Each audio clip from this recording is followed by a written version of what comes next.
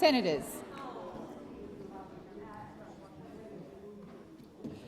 Almighty God, we humbly beseech thee to vouchsafe thy special blessing upon this parliament, and that thou wouldst be pleased to direct and prosper the work of thy servants to the advancement of thy glory and to the true welfare of the people of Australia.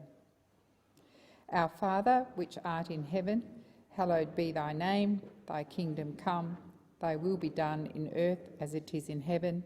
Give us this day our daily bread, and forgive us our trespasses as we forgive them that trespass against us. And lead us not into temptation, but deliver us from evil.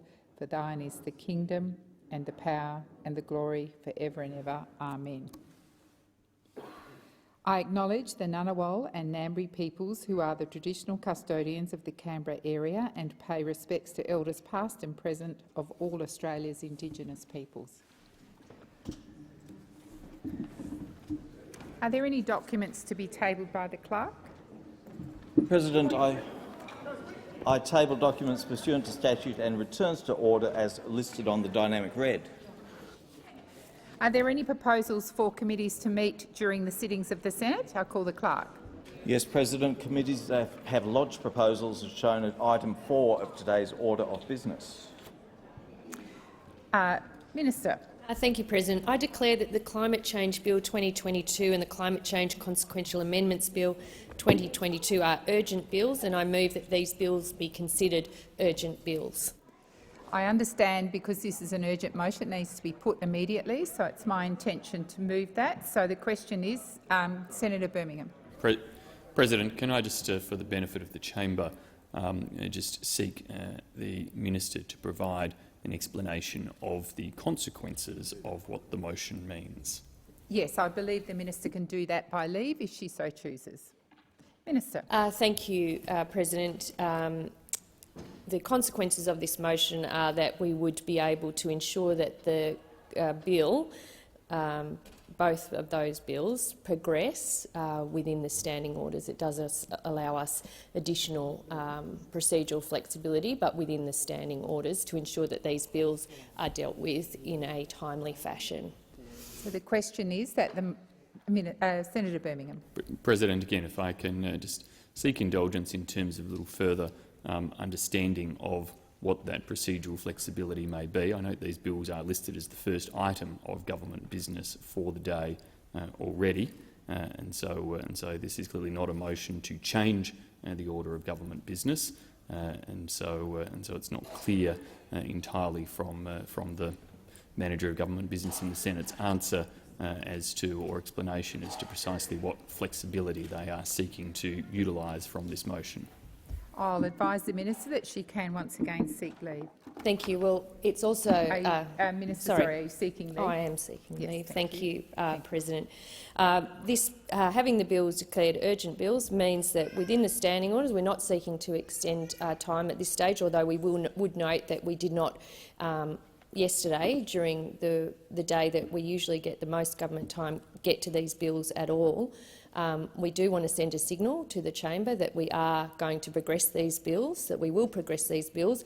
This allows us some capacity, if needed, if we are not progressing these bills, to manage that within the standing orders. But we are not seeking to gag or take away anyone's ability to speak on the bills, but we do want to send a message that we are serious about getting these bills done, and this allows us some flexibility if we were to need to move motions to progress the bill.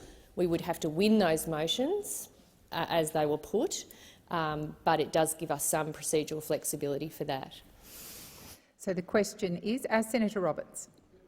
More explanation, please, from the minister on what that flexibility could entail. Please. The minister is free to seek leave to give that explanation. Senator Roberts.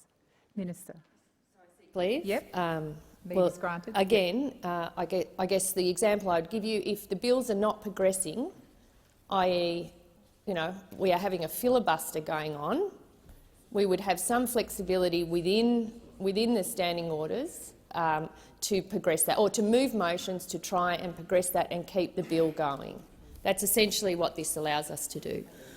So the question is, Senator Birmingham. Thanks, President. Am I able to speak to this motion?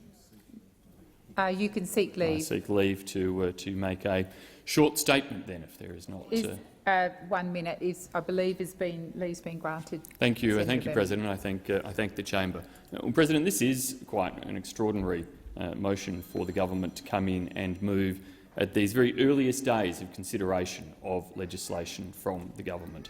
The Senate sat for the previous 2 sitting weeks, during which we largely dealt with ceremonial business, we largely dealt with address in reply business, and in that time we cooperated indeed with the government for the passage of one urgent bill that they had identified. We're now just really only on the second real sitting day of the Senate getting down to genuine business, and the government is coming in seeking in an opaque way, without prior notice, to seek to put in place arrangements that it says will give extra flexibility, then saying we're not intending to use that at present. Well, President, we should just be getting down to business. It's on the notice paper, getting into debating the bill, and then if the government wants to move motions later, they should do so in the ordinary way, not through this very unconventional practice. Thank you, Senator Birmingham. So the question is, the motion is moved by the minister be agreed to. Those of that opinion say aye. Against? No.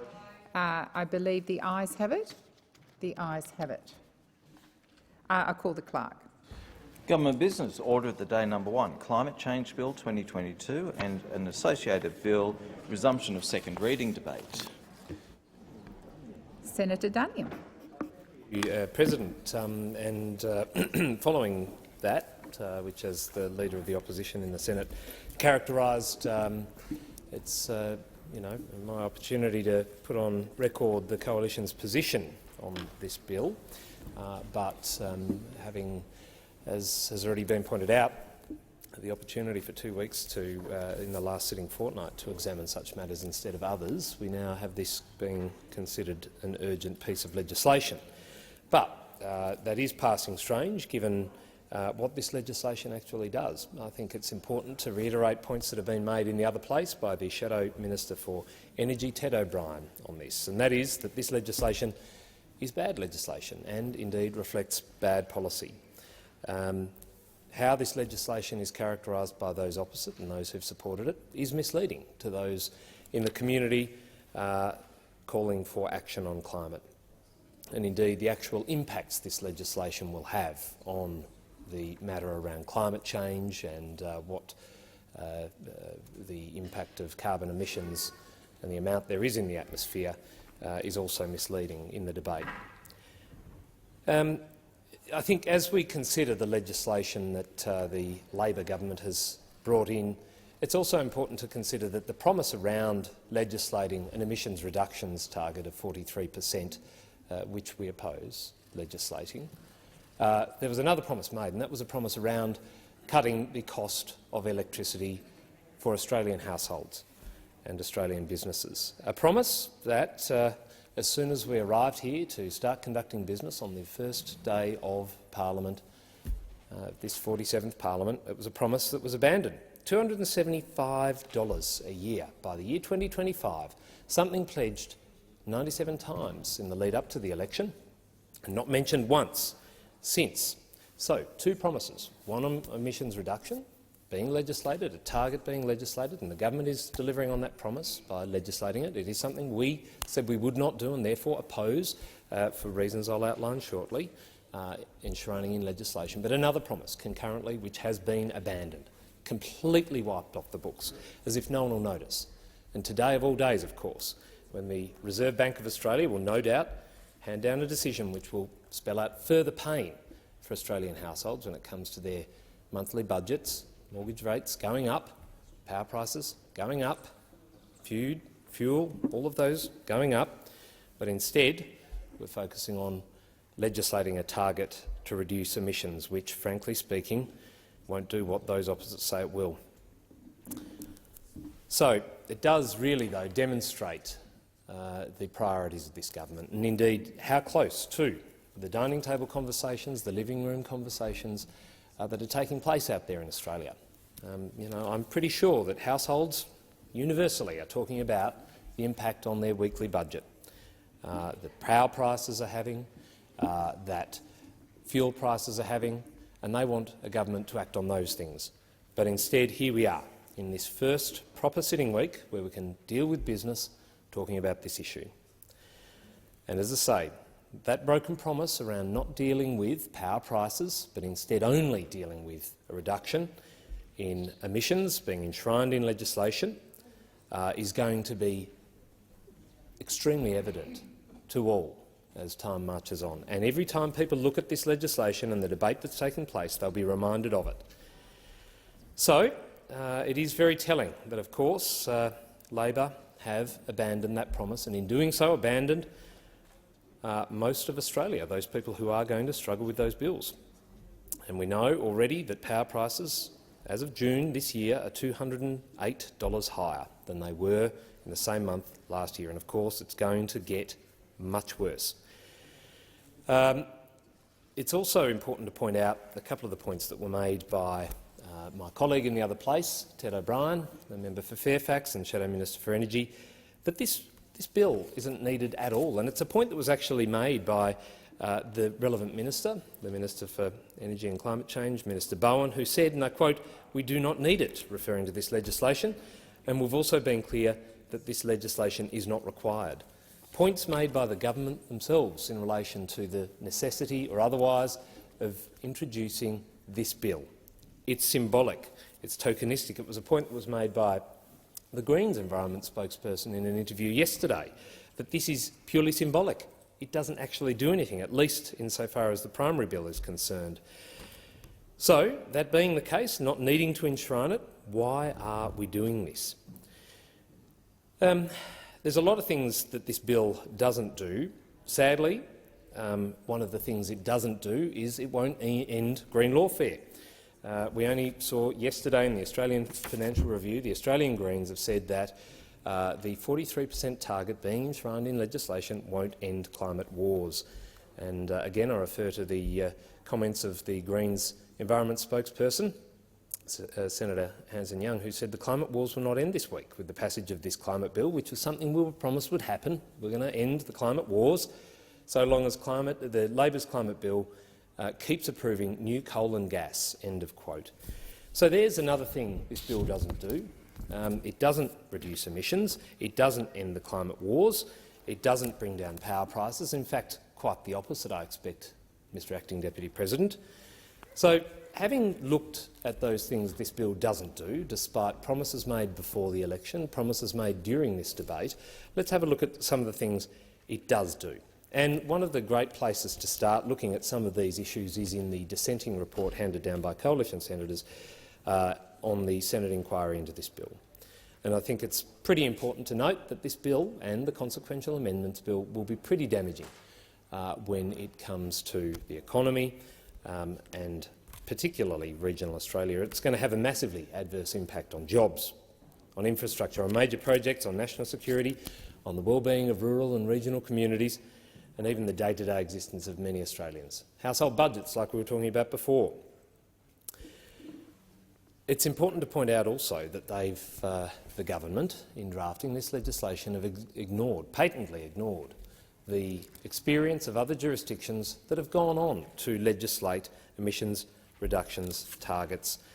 You only have to look at Europe to see what has happened there, and there are a range of examples, again outlined in the Coalition Senators' dissenting report to the committee inquiry, where in the United Kingdom we've seen a range of critical infrastructure projects either delayed or completely blocked because of green lawfare, something we knew would happen.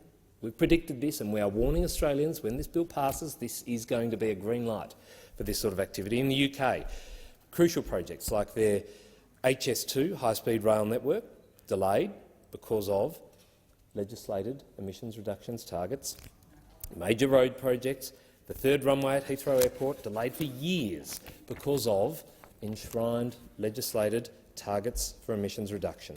In France, of course, we have their sovereign government being told that they'll be subject to penalties if they don't take necessary measures on climate change by the end of 2022 by one of their courts. So we have the judiciary telling the legislature and the executive what to do. And it's no different in Germany, when, in April of last year, German courts ordered the government to increase its emissions reductions targets. So you've got courts who are not elected, as far as I am aware, by the people, telling those elected by the people what to do. This is the byproduct of legislating these targets, and this is why the Coalition has sounded the alarm bell and opposes these moves. I think also another telling factor in this debate is the fact that no modelling was actually undertaken by government departments in preparation for the introduction of this legislation. One of the signature promises by the Labor government, alongside that $275 power price reduction that was promised but abandoned. No modelling. The Department of Agriculture, Fisheries and Forestry and also the Department of Climate Change, Energy and the Environment each testified, and astonishingly, none of them, neither of those departments, were asked to do any modelling on the impacts on rural and regional Australia or the economy. What a revelation. It's unbelievable. And indeed, the Department of Agriculture, Fisheries and Forestry was not even formally consulted on the consequential amendments bill prior to its introduction, evidence tendered at the committee. Infrastructure Australia has also admitted to the committee that it could not yet even explain the consequences of the two bills and how they should make decisions when trying to balance environmental and economic impacts, something I think Australians expect us to do, to maintain balance between economy and environment, because of course we need a functioning economy to live, as well as a healthy environment. And of course then turning to the entity Export Finance Australia, who are certain to struggle now when it comes to its vital work in supporting projects in countries right across the Pacific, something we as a nation here have a responsibility to do. And the same could be said of the Northern Australia Infrastructure Facility too. So with that little amount of work done, no consultation, no regard for unintended consequences, no concern for the people of rural and regional Australia who will likely bear the brunt of these enshrined targets and the increased cost of living, the impact on jobs and the economy, and indeed, perhaps, of course, people who are going to be forced into energy poverty as power prices continue to skyrocket. And again, I remind senators and those listening of the broken promise to reduce power prices by $275 annually by 2025, a promise broken so early on in the term. And of course there are other considerations related to the government's response to managing the environment, be it the 30% of land locked up by 2030. How are they going to do it? What are they going to do to assist in reaching these enshrined targets? What impact will that have on farmers and other land users? How are they going to manage these commitments they've made and the impacts that they will then have on Australians seeking to make an honest dollar to pay their bills, the bills that are going up? These things have not been considered at all. And the National Farmers Federation President Fiona Simpson said in relation to this land lock-up proposal, locking up land is not the answer. It has the potential to have a reverse effect on biodiversity, and with a lack of land management allowing feral animals and plants to flourish, heightening the risk from fire, drought and floods. And of course we know fires are a major contributor to carbon emissions, and so we need to consider these things, which I just don't think the government have done. So look, as was stated by the member for Fremantle in the other place, the government have made it very clear this is the beginning and not the end. And that, I think, is an important note for us to hover on. I've outlined my concerns and the opposition's concerns around this legislation. They say it's just targets in legislation. Don't worry, it'll be okay. We've heard about other jurisdictions where targets are enshrined in legislation, and we know what impact that has. They're not made-up examples. They happened. There are courts ordering governments to do things which were not part of a mandate, which have not been tested by the people of those countries. They are things being forced on governments. They have an impact on the cost of living, something we should all be concerned about. There's not been much debate in here about this. The government hasn't brought forward legislation to deal with those issues. Singularly, we are dealing with this, enshrining targets in legislation to reduce emissions. So, as the member for Fremantle says, this is beginning, not the end. What's next? Where do we go from here? When do we start striking a balance with concern for people's ability to pay their power bills, which are going up in my home state of Tasmania, 12% increase in one hit? And we're a renewable energy generator in Tasmania. Hydro, wind, solar, that's what we rely on down there, but we've got a 12% increase. Where does it end? Where do the targets end?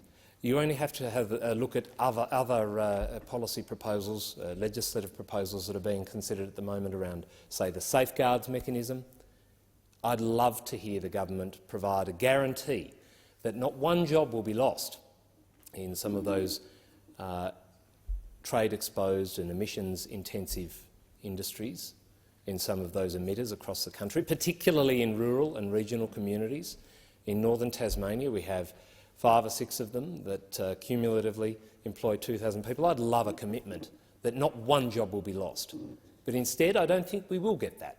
I think we'll have a focus on bringing emissions down with no regard for the economy, with no regard for those jobs, and indeed, as I've outlined here, no regard for what impact this will have on Australian households, their ability to pay their bills, to keep the lights on, to keep warm in winter in places like Tasmania, to keep food on the table. This bill, sadly, is worse than it seems, both sets of bills, and I warn senators to consider carefully before they cast their vote. We will oppose this bill. Senator Waters. Thanks very much, Deputy President. I rise to speak to the climate change bill, and I note the presence of school kids up in the gallery, because this is relevant for them as it is for all of us and the species we share this world with. From the day that this climate change bill was released, the Greens have been warning what happens if the 43% passes today and new coal and gas fields are opened up the next day. In the month between this bill passing the House of Representatives to this first day when it's now being debated in the Senate, the Minister for Resources, Madeleine King, has released 10 new oil and gas leases covering 47,000 square kilometres of our oceans. And then, straight out of the Climate Change Deniers book, she described carbon dioxide as, quote, the bubbles in your soda water or out of your soda stream. So, you know, we've got to keep it in balance how we think about carbon dioxide, end quote. Secondly, the Minister for the Environment refused to block a gas-fired fertiliser plant in WA's sacred site of the Burrup Peninsula, whose chemicals would erode the 40,000-year-old rock art made by Murujuga ancestors and preserved until the present day. Now, of course, the Greens remain committed to the fact that we cannot have climate justice without First Nations justice. Thirdly, just last night, the Prime Minister told a Minerals Council dinner here in Parliament House that the government will deliver a predictable transition, while giving a nodding reassurance to the fact that Australia will keep selling coal and gas to the world. Well, it's predictable, all right, but it maintains the lie to workers that nothing is changing. And, of course, he went to that dinner instead of the Clean Energy Council function, which was on at the same time. Fourthly, since this bill was introduced in the House of Representatives, the Queensland Labor government has approved the expansion of the New Acland thermal coal mine, northwest of Toowoomba, on some of Queensland's richest agricultural soil and farmlands. Now, that approval would increase the mine's operation by more than 60% and would extend its lifespan to 2034, a thermal coal mine. Now, this is a destructive project that will trash some of our best cropping land. It would threaten farmers' groundwater supply and all the while contribute to dangerous climate change. The project has been fought by farmers like Sid and Merrill Plant, who I've personally visited several times. They've fought this proposal for over a decade. They and farmers like them who've seen their communities gutted, they've ridden the emotional and economic rollercoaster of watching their land first racked with drought and then their crops flooded. It's those farmers that should be supported by government. And instead, the Queensland Labor government continues to bend over backwards to appease the fossil fuel lobby. So how any of this squares with Labor's so-called commitment to net zero is an absolute mystery. The fact that the Queensland Resources Minister announced the decision late on a Friday with a 2-line release shows that they know how shameful it is. But of course, you then remember that both the opposition and the government receive over $10 million in political donations from the fossil fuel industry over the past decade. And you recall how many former ministers and senior advisers go to work in grossly overpaid lobbying roles for fossil fuel companies. Maybe Labor approving more coal and gas mines and neutering their own climate ambition isn't such a mystery after all. Ban political donations from fossil fuel companies and we might get science-based decisions. Because remember that the International Energy Agency has said that Labor's net zero target by 2050 can't be met if just one new coal or gas infrastructure or mine is built. Not one. There are now 114 new coal and gas projects in the development pipeline. So the message is simple. No new coal and gas. Everyone from Twiggy Forrest to the Pope is saying it. You can't stop the climate crisis by opening up new coal and gas mines.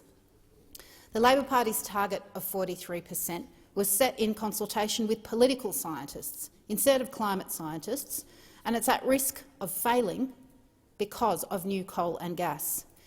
The committee into this bill heard evidence of how setting a 2030 target below what the science requires jeopardises that subsequent net zero target. And because this 43% target aligns more with 2 degrees of global heating and is not consistent with the Paris Agreement, that pushes more work into later years. If we are wasting more of our very limited carbon budget now, with a weak 43% target, we will have to have faster, deeper emissions cuts later. Even for the risky 2-degree scenario, Australia would need to reach net zero a few years before 2045, according to ANU climate scientist Nerily Abram, professor who gave testimony to the committee. Because 43% is not science-based, the knock-on effect of that is that the net zero by 2050 is also not science-based. For that reason, I'll be moving committee of the whole amendments to the bill that will align Australia's targets with the science of what is needed to limit warming to 1.5 degrees. And this will eliminate the chance of runaway chain reactions on our climate system that we can no longer rein in.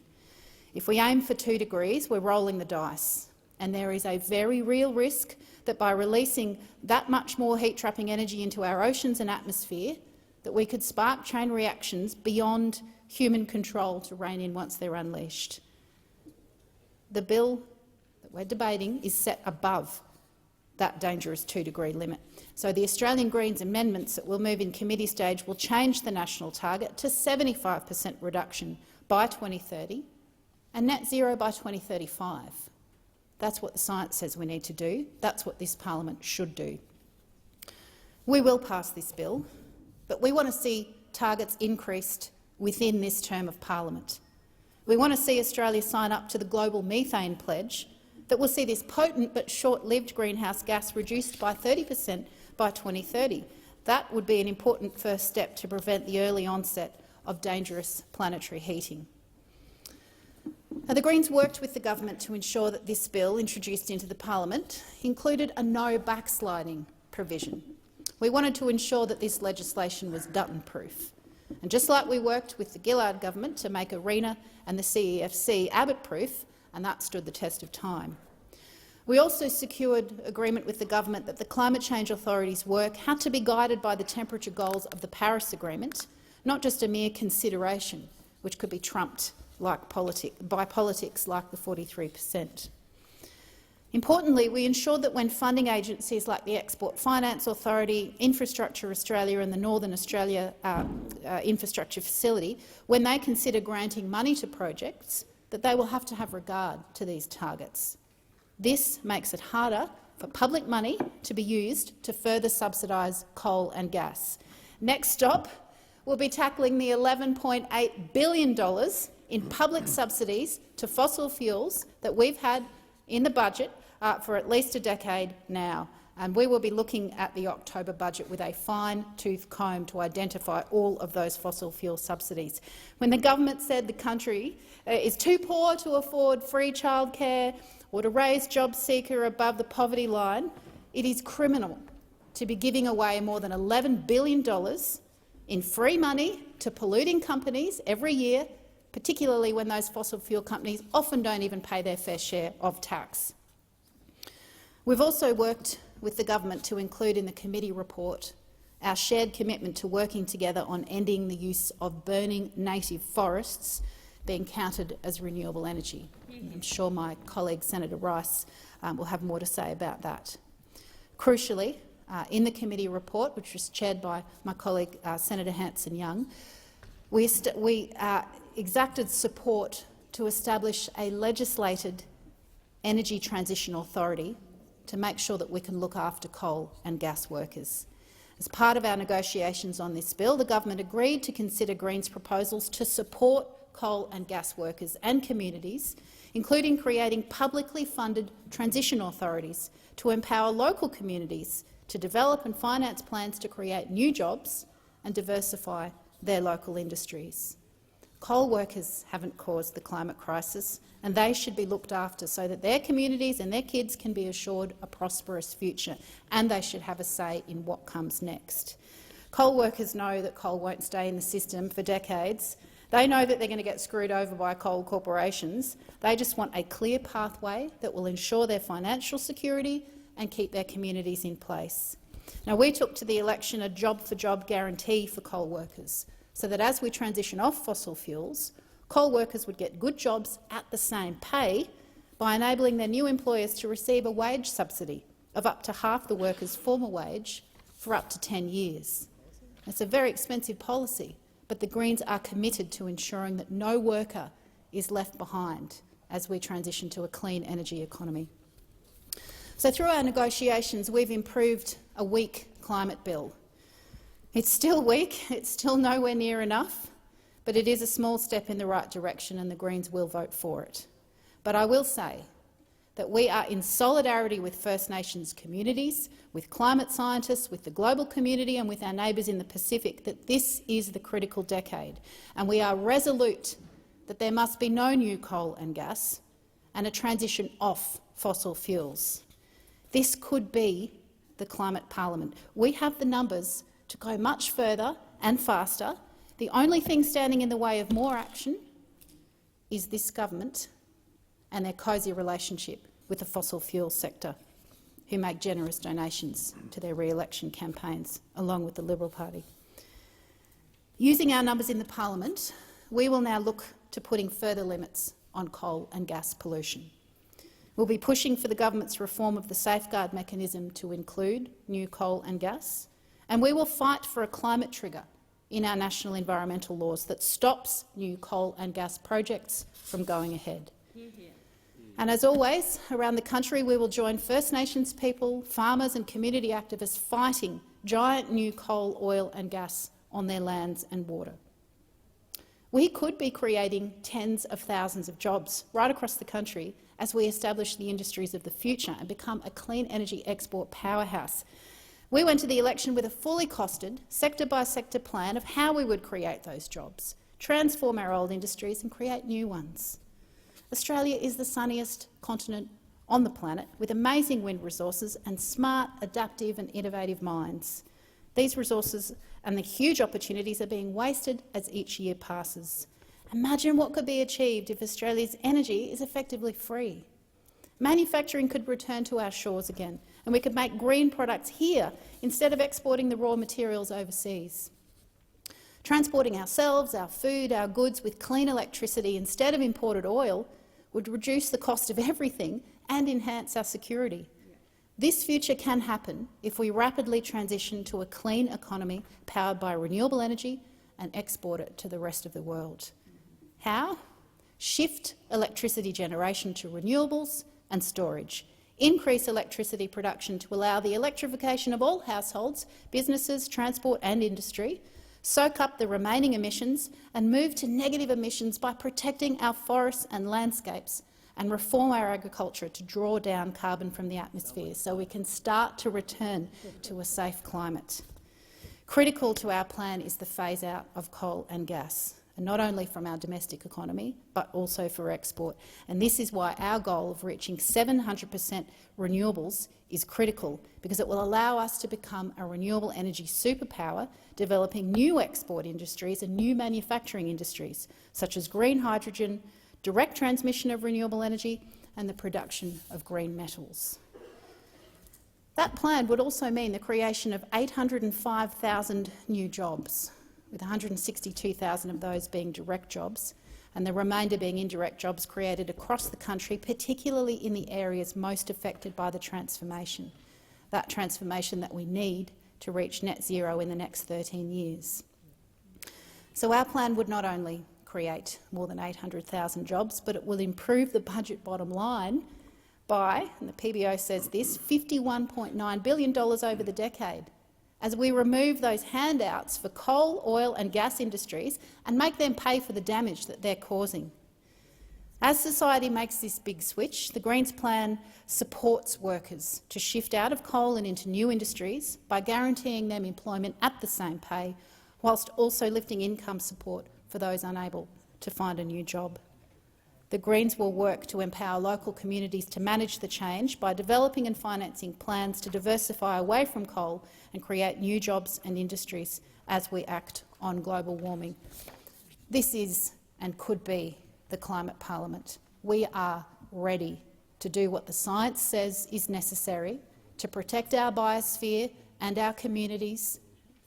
The question is how powerful the fossil fuel donors are in this building, and that remains to be seen. This fight is not over. We will keep pushing to make sure that not a single coal or gas project is opened, because the science says we just cannot afford to do that. Orders. Senator Urquhart. Thank you, President. As I rise to speak on these bills, it is important to note that recently released government data shows that Australia's greenhouse gas emissions increased in 2021.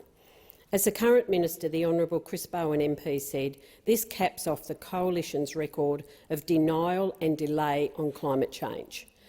The Abbott, Turnbull and Morrison government's legacy on climate change is a lost decade at a time when Australians were crying out for real and significant action. That policy vacuum has a long legacy, and Australia is paying the price. But it's not too late.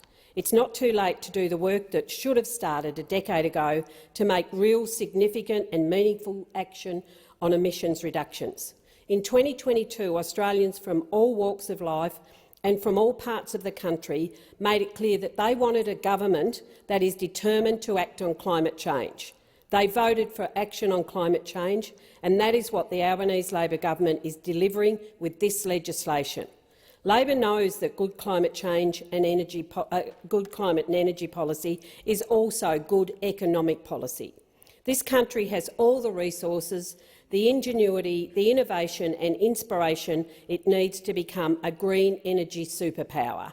The Albanese Labor government is determined to grasp the opportunities that the transition to a net zero economy offers us, a future built on a decent, secure and skilled jobs.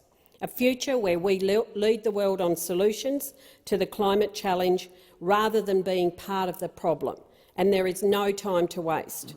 Australians are impatient for action on these issues. In recent times, the incidence of floods, bushfires and drought has increased in intensity and regularity. These results have been catastrophic for tens of thousands of people and their communities. Australians are worried and they're tired of inaction. Labor went to the last election with a detailed plan on climate change, and the Australian people embraced it. We were determined that it should be very clear that a vote for Labor was a vote for real action on climate change.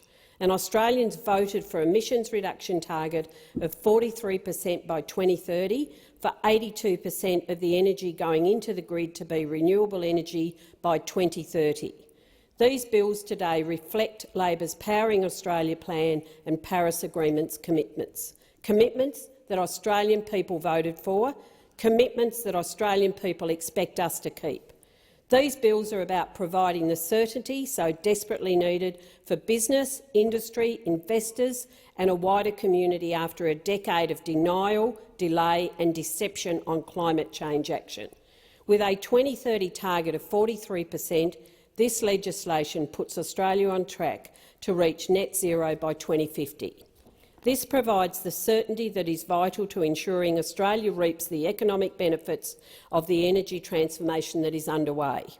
Powering Australia will deliver 604,000 jobs across the country and will see our energy needs met by 82% renewable energy by 2030. We are legislating the 2030 and 2050 targets because it's best practice to do so and because we are determined to meet those targets. The community is crying out for an energy policy that will end the do-nothing strategy of the previous Minister Angus Taylor, a strategy that has left Australian families dealing with skyrocketing energy prices that are putting a terrible strain on household budgets.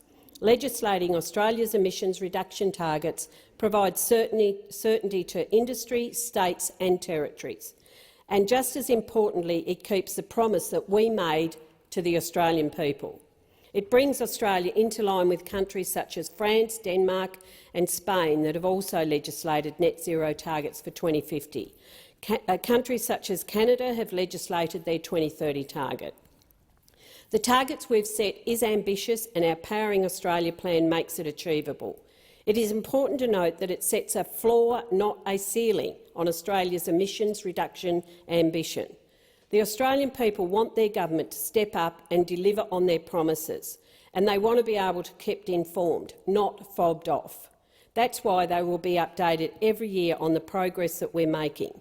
The Minister will be required to report annually to Parliament on Australia's progress towards meeting our targets that are set out in the bill. For almost a decade, we have seen the standards of accountability in government eroded. We've had a decade of duck and dodge, fibs and fudging from the previous government. We're asking Australians to join us in a huge transition as we head to net zero, and they rightly deserve to hear from their government on how it's working towards its goal. That is how accountability actually works. In our first month in office, the Albanese Labor government updated our nationally determined contribution under the Paris Agreement to reflect the target that we were elected to deliver. 43% emissions reduction by 2030 and to set Australia on the path to net zero by 2050. This action sent a message to our friends, to business, to our trading partners and to our neighbours in the Pacific. And for that first time in a decade, Australia has a government that takes climate change seriously, a government that understands the opportunity which is there and is determined to deliver. The bills are straightforward, positive and powerful. They reflect Australia's obligations under the Paris Agreement, and so I urge the members of this chamber to pass this legislation and send a clear and positive message to the people of Australia and to the world that we are taking real action on climate change. That decade of inaction in fighting and denial is now over. How we manage that transformation will determine the future prosperity of this country, and we are determined to ensure that Australia emerges a stronger, more dynamic and self-reliant nation as we reach net zero. We learnt during the toughest periods of the pandemic that as a country we need to be more self-sufficient. One of the things that cleaner, cheaper energy will do is to drive advanced manufacturing in this country. This transition offers us an opportunity for Australia to reignite the manufacturing sector, for Australians to make things once again right here in Australia. This is also about our national security, as we commit to making our sovereign manufacturing capacity a priority. I'm a great believer in science, and the science is in. We are determined to meet the challenge. Labor embraces the change that is required because we see it also as an opportunity to plan with certainty, to create new jobs and industries, a chance to embrace new technologies and build a new, bold, smart manufacturing industry. The Climate Change Bill 2022 and Climate Change Consequential Amendments Bill are a statement of intent by the Albanese Labor government. We believe in Australia's ability to meet the challenge of climate change, and we know that everyday Australians are up for it. This legislation will ensure that we can take that journey confident together and very confident in a better future. Thank you, Senator Urquhart. Senator Antic. Thank you. In 1956, South Australia experienced the Great Flood, an event described as the greatest catastrophe in the state's history. It was the highest flooding in the region since European settlement, but nobody asserted it was caused by humans because it was a natural disaster. There hasn't been a worse flood in Adelaide since. If this event had occurred in 2022, we'd be bombarded by propaganda telling us that it was caused by carbon emissions from human endeavours. Headlines about the dangers of climate change and the urgent need for harsh emissions reductions would abound. Now, the corporate and political classes have bought into this narrative to avoid the imminent climate apocalypse, which the so-called experts have been predicting will occur in the next 10 years for the last 50 years, and to do that we must hastily transition to renewable energy, whatever the cost. Those apocalyptic claims come to us from the United Nations, and with the Climate Change Bill, Labor is pushing to reduce carbon emissions by 43% by 2030, which marries up perfectly with the United Nations 2030 Agenda for Sustainable Development. This is, by the way, the same agenda that led to the Dutch government to declare soil, of all things, as a threat to the environment and push farmers off their land and out of their profession. So, as well as ruining thousands of lives, this means that global agricultural experts and food suppliers suffer. And this is the same agenda which also led to the uprising in Sri Lanka, as the cost of living for Sri Lankans has become unbearable. Clearly, these restrictions now place an impossible burden on citizens, and Labor seeks to take us down that path. At some point, Australians need to realise that the net zero agenda is not about saving the planet. It's about preventing us from being energy independent by bringing our fossil fuel and nuclear capabilities to a halt. And for those who are cynical, refer to what's happening in Europe at the moment. At what point do we start assuming that international bodies like the United Nations and the World Economic Forum, which also pushes the net zero agenda, have our best interests at heart? And what point do we start judging their ideas by what happens when they're implemented? We live in a time when political ideas are judged by what sounds good rather than what actually works. A post-truth era, perhaps better described the era of rainbows and unicorns, which is so advertly pushed by our friends across the chamber. We can see what these ideas, from declaring a soil threat to the environment to rapidly shutting down coal power stations, leads to the disenfranchisement of ordinary citizens and to more wealth in the hands of the anointed elites. So let's see politicians and corporate elites and celebrities who moan about the so-called climate crisis lead by example and cede their own international travel aboard private fuel-guzzling jets. Let's see them eating up a meal in favour of crickets, and let's see them giving up their champagne in the chairman's lounge, as I see them very often on a Thursday night heading home. None of them want to do that very quickly, Mr Acting Deputy Speaker. Those pushing this agenda lecture you about your so-called carbon footprint while making no adjustment to their own lives.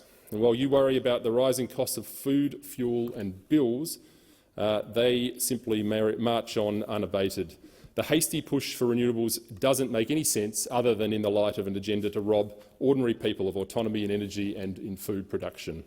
Coal and gas currently accounts for 79% of Australia's electricity generation, and we are now apparently required to build solar and wind plants to cover that gap. It's impossible to quickly reduce this figure without jeopardising our capacity to generate electricity and increase its costs, which will be the net effect. What we know as so-called renewables, wind and solar, are inefficient, expensive and dreadful for the natural environment. And for wind and solar power to generate electricity, the wind must be blowing and the sun must be shining, meaning you have stable power generation less than 40% of the year. Renewables, given they are so inefficient, have such short lifespans, they rely on fossil fuels as backup sources, and wind turbines have a lifespan of about 20 years before they're buried in the earth. So we're not dealing with achievable outcomes here, but nothing but a utopian fantasy. The transition to renewables would need Australia to increase its mining operations to build the required solar panels and wind turbines. And the Greens members who are calling for Australia to ban the development of new mining projects are literally calling for the prevention of the means of building the renewables they argue for. You simply can't make this stuff up. Renewables require much more land than fossil fuels and nuclear counterparts, meaning vast stretches of beautiful Australian landscape are going to become wind and solar farms. The natural environment will get turned into an ugly landscape of metal and plastic. So much for environmentalism.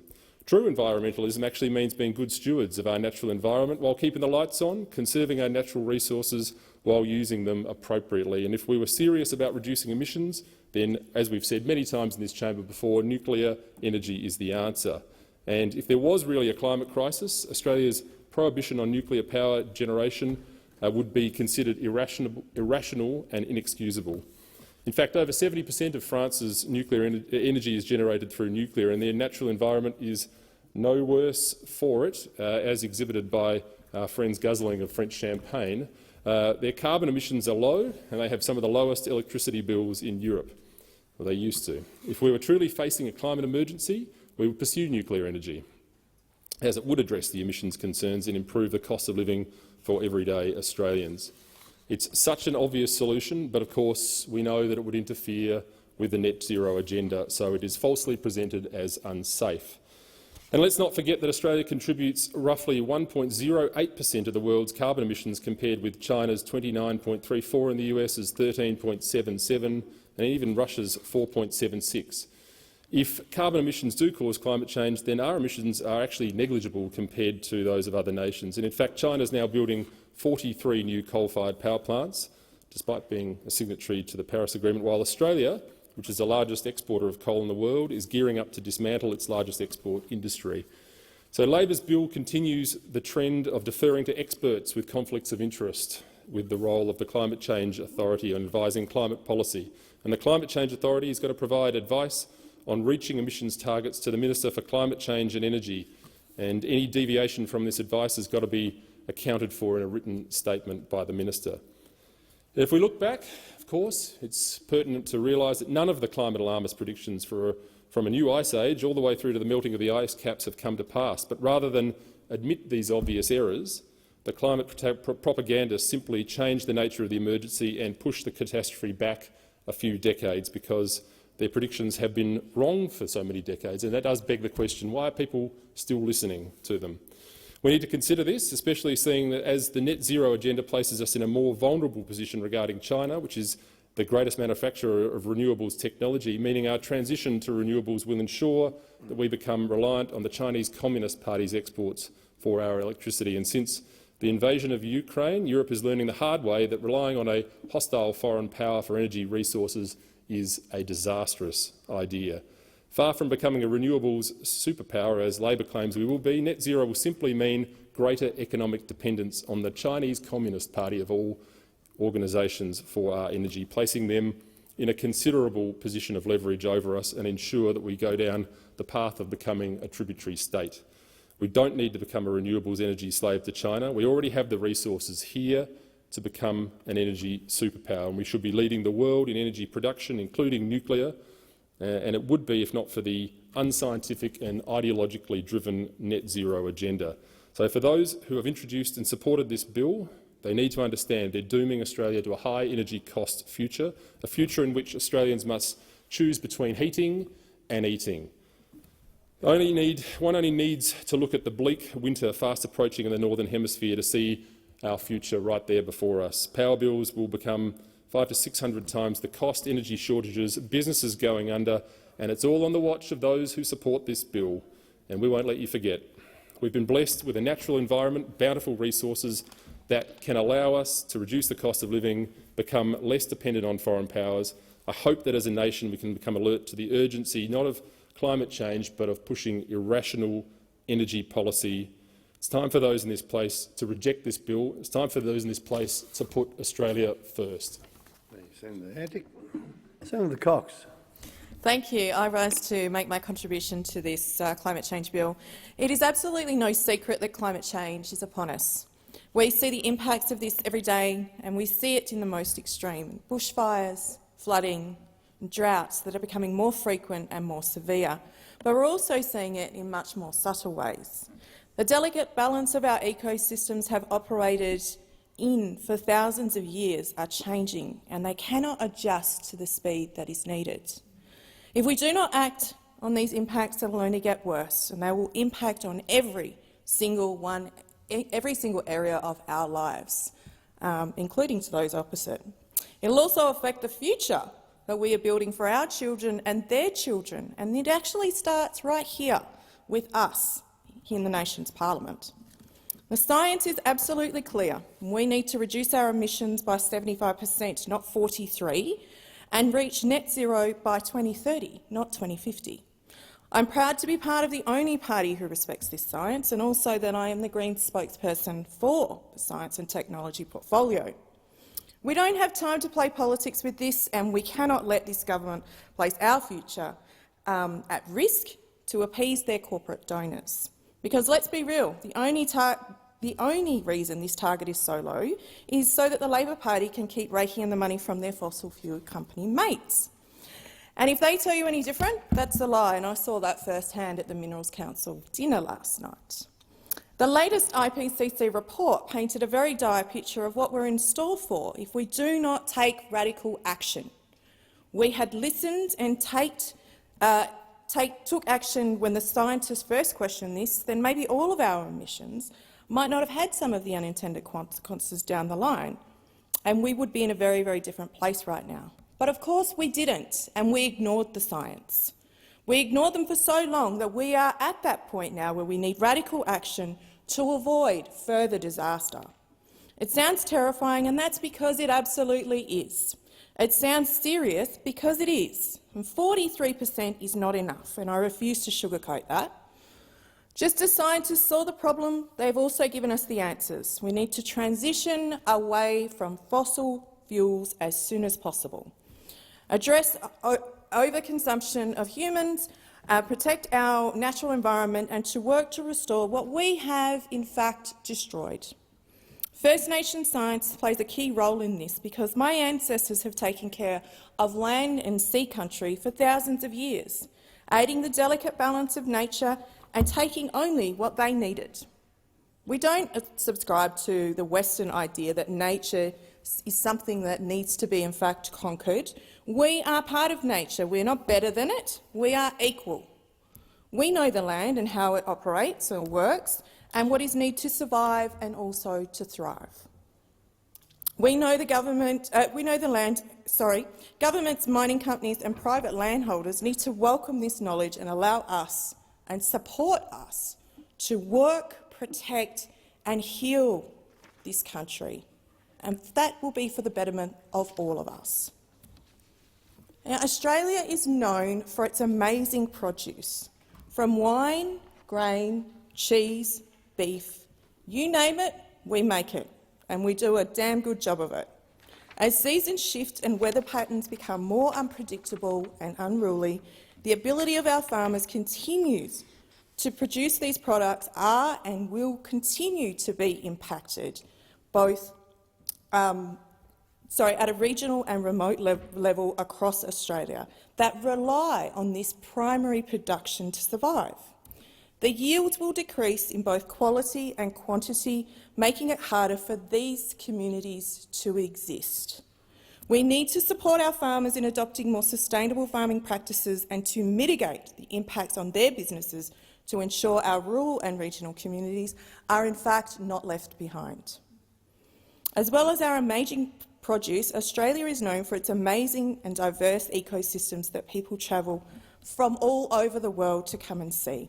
From our deserts to our rainforests, our native forests, our mountain ranges, our coastlines, our reefs, our arid lands and our river systems, all full with unique plants and even more unique animals. We have a lot to offer, and a lot of our tourism relies on these natural wonders, and again, many of these are in our rural and regional communities. The impacts of climate change will place these businesses at risk due to the destruction of these places, and we've already seen that with the wonderful and amazing Great Barrier Reef. If we lose these precious places, we lose our history, our culture, and we lose what makes Australia unique. So let's be frank. Fossil fuel companies are the reason we are in this mess, and the reason action has not been taken sooner. Both the major parties are captured by these companies, and due to the millions of dollars that they have taken in their donations from them. Due to this, the major parties are too scared to in fact take any serious action to wind up fossil fuel production at the speed that we actually need it, because they might actually lose some money in their political donations. But there's clearly no concern about the primary producers or the small businesses who will lose their money as a direct result of climate change. These companies are getting a pretty good return on their investment too, since none of them actually pay any corporate tax and they receive billions of dollars in our public money as subsidies. Instead of holding up a dying industry or relying on carbon capture and storage, which in fact is unproven, to procrastinate in reducing emissions, the government should be focusing on investing in renewable energy projects.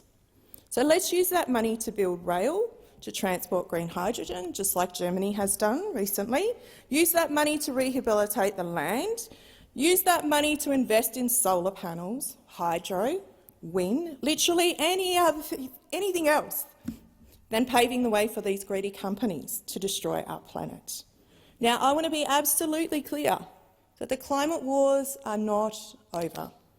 They have in fact reached a new frontier, and the Greens are begrudgingly supporting this bill, but we know that 43% is nowhere near enough. And the fight continues for meaningful climate action, which also means preventing not one more fossil fuel project opening, expanding or continuing. And my call to action for the folks out there watching is to join us, come forward and fight for our children's future and for our climate. Thank you.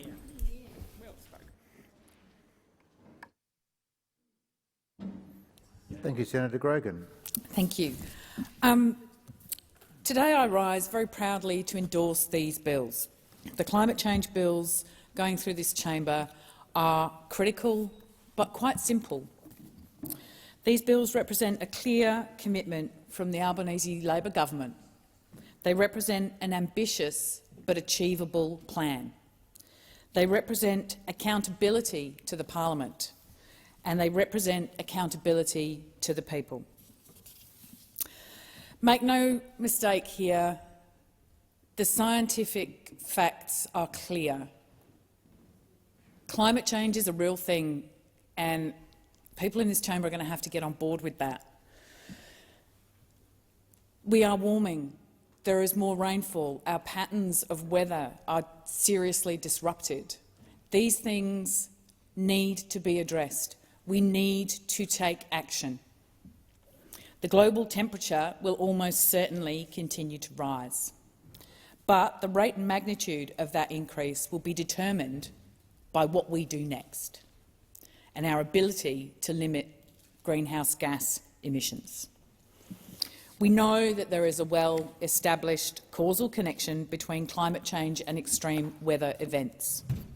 The CSIRO, the Bureau of Meteorology, numerous scientists, numerous think tanks, the vast majority of the globe are on board. But for far too long we've been having, as Senator Cox pointed out, climate wars where the most minute points, the most ridiculous arguments, and we are effectively standing by while Rome burns. We need to stop. People are torn between the 43% that's laid out in these bills being too much or too little. 43 is bang on. 43 is the right number. 43 is the achievable number, and we will achieve it. As a nation, we have been failing. Our climate bill sets a best practice and science-based target to achieve that reduction. This is a floor, not a ceiling. This is a floor, not a ceiling. This is a start.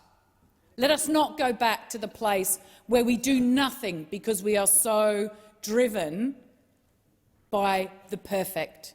This is an excellent first step. This is a floor, not a ceiling. This is the certainty and the mature policy that we need. The bill is a solid foundation, setting clearly and firmly in Australian law our emissions reduction ambition. It holds the government of the day properly accountable to the Australian people and to the Australian Parliament on how it measures up to those ambitions and how it is addressing this fundamental issue.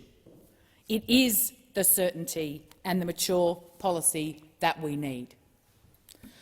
Many issues were raised in the committee hearings considering these bills, and some of those were issues of merit and issues that should be considered.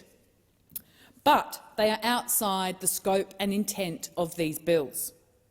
Some issues will be captured in a range of other associated but concurrent issues that are being progressed. And I'll just give you a list of what they are. Consulting on the options to reform the safeguard mechanism deals with a number of the issues that were raised in the committee hearings. Developing a national electric vehicle strategy, which will be done in collaboration with the states and the territories. Working with the state and territory governments to increase the share of renewables in the national electricity market by 2030. Investing $20 billion for urgent upgrades of the electricity grid. Appointing an independent panel to review the integrity of the Australian carbon credit units, led by former Chief Scientist Professor Ian Chubb, and responding to Professor Samuel's review of the Environment Protection Biodiversity Conservation Act, and the impending release of a proposal for an independent federal Environment Protection Authority. Each of these things deals with the vast majority of the issues raised through the committee hearings. And as I say, the vast majority of people supported the passage of these bills. As Minister Bowen outlined in his second reading speech in the other place, this bill is important for the message that it sends to the future generations of this country, for our economy, for business and investment, for our nation and for our environment. Now, I'm proud to be the chair of the Senate Environment and Communications Committee, and we spent 2 days and waded through hundreds of submissions of people's perspective on these bills. And I'd speak now as an individual, not as the chair of that committee. But the committee recommended that the Senate pass this bill, these two bills. There was widespread and near unanimous support for these bills from organisations and interest groups representing all facets of the Australian economy and society. In fact, more than 110 organisations and specialists declared their support for the bills. Specialists across business and industry, agriculture and forestry, unions, conservation groups, energy and resources, academics, the legal sector, they all support these bills. Overwhelmingly, witnesses expressed support for the objectives and the provisions of these bills. They support it because they know there are significant opportunities in decarbonisation. There are significant opportunities for Australia by taking action. The industries of the future are enabled by the investment that takes place when we have clear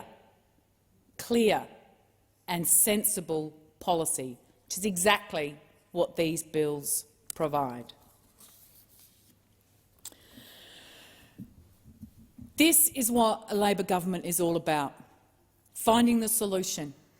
I'd like to express my thanks to the members of the Greens Party and to other senators, including Senator David Pocock, for engaging robustly and productively on these bills.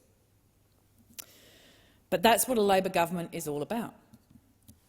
We care about workers, we care about business, we care about the environment.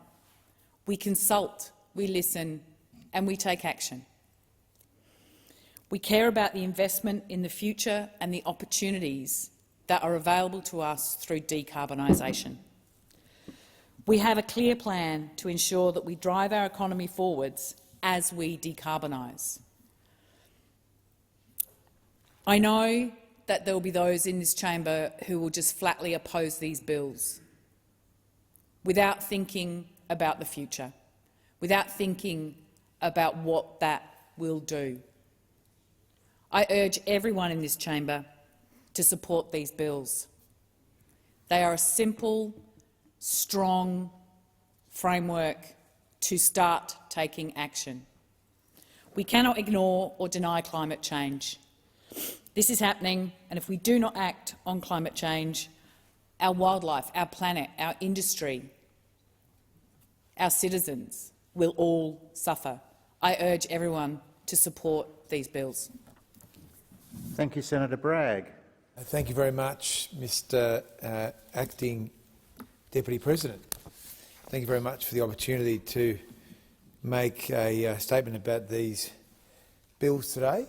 And these are important issues, very important issues, and there is a lot to be said about this whole policy space. Now, this is a bill that is not a particularly large bill. It's only 10 or 12 pages long. It doesn't mean it's not important. Certainly, it is a pretty threadbare bill in what it does. The minister himself, Mr Bowen, has described this bill as being not necessary, which is an interesting approach, I think, about a piece of legislation you're wanting to get through the parliament. But perhaps the reason it is unnecessary is because the NDC, or the Nationally Determined Contribution of Australia, has been set in international law. Now, I've never been convinced that international law is particularly strong. I'm not sure how enforceable it is, but the reality is that the way that the system works under the climate accords, that the NDC is set by international law, and that has been done. That's been done by the government. They've decided to go with 43. I mean, personally, I'm relaxed about it going higher, and I'd be relaxed about that happening if there was the work done to show how it could be done and how much it would cost. But the point is that Minister Bowen is the minister for this area, and he's described his own bill as being quite unquote not necessary. So that's, I think, an important starting point. But as I say, I don't want my contribution to be a hyper-partisan rant, because they are important issues. But this particular bill, I think, by any assessment, is actually quite a threadbare bill. Now, the cost of this transition to get to net zero is eye-watering. And you can see through the Senate inquiry that no one seems to know how much it is actually going to cost the country. But that doesn't mean that we shouldn't try and get the answer. Now, I said at the start of this process, when this bill was introduced, that I thought that the inquiry, which was conducted by the Environment and Comms Committee, which is a very good committee, had one key question to answer, indeed, and that was, how will Australia generate or obtain the capital to fund the journey to net zero? And I said that there could be a range of ways this could be achieved, and this should all be explored. Now, I committed myself to participating in the inquiry. I'm not a member of that committee at the current time, but I'm sure you do. But we participated in the inquiry, and there was a couple of days of hearings, and I persistently tried to get answers on this key question of the cost. And I have to say that I think it was the Business Council which referred to the work of Alan Finkel, where he's estimated that it's going to cost about $1 trillion to transform the electricity sector. But we don't have any good analysis certainly in the government or the private economy on the overall cost estimates over the long term. Now, as an importer of capital, as Australia has been over the last 250 years, I would have thought that we should try and get those answers, and it's something that I think that we should try and pursue. I was surprised that more work had not been done by the Treasury and by the Line Department on this matter of the cost. I think it means that the bill is genuinely unsupported by a broad evidence base, and I have concluded that in the absence of being able to ascertain the cost, the things that really matter here are going to be the signals that we send to the market, recognising that whatever the cost may be, I think we can all agree that this country does not have enough capital to be able to fund the transition ourselves. And for those of us that have bandied around the idea of using other pools of capital, like the superannuation scheme, for example, for this purpose, I think are very wrong-headed. I mean, the day that that scheme starts to pursue non-financial objectives is the day that it will be on the road to ruin. So, setting aside the major domestic pools of capital, we are going to have to seek funding from offshore to fund these major investments, these major capital investments in this transition to net zero.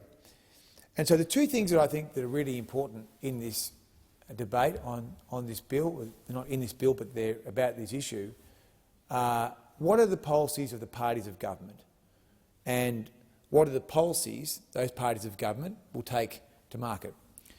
Now, I do think that we have had some significant developments in the recent months, and I very much welcome, as a member of one of the parties of government, that the leader of my own party has said on the 11th of August, in relation to the 2030 targets, which is a large part of this debate, Mr Dutton has said that it is likely that our target will come in well north of 35%, maybe north of 40%. We'll have a very credible policy, I promise you, by the end of this term, or by the time of the next election. Now, that is a significant statement, and it is a statement which, from the Coalition's point of view, puts an end to the 2015 targets that we have had at 26 to 28% reductions on carbon emissions for too long, in my view. I think we've had those targets for too long, and they should have been updated to reflect what is now possible. I mean, even our own modelling showed that it was possible to exceed 26 to 28 in the last parliament. Now, the Business Council of Australia has said in relation to this that they think that bipartisanship is very important and that they were very supportive of both major parties coming to the net zero position. And the BCA said to the committee that they would be strongly supportive of a more ambitious coalition target. So I look forward to playing my role, because you've got to focus on what you can control in these jobs, of helping my party of government with the coalition, having the best possible plan that we can have for 2030 and 2035. And that is something that is within our preserve. And I think that is a significant change that's been achieved in the past few months, that we have put an end to the Abbott-era 2030 targets. So I look forward to that process over the next couple of years. The second issue is about the policies. And again, I like to say that it's important to focus on the outcomes, not on the embroidery. And there are many policies that could be deployed in this space to get emissions down. Now, you can look at the fuel standards, you can look at your tax policies, you can look at your corporate law, you can look at how you might require companies to disclose their emissions. You can look at how emerging technologies like cryptocurrencies can tokenise the carbon credit system and how that can be used. There are so many opportunities in this space that draw on Australia's core equities of being a sophisticated, high-wage economy. One of the things we have done in the last few weeks is we have been able to examine another bill which has looked at the tax arrangements on electric vehicles, and there is no doubt that is very much a muddled approach in how that bill has been drafted. That has been cherry-picked out of a national electric vehicle strategy, which prior speakers in this debate have referred to. And so it is important that we think carefully about these policies, that we cost them. We work out, OK, if we're going to have this particular measure, this is how much carbon abatement we're going to achieve. So I think that is very important. In relation to corporate law, and again I think as a safe and strong jurisdiction and as an open democracy with the rule of law, and a member of the G20 group of nations, we should be looking to be a leader on carbon disclosure. And we shouldn't be looking to do it through self-regulation. We shouldn't be asking the Corporate Governance Council to put out a note. We should be looking to pass laws in the life of this parliament to ensure that Australia is going to have an aggressive but measured approach on carbon disclosure. Because I believe that the countries that have the most transparency on these issues are more likely to be able to attract marginal capital. And if you are an investor, if you are an international investor, whether you're BlackRock or you're a smaller investor, if you can look into an organisation and make a judgment about their risk profile by looking at their Scope 1, 2 and 3 emissions, then I think you're more likely to invest into that nation than into another nation. And as a nation that has often exported corporate law, we should be looking to do that again. I also want to make the point that I know that some in this place like to junk all fossil fuels in together, but I mean that ignores the statements of the scientists, whether it's Finkel or whether it's our own institutions or whether it's Larry Fink at BlackRock, right, which is the world's biggest investor. Everyone that is credible and serious identifies gas as a necessary transition fuel. So we should not be conceding on gas, and I'm pleased that the coalition is pushing this government on gas and building on our record in government where we did some important initiatives in this space. Of course, the same goes for nuclear. There's no reason that we would have an ideological position that would preclude the country from using this particular form of technology, particularly when you consider the large deposits of uranium we have in this country. So I think we would be well served to be removing the obstacles for using nuclear. I mean, it seems to be a bizarre position that if the market wanted to use this particular formula of energy production, it would be prohibited because of an ideological position that was put in place some decades ago. So I do think that this body of work that's been done by the Environment and Communications Committee has made a very persuasive case for the removal of the nuclear prohibition, and I look forward to the work that is going to be done for the Leader of the Opposition on this matter. So, in summary, look, it is not true that the majority position of the G20 countries is to legislate a target.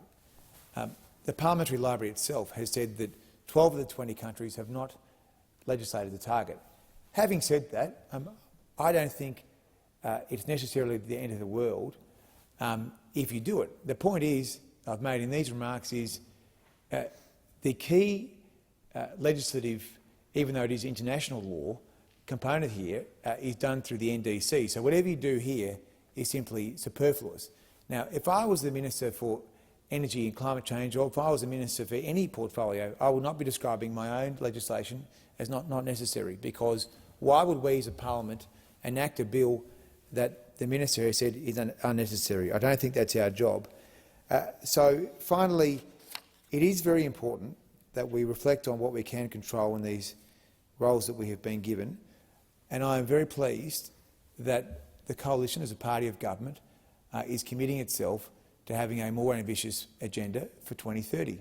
It is true that it was our government that committed the country to net zero emissions at 2050, which was one of the signature achievements of the last government. All that is left for us to do now as a party of government is to ensure that we have a credible position which is more aggressive than the 2015 targets for 2030, 2035 and all the other interceding years. And that is something that I look forward to working with my coalition colleagues on. If we achieve that, then we are sending a signal to the market that both of the parties of government are committed to emissions reduction and are committed to getting Australia where we need to get in the medium and long term. And we should do that in a way which is technology agnostic. I don't believe we should be throwing gas in with coal. I think it has fundamentally different characteristics as referenced by the scientists and the major investors. And I also think that we should be very much open to this debate on nuclear energy for domestic purposes. It makes no sense that we would be the greatest exporter of uranium but have no view about using it for our own domestic purposes. So they are important issues, and I thank the Senate committee and their work on the bill. I think it was an important inquiry, and I thank the Senate for the opportunity to speak to this bill this afternoon. Thank you, Senator Bragg. Senator Hanson-Young. Thank you, Mr Acting Deputy President. I rise today to speak in favour of this piece of legislation, and I want to put squarely on the record right from the beginning that it is because the Greens have worked constructively that we have been able to improve and strengthen this piece of legislation so that it is acceptable. 43% is nowhere near where we need to go if we are to reduce and cut pollution to save this fragile planet. It is nowhere near where we need to go if we're to give our children a future of which they can rely on, a safe climate, clean water, healthy air and clean, safe food. But it is, now that we have strengthened this bill, a step forward in the right direction. But what we now need is to put in action the things that will drive pollution down, that will cut pollution. And I want to put squarely on the record, we often talk about carbon pollution during this debate, and of course that is true, but there is also a huge amount of urgent work to do to cut methane in this country and across the world. And it is why Australia must sign the Methane Pledge. The big gas companies are getting away with secretly polluting the atmosphere even more than is being recorded, and it needs to stop. The big gas companies and gas industry need to be held to account for their toxic contribution to the climate catastrophe because of leaking methane. The International Energy Agency, the UN, even the Pope, has called on governments right around the world to stop funding the expansion of new fossil fuels. They have called on governments to stop subsidising fossil fuels and allowing the expansion. I want to acknowledge that even as early as this week, one of Australia's leading businessmen, Twiggy Forrest, has called for a halt and a stop to the expansion of fossil fuels and fossil fuel subsidies. The rest of the world gets it, and they've been waiting for Australia to catch up. The climate has changed. Climate change is here. The bushfires, the floods, the droughts. Not just in our own country, but right around the world. All we need to look at is the 33 million people displaced and impacted by the terrible, deadly floods in Pakistan over recent weeks. Europe has been in the grips of a heatwave this summer, and we are already hearing state governments in our own country being briefed about the fire risk of the coming summer here. Our wildlife and our environment are suffering. And for years, the community has been waking up and demanding action from our government to take seriously the threats of this climate catastrophe and to do what is needed. The business community have been far ahead of the parliament in recent years, much further ahead in wanting to tackle the climate challenge than previous governments. Well, now we have an opportunity to pass through this place this week a commitment that not only do we acknowledge that climate change is happening, but that we have to do something about it, and that something means cutting pollution. What this bill doesn't include is the mechanisms by which we get there. We need a climate trigger in our environment laws to stop the expansion of big new projects that are going to continue to make climate change worse. We have a huge task in front of us to cut the amount of pollution that is currently being created. A huge task, but one that we must tackle. In fact, our survival as a community and a species requires us to tackle. But how on earth are we going to cut the amount of pollution currently being created while opening up avenues for more pollution to be created? You don't put out the fire by pouring petrol on it. That is why a climate trigger in our environment laws is needed in this country, to stop the expansion of those polluting projects that are going to make it harder and harder and harder for us to deal with climate Senator change. Hanson-Young. It's now 1:30. We're now moving to 2-minute statements. Senator Bragg. Thanks very much. There are many great causes and charitable organisations that we come across in these jobs. I do want to put on the record that I think Mr Scott Maggs, who is a long-standing friend of mine, has made a material difference to the lives of many by instituting a system of skin checks for people, which is something that they can easily control. Scott got onto this idea after a good friend of ours, Wes Bonney, unfortunately passed away from melanoma in his early 20s. And one of the things that could have saved Wes's life was this idea of going and getting your skin checked proactively, perhaps once every 6 months or once a year. And Scott has done an incredible job on his own steam of establishing this organisation called Skin Check Champions, where people can go and have their skin checked.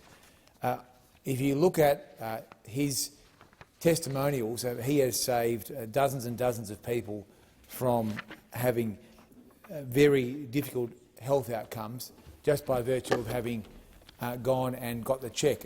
And as I say, we meet so many terrific people who do so many great things for the community in these roles.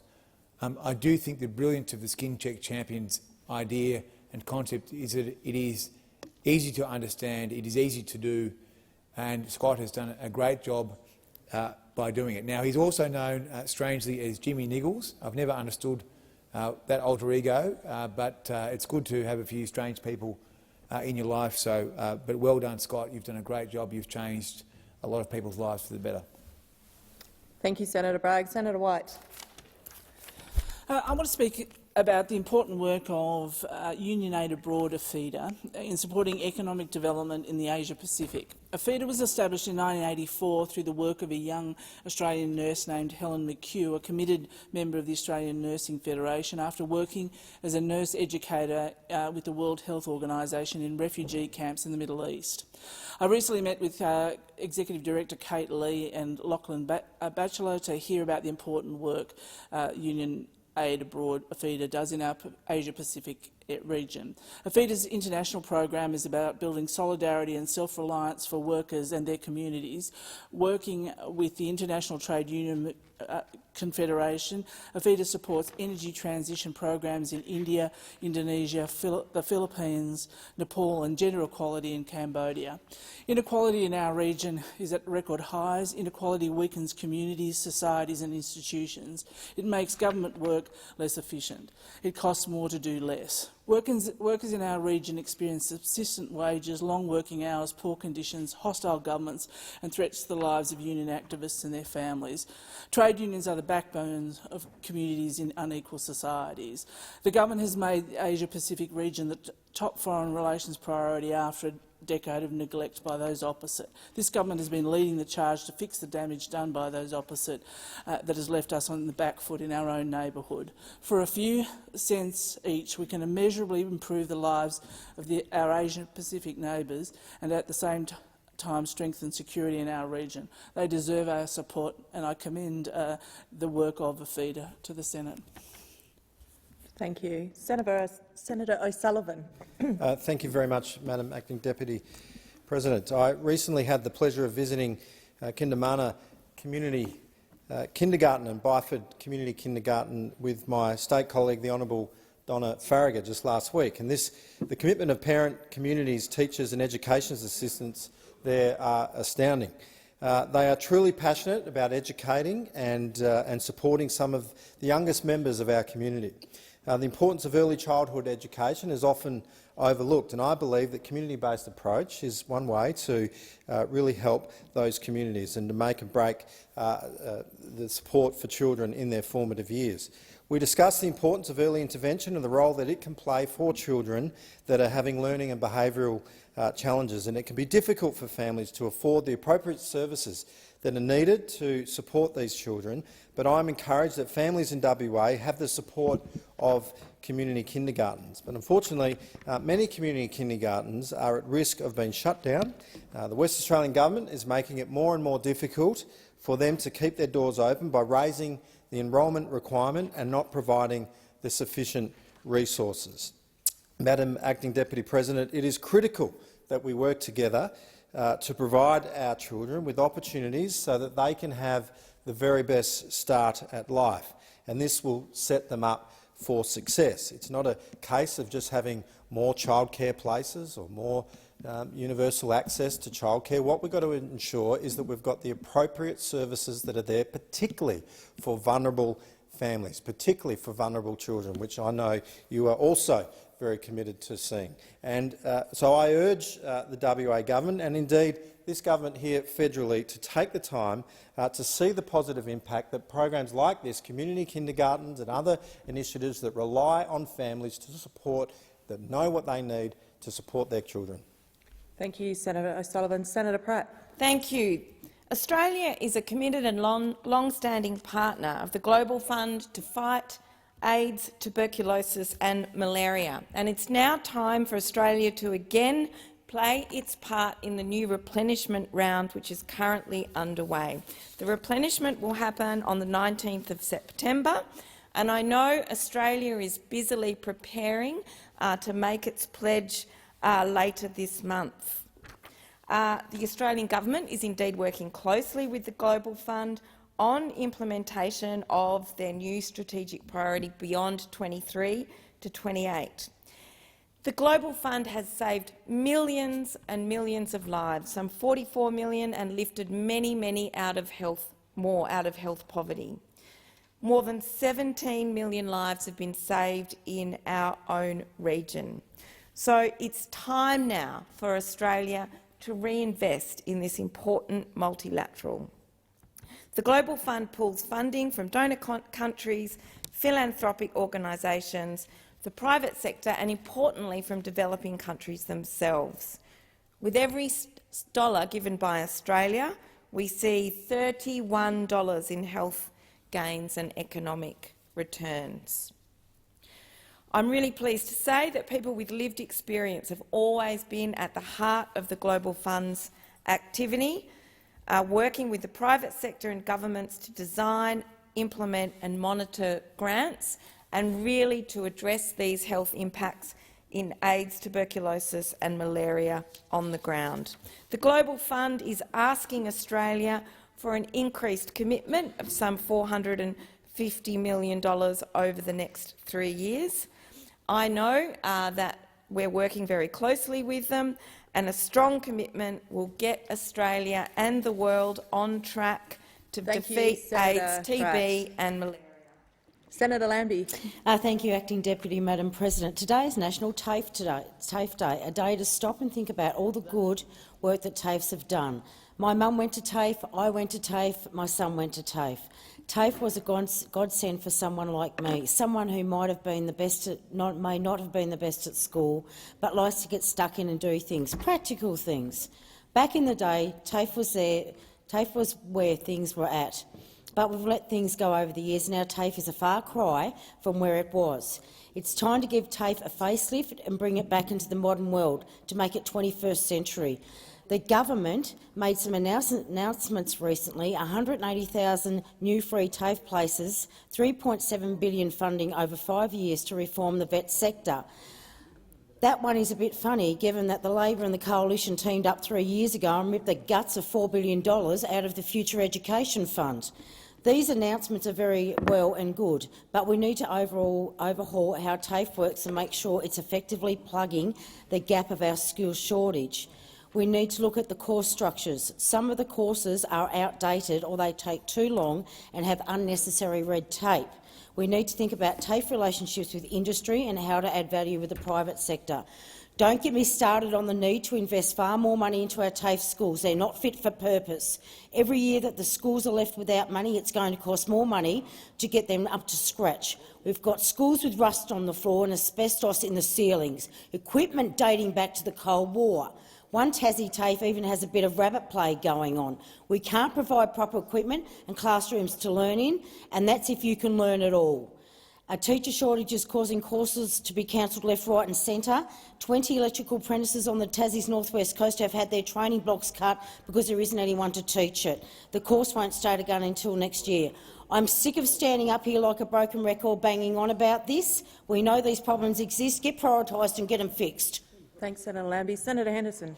Thank you very much, Madam Acting Deputy President. 97 times is the number of times the Labor government, when in opposition, committed to reduce Australians' power prices by $275 a year. 97 times. This is a failed promise from the Labor Party. Not only is this causing enormous pain for Australian families on a day when we are expecting to see another lift in interest rates, this is also causing enormous pain for small businesses at a time when our small businesses need every bit of a leg up. Our retailers, those working in the hospitality sector and our manufacturers. The pain for our manufacturers with these rocketing electricity prices is absolutely appalling. This is going to drive our manufacturers out of business. And on top of that, the Jobs and Skills Summit, well, what a great result that was for businesses in this country. With the decision, and I say great and I'm being sanctimonious, the decision of industry-wide bargaining, which is taking us back to the dark ages. This was effectively abolished by the Keating government, and this is going to cause industrial chaos in every small business around the country if the Labor Party gets its way. This is appalling. This would never have been supported by Bob Hawke, by Paul Keating, by Kevin Rudd, by Julia Gillard, but this left-wing Prime Minister is determined to destroy small businesses from around this country. Thank you, Senator Henderson. Thank you, Senator Henderson. Senator McCarthy. Madam Acting Deputy President, I'd like to just give a short update on the first 100 days in terms of Indigenous health as Assistant Minister for Indigenous Health. The Australian Government is investing $106 million to provide face-to-face support for older First Nations people and $115 million to build culturally safe aged care facilities. We're also progressing on our commitment to train 500 new First Nations health workers to fill gaps across the health system. The National Aboriginal Community Controlled Health Organisation, NACCHO, is working hand in hand with us to design the program to ensure it meets the needs of First Nations people and the health services which care for them. We've invested in better outcomes and more appropriate care for people living with cancer across Australia. On Sunday, we marked Polycystic Kidney Disease Awareness Day, and we know a large number of Indigenous Australians suffer from kidney disease and are on dialysis for end-stage kidney disease. It was an important moment last week to announce that a life-changing treatment for chronic kidney disease is now available to thousands of Australians through an expansion of the Pharmaceutical Benefit Scheme listing. It's the first new treatment added to the PBS in more than 20 years for Australians living with proteinuric chronic kidney disease, and thousands of Australians could benefit from the subsidised listing each year. It can also benefit any Australians living with chronic kidney disease. But we know that the disease takes a heavy physical, social and economic toll on First Nations communities, with First Nations people twice as likely to have the condition and much more likely to die. Although these issues are complex and can't be fixed overnight, our government is committed to continuing this work because all Indigenous Australians, indeed all Australians, deserve to live long, healthy and happy lives. Thank you. Senator McKim. Thank you, Acting Deputy President. The Prime Minister fronted the National Press Club last week and gave the most pathetic response to a question about repealing the obscene Stage 3 tax cuts. He said, "We tried to amend them out, we weren't successful, they were legislated, and we made a decision to," and I quote, "stand by that legislation rather than relitigate it." Well, how far the once great Australian Labor Party has fallen. The Stage 3 tax cuts that the Labor Party now supports were designed by Scott Morrison, introduced by Scott Morrison and confirmed by Scott Morrison as Prime Minister. They will give billionaires, CEOs and politicians a $9,000 a year bonus, and they will give people on the minimum wage absolutely nothing. Over the next decade, these obscene tax cuts for the top end will strip $244 billion out of the budget and put three-quarters of that money into the pockets and wallets of the highest income earners in the country. $244 billion. You could put dental and mental health into Medicare, build affordable housing and make childcare free. These obscene tax cuts will obliterate Australia's progressive tax system. They are exactly the kind of policy that the Labor Party was formed to oppose. They should be repealed, and yet here is Mr Albanese and his colleagues in this place standing by them. Well, if the Labor Party is standing by these tax cuts, they are Labor's tax cuts. The Stage 3 tax cuts for the top end are now the Labor Party's tax cuts. Thank you, Senator McKim. Senator David Pocock. Thank you, Madam Acting Deputy President. Invasive species are wreaking havoc on Australia's ecosystems and threaten our biodiversity. They are a huge cost not only to our biodiversity but to our farmers and our economy, costing at least $25 billion a year. We've let the destructive influence of invasive species into our country, and now we are dealing with the costs.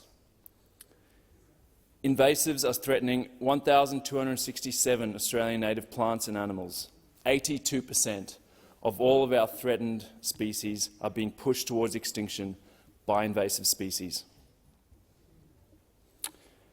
Australian mammals now represent more than a third of all mammals that have become extinct across the globe since the year 1500. The recent State of the Environment report was clear.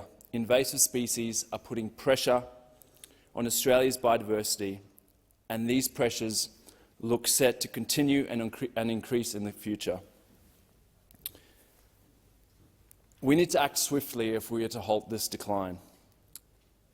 In the ACT, action groups are working hard against ongoing extinctions. Members of my community have raised concerns about the development of grassy woodlands at North Lawson in the ACT and the impact it could have on endangered threatened species such as the golden sun moth. It is important to protect habitat where it still exists, and submissions for consideration under the EPBC Act close tomorrow. I look forward to helping ensure that our new environmental laws actually address the concerns of everyday Australians about the way that we are protecting and looking after our natural heritage.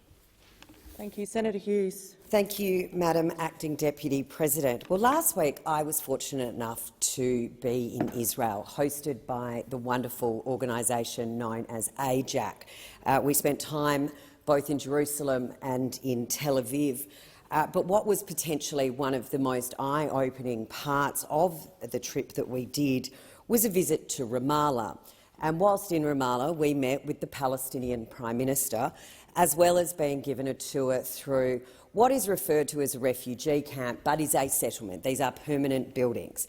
And perhaps one of the most disturbing things I have ever seen, pointed out by our Palestinian guide, and to quote her, that this monument we were looking at was to commemorate the suicide bombers who had killed Jewish civilians, who had killed Jewish civilians, and these people were being immortalised in monuments in this centre in Ramallah.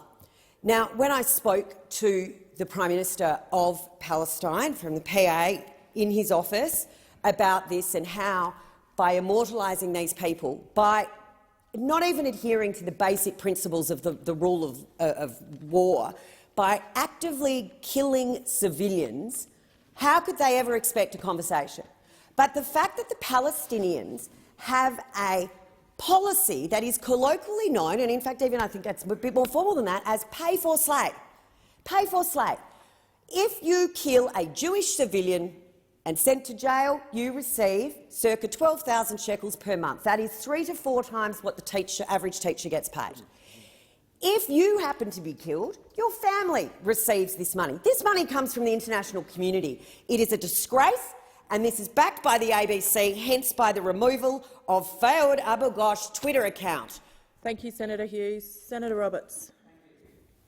Yesterday, in Questions Without Notice, I asked the Minister representing the Minister for Health, excuse me, Senator Gallagher, about the availability of birth data.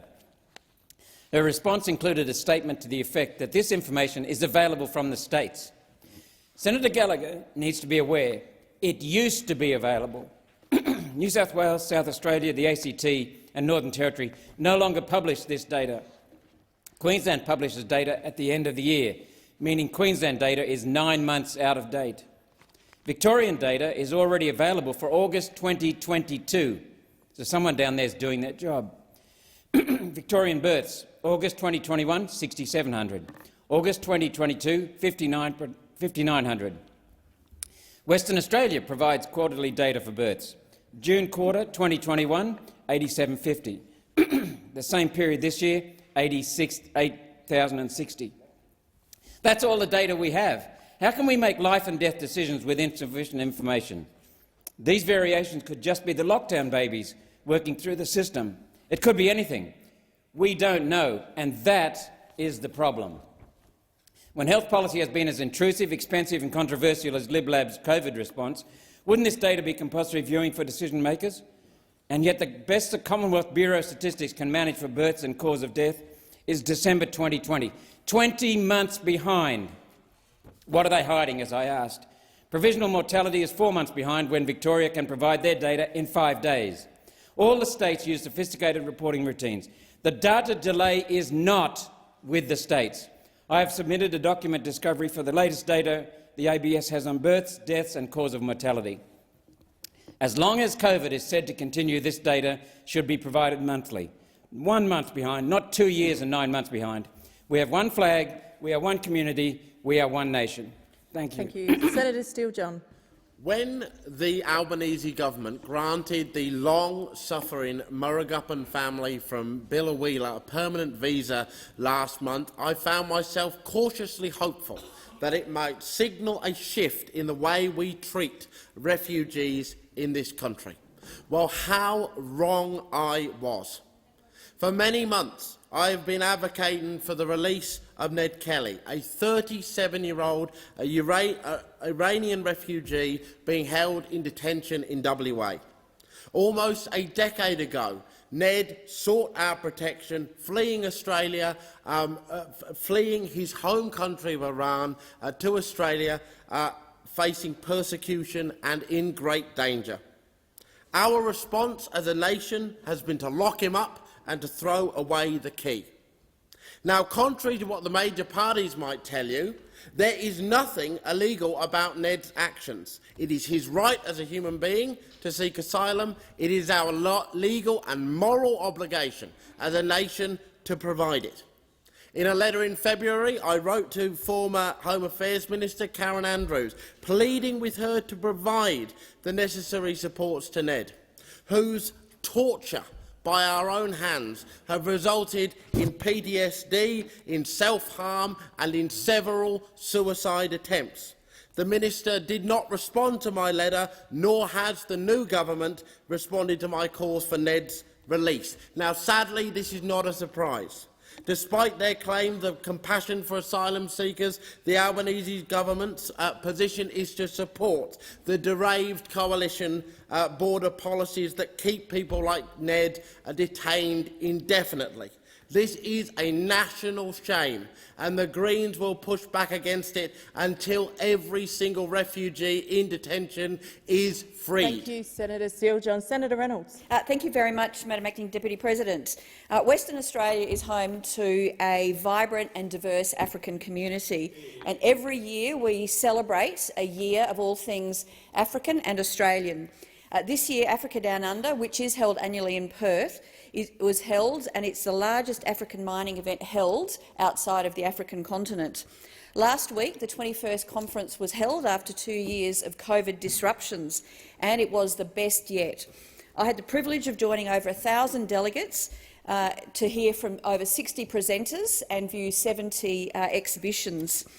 In total, 355 international delegates participated from 14 African mining nations, including 15 government ministers as well as their heads of mission from Canberra. And as a Western Australian senator, I understand the strategic importance of the Indian Ocean Rim nations, including, of course, those across Africa, not just in terms of their importance geostrategically, but also to the rich cultural and social and economic benefits we provide mutually. Pleasingly, this year's program had a strong representation from companies developing projects in the battery and technology metals sector. And few here, and probably across Western Australia, know that there are more than 120 ASX-listed companies actively operating or developing over 222 projects across 32 African nations. And 68% of those are based in Perth, and more specifically in West Perth. These companies are involved in projects across 21 commodities, and more than 40 of the projects are focused on gold. But there is considerable interest from Western Australian companies also investing in battery metals such as cobalt, copper, graphite, lithium and nickel. Congratulations to the amazing Bill Rapard and the Pay Dirt Media team for another amazing conference. Senator Sterle. Yes, thank you, Acting Deputy President. I just want to rise and make a quick contribution. I don't know if anyone saw it last night, but the Four Corners show on Qantas. Now, I don't want to hear about all the bulldust and all the excuses about COVID. We know all that. The Qantas company is being driven into the ground by one of the worst boards, one of the worst CEOs, a person and led by people who were happy to illegally sack 2,000 under-the-wing workers to outsource their jobs. But it gets worse, Madam Acting Deputy President. I have spoken with many Qantas cabin crew, and as a lot of you interact with Qantas cabin crew, it's not hard to see how unhappy the workforce is. And they come to me because they know my background. And they know my background when Qantas tried to sue me for $94,000 for sticking up for transport workers. And they, man and woman to a T, can't wait to tell me of the shocking conditions that they face at Qantas. Because what a lot of you over there wouldn't know, that they're with the cabin crew, there are no less than 10 industrial arrangements. 10. So talk about people mixing on the same planes on different agreements, labour hire, which is a scourge of the industrial arena scene, and there's no, if I had another 3 hours, I'll tell you what I really think about labour hire.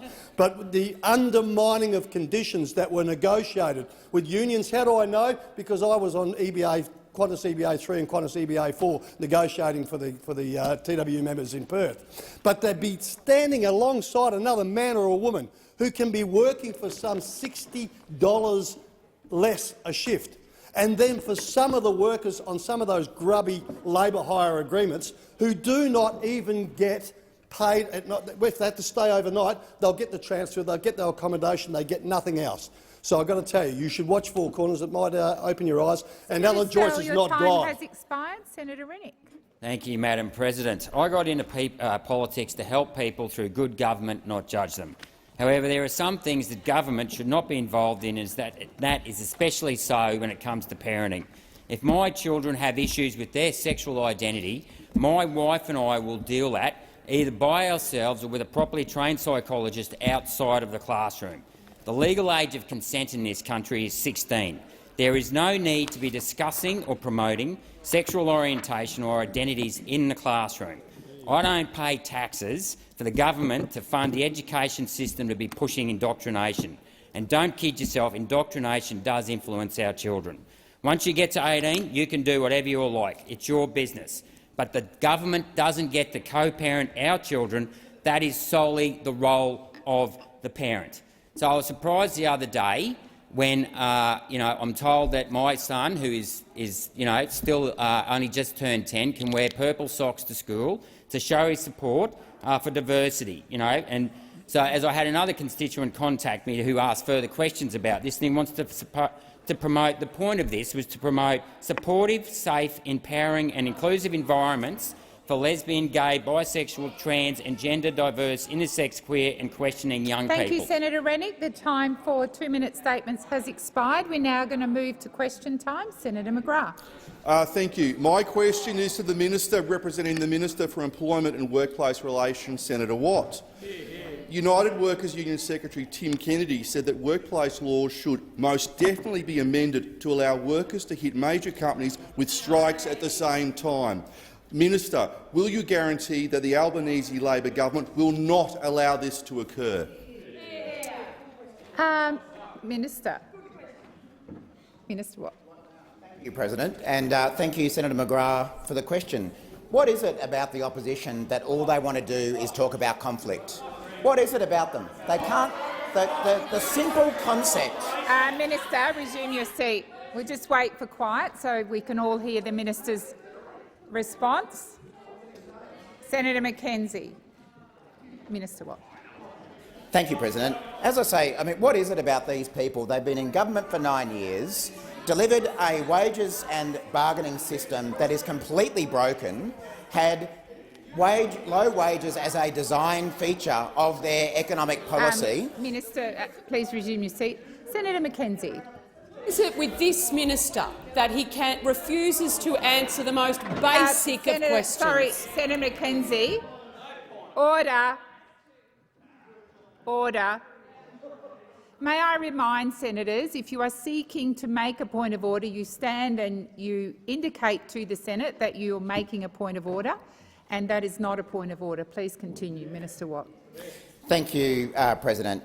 It really is a shame that after an election, after a Jobs and Skills Summit, which saw the country brought together by a new government, that the only group that doesn't want to accept that people want to cooperate is the opposition. We know what it's like to be in opposition. We were there for a few years. The approach we took was that you pick your fights. You actually look for constructive opportunities when you can. You pick your fights when you really have to. But this opposition, all they seem to do is whatever the idea, they're against it. They'd be against the sun rising in the east. They'd be against the sun setting in the west because they want to oppose everything that happens. Now, the opposition want to continue fighting, just like they did for 9 years. They want to continue delivering lower productivity, lower wages through a conflict-driven IR system. But it's not just an IR system that they want to maintain the conflict. I was very interested to see— Senator McGrath, please resume your seat. Senator Watt, sorry. Senator McGrath.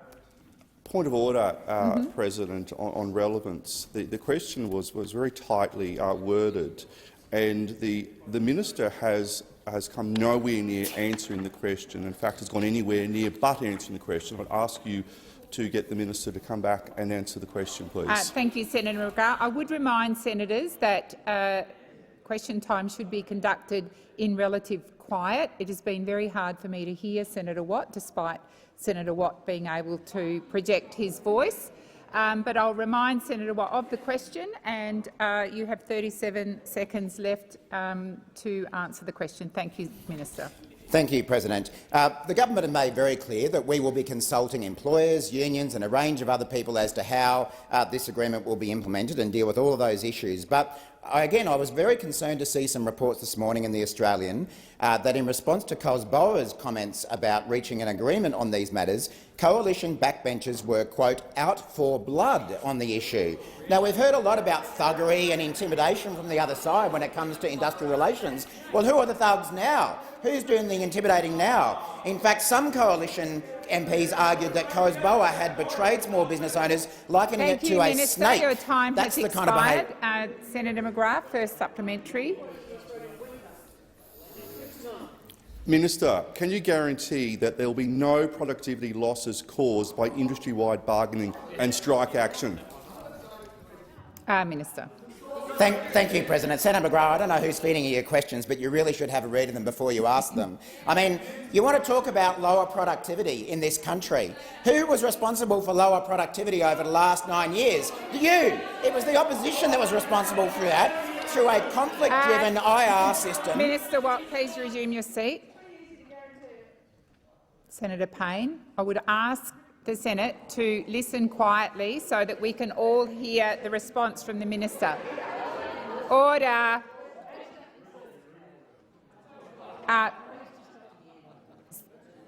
Minister. Thank you, President. It's actually good to know Senator Payne's still here. I hadn't heard much from her since the election, so it's good to hear from her.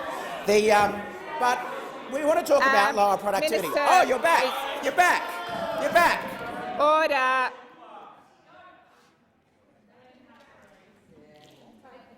Minister. No, I'm welcoming more contributions from Senator Payne. That's what I'm doing. Now, seriously, lower productivity. You want to talk about an IR system that delivers lower productivity? Have a look in the mirror. You had 9 years of delivering lower productivity through an IR system that was all about conflict and not about agreement. That's what we're trying to fix. We're trying to fix an IR system that is riven by conflict, and you want to drag us back to a system with lower productivity and lower wages. That's why the Australian people voted against you, because they want more agreement and less conflict. Your time has expired. Senator McGrath, second supplementary. Given rising interest rates, rising inflation and businesses battling increased costs of doing business, why is the Albanese government prioritising policies that will encourage economy-wide strike action? Minister. Senator McGrath is correct. We do see cost of living pressures in this country at the moment, and that's why we have a range of policies in place to deal with it, such as delivering wage rises. That's the best way to deliver cost of living relief, is to get people's wages up. Minister, please resume your seat. Can we please have quiet when the minister is answering? Senator McKenzie, I've just pulled the Senate up, and Senator Wong, for the constant interjections. I would appreciate it when the minister is answering the question to do your questions, to give him the courtesy of listening to the answer. Please continue, Minister. Thank you, President. As I say, we recognise there are cost of living pressures in this country, and that's why we're acting on it. We're acting on it in terms of cheaper childcare. We're acting on it in cheaper medicines. We're putting downward pressure on energy prices. That is part of our commitment, as we have said. And more importantly, we are lifting wages at the same time. Which government supported a minimum wage rise? The Albanese Labor government. Who opposed it? The opposition. Which government supported a wage rise for aged care workers? The Albanese Labor government. Who opposed it? The opposition. That is how we're going to fix cost of living pressures, not by dragging our IR system back to the past and then accusing people who have the right to stand up for it for being out for blood. Minister, please resume your seat. Senator McGrath, these were your questions, and don't answer back, thank you. I'm asking you to respect the question that you asked and the answer that's being given. Thank you, Senator McGrath. Have you finished, Minister? Senator O'Neill. Thank you very much, President. And my question is to the Minister for Women, Senator Gallagher. Can the minister outline how the recent Jobs and Skills Summit, which I was privileged to attend on Thursday morning, placed women front and centre to ensure gender equality is a core economic priority? Minister. Thank you, President. I thank Senator O'Neill for the question and acknowledge her advocacy in relation to women's policy over the years and acknowledge that today. The Albanese Labor government's Jobs and Skills Summit brought together Australians, including unions, employers, civil society and governments, to find common ground on some of our big economic challenges and to drive a consensus towards the solutions.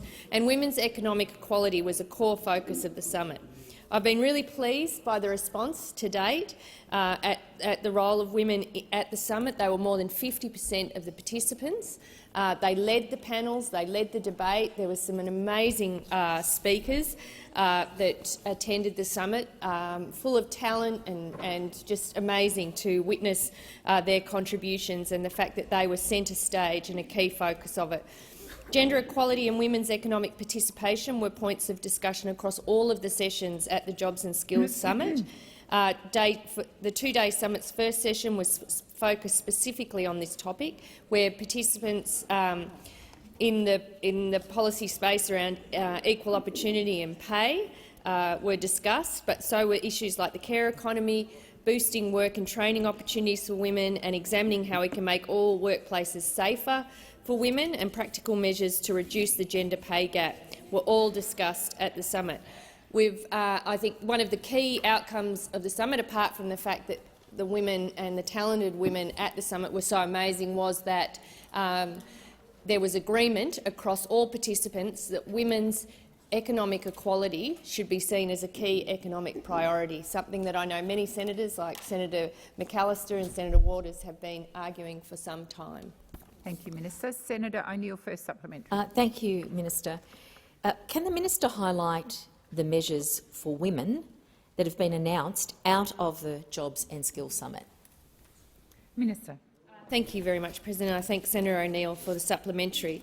The government, following the summit, there were a number of areas where we did reach agreement. One of them was around modernising Australia's workplace relations laws to make sure that bargaining is accessible for all workers and businesses, including those really feminised industries where we have seen really low wages growth and the failure of the bargaining system to work for women.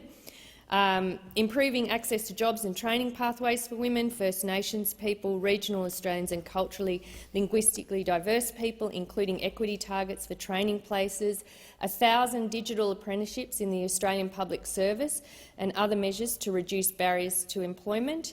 We're also making sure that the APS is leading by example by reporting to WGEA and to set targets on improving gender equity in the public service, and there were a range of other agreements around reporting data through to WGEA. Thank you, Minister.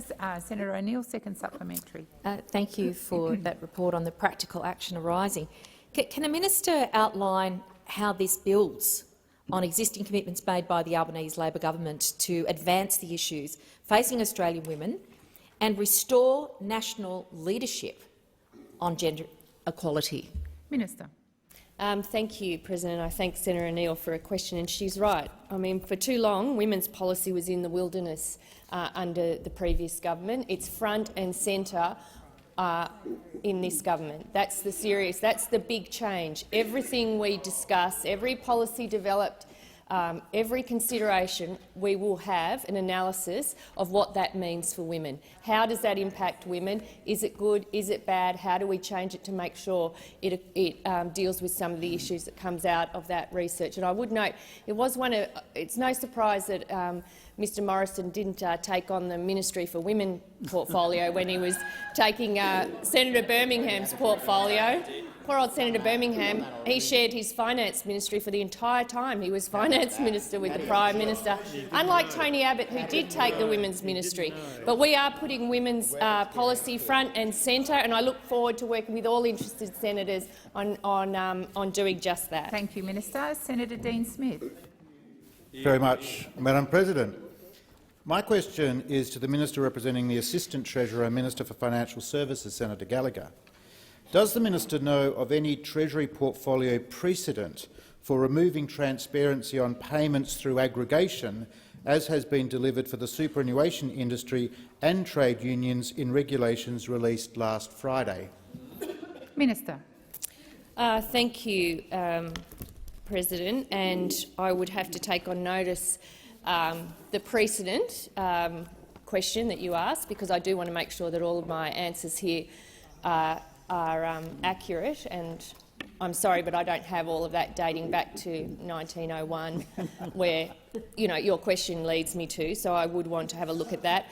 I would also say that the regulations tabled by the Minister the Assistant Treasurer and Minister for Financial Services, I think, had responded to some of the concerns that had been raised around transparency in this place and amended from the draft regulations to ensure that those questions around transparency could be dealt with. So I'm sure the Senate will have more to say on this as it debates these regulations, but I think the Assistant Treasurer had responded to some of the concerns, and that data will be provided. But as you know, and I think I've heard it from you guys plenty of times over the years, to making sure reporting is transparent but it's also efficient and effective is equally important. Thank you, Minister.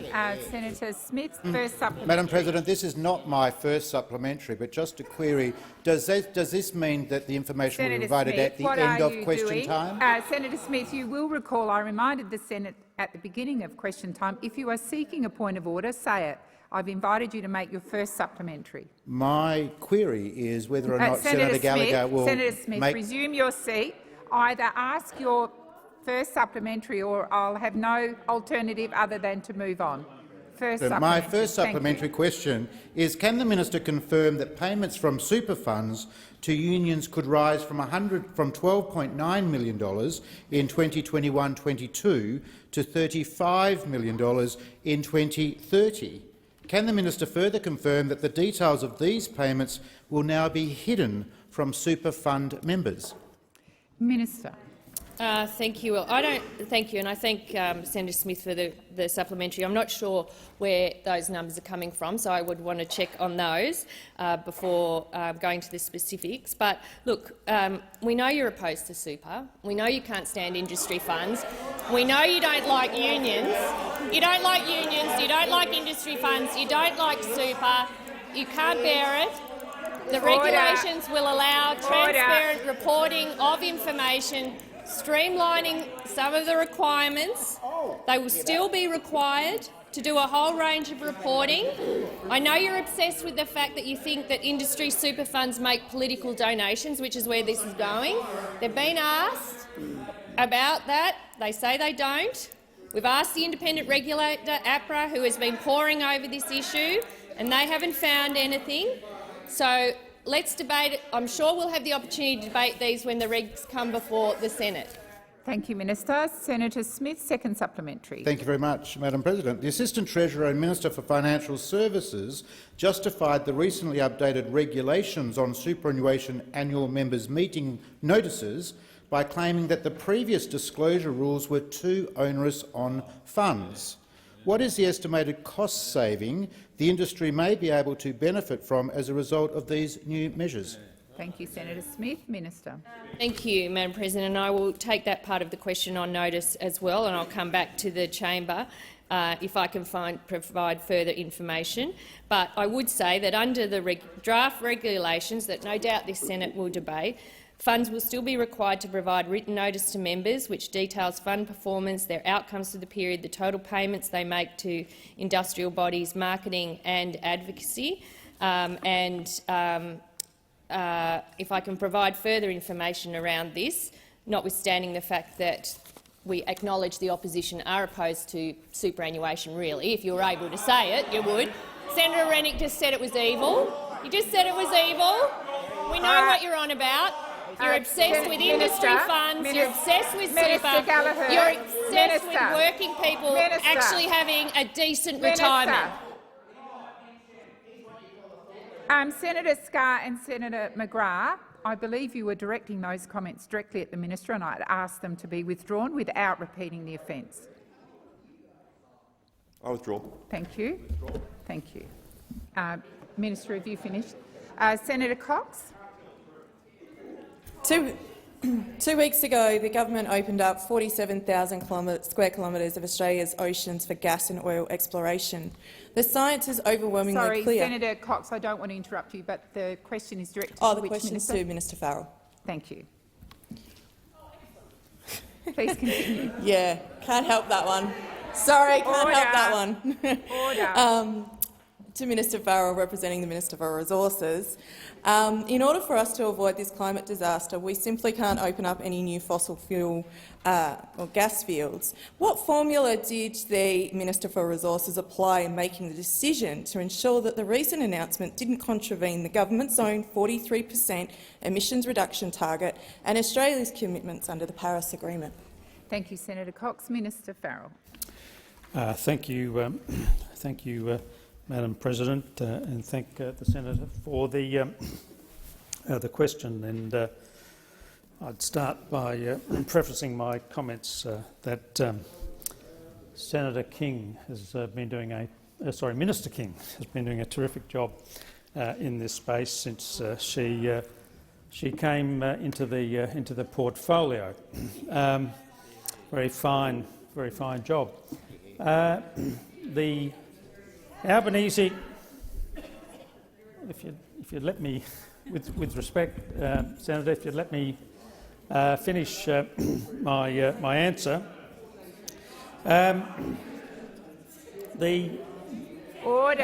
As distinct from the now opposition, the Albanese government went to the last election with a commitment that we would introduce. Minister, please resume your seat. Sorry. Senator Cox. The question was quite direct. What formula did the minister apply in her decision-making in this recent announcement about ocean acreage? And you're raising a point of order? Yes. On relevance, yes. Yeah. Senator Cox, I'll just draw your sorry, Minister, I'll just draw your attention back to the question put by Senator Cox. Thank you.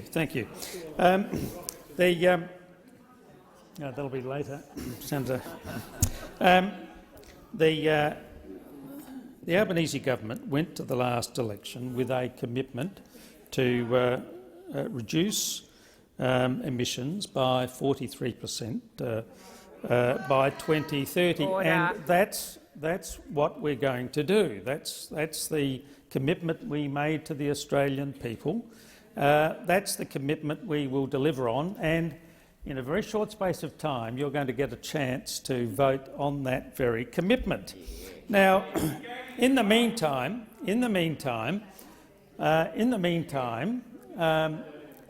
we need to transition from the current position that we find ourselves in to that 43% reduction. And the way in which we're going to do that. Thank you, Minister. The time has expired. Senator Cox, first supplementary. Considering order.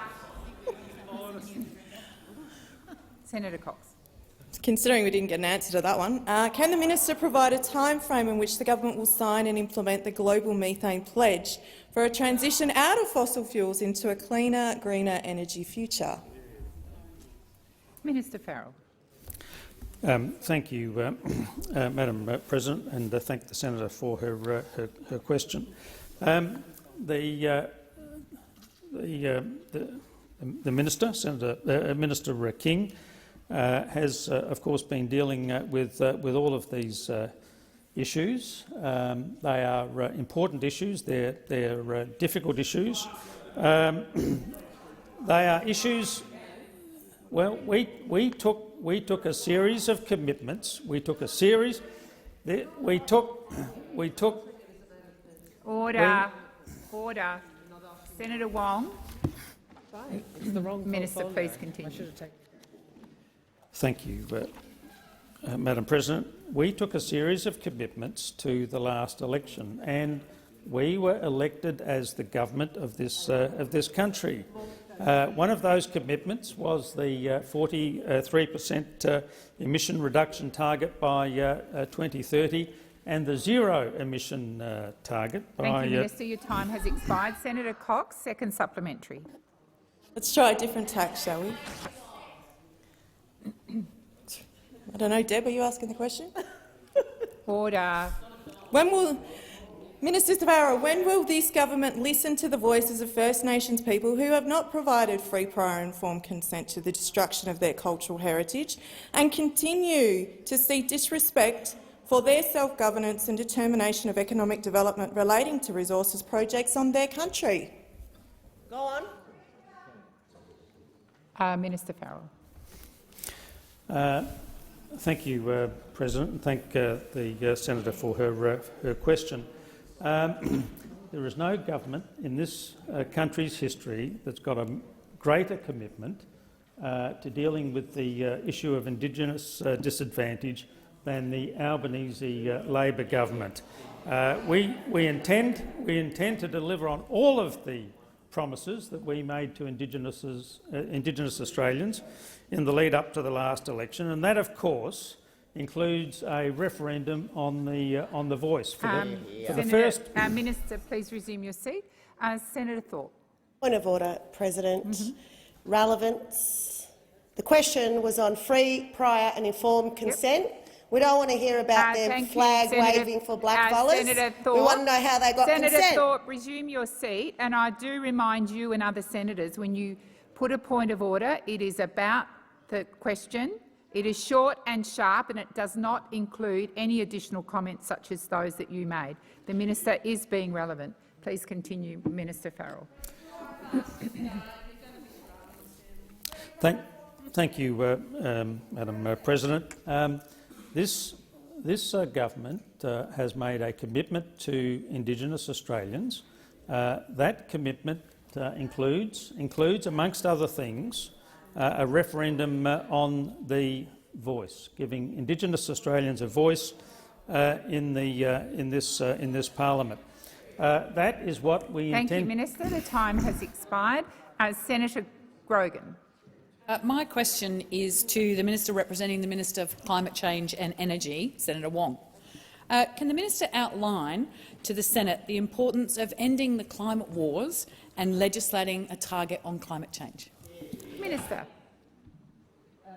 Thank you, President, and thank you to Senator Grogan and for your advocacy as well on climate and other progressive issues over many years. And those on this side of the chamber understand that action on climate change isn't just good for the future of the country, it isn't just necessary because of the situation we see around the globe, it's also good for our economy. It's good for Australian jobs. That's what it's good for. I know this is difficult for those opposite to understand. After 9 years of the climate wars being a centrepiece of your political project, it is hard for you to understand that there is actually a way forward that is about jobs and about dealing with climate. The legislation. Minister, please resume your seat. Senator Ruston. Madam President, I was just seeking some advice from you as to whether this question was in order. Is this a point of order? No, I'm actually seeking some advice from you in relation to whether this question is in order given the matter that is currently before debate in this chamber in government business. Thank you, Senator Ruston. I'll seek some advice.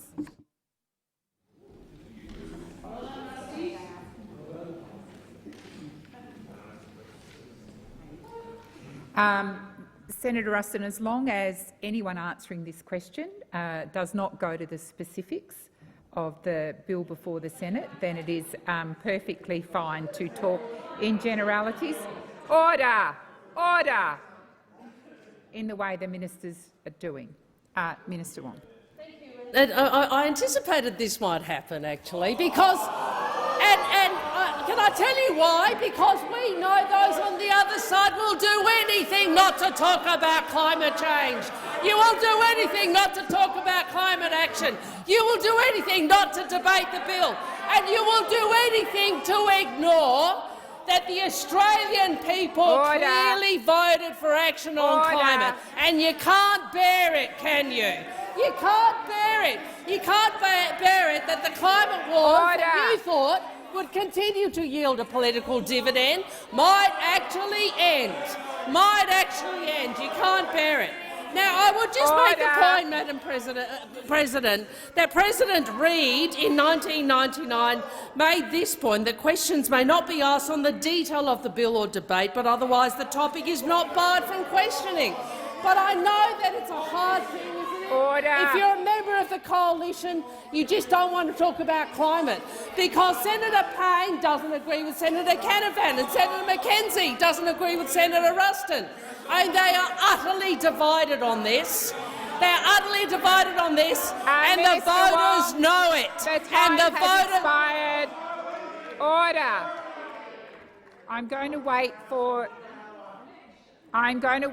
quiet. And I would ask once again, it is order. Senator McKenzie.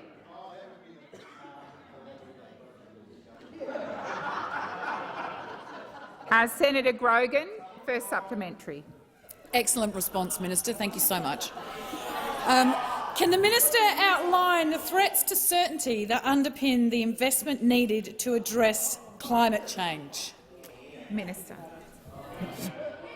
I thank the senator for a question. And, you know, it's really interesting, isn't it, that the party that believes they're the party of business, the party that believes they're the party of investment, well, they're actually more like the old Soviet Union.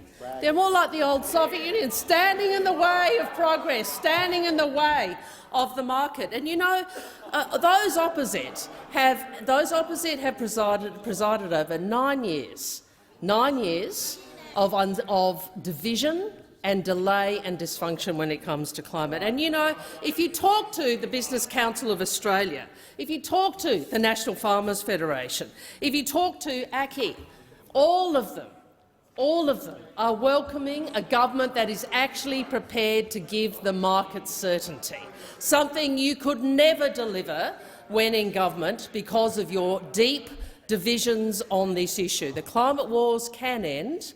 We will, on this side, see that as a step forward. Minister. I know Your it's deeply time has distressing for expired. the— Senator Grogan, second supplementary. As you've pointed out, the Australians made a very clear choice at the election that they wanted action on climate change following a wasted decade under the Liberals and the Nationals. How do the Albanese Labor government climate policies deliver on action and put an end to the coalition's climate wars? Before I call the minister, I'm going to ask for quiet when the minister responds. Minister.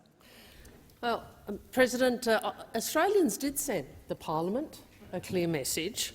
They voted for action on climate change. Yep. Australians in Wentworth, Australians in North Sydney, Australians in Warringah, in Mackellar, in Goldstein, in Higgins, in Boothby, in Curtin and Kooyong made their interests very clear. It's very clear, and I know those opposite really don't like to hear just how out of step with the Australian people they are. Listen to them. This is the most animated you've been since the election. Wong. I'm waiting for quiet. Interjections are incredibly disorderly, and people on my left are yelling. Minister, please continue. Yeah, they yell, President, because they really have nothing to say on this. That's why they yell. They've got nothing to say. I'll take the interjection from Senator Watt. They've lost their reason for being, which is a decade of the climate wars preventing progress. And now what are you going to do? What are you going to do when the bill comes before the chamber? The question for the Liberal Party and the National Party, Minister, will you learn from your mistakes? That's the question for the coalition. Minister, resume your seat. Senator Dee Pocock. Thank you, President. My question is to the Minister representing the Minister for Climate Change and Energy, Senator Wong. Has the Clean Energy Regulator raised any concerns with the government about the integrity of or design of two recent ACCU methods, the plantation forestry or landfill gas methods? Minister. Thank you to the— Yes, I was getting some advice from Minister Bowen about the direct question. It's a dreadful thing to actually want to advise the parliament, isn't it? Order. Such a dreadful thing. Order. I know that seems like an odd thing. You'd actually want to try and advise the parliament. Senator, thank you for the question and thank you for your interest in this issue. I know that there have been a number of public concerns raised about the probity and the veracity of the units. Can I advise from Minister Bowen's office that the Clean Energy Regulator has not raised any concerns. However, concerns have obviously been raised externally by others, including, I think, the senator and others who have been in the media.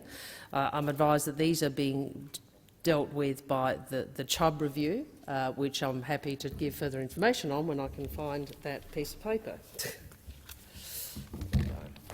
So, Minister Bowen has commissioned a review by Professor Chubb, who, as you would know, is the former Chief Scientist, along with an expert panel. This was promised before the election.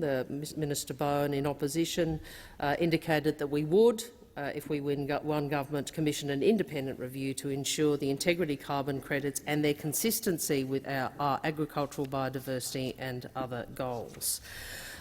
Professor Ian Chubb has been appointed and is supported by 3 other experts in the fields of governance, science and carbon markets. The review will examine scheme governance and the integrity of key carbon crediting methods, including whether transparency could be improved. Thank you, Minister. Senator Pocock, first supplementary. Thank you, Senator Wong. I find it strange that the regulator hasn't raised any concerns when I've received a letter that acknowledges the need to reform the landfill gas methods from companies that represent over 80% of the ACCUs generated under this method. Given the regulator hasn't raised concerns, despite industry having concerns, are you worried that there's an inherent conflict of interest between the regulator both creating methods and then actually regulating them? Thank you, Senator. Minister. Well, I thank the senator for the supplementary question, and I can say to him, as someone who does believe, unlike some in this place, in the benefits of utilising the market for good rather than for bad, that we do need integrity in the system of carbon credits to ensure that there is additionality. We're actually reducing Australia's emissions and using an incentive to do so.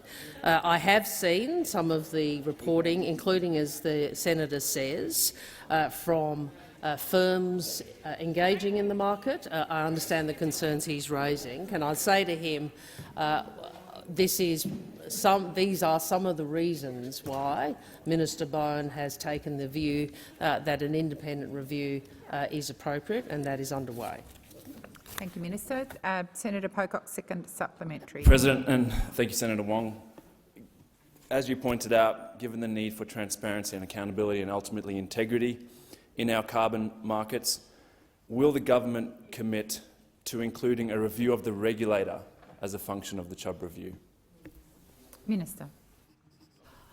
Look, I think, obviously, I'll raise the issue you raise with Minister Bowen, but I would make the point, if the review is looking at scheme governance and integrity of carbon crediting methods, then obviously what we want is all aspects of scheme governance to be appropriate. As I said, these are matters which have been discussed publicly. We understand the need for integrity in the market, particularly if, as we hope, the legislation which the opposition don't want me to talk about passes this chamber, then obviously there is a framework which would incentivise that.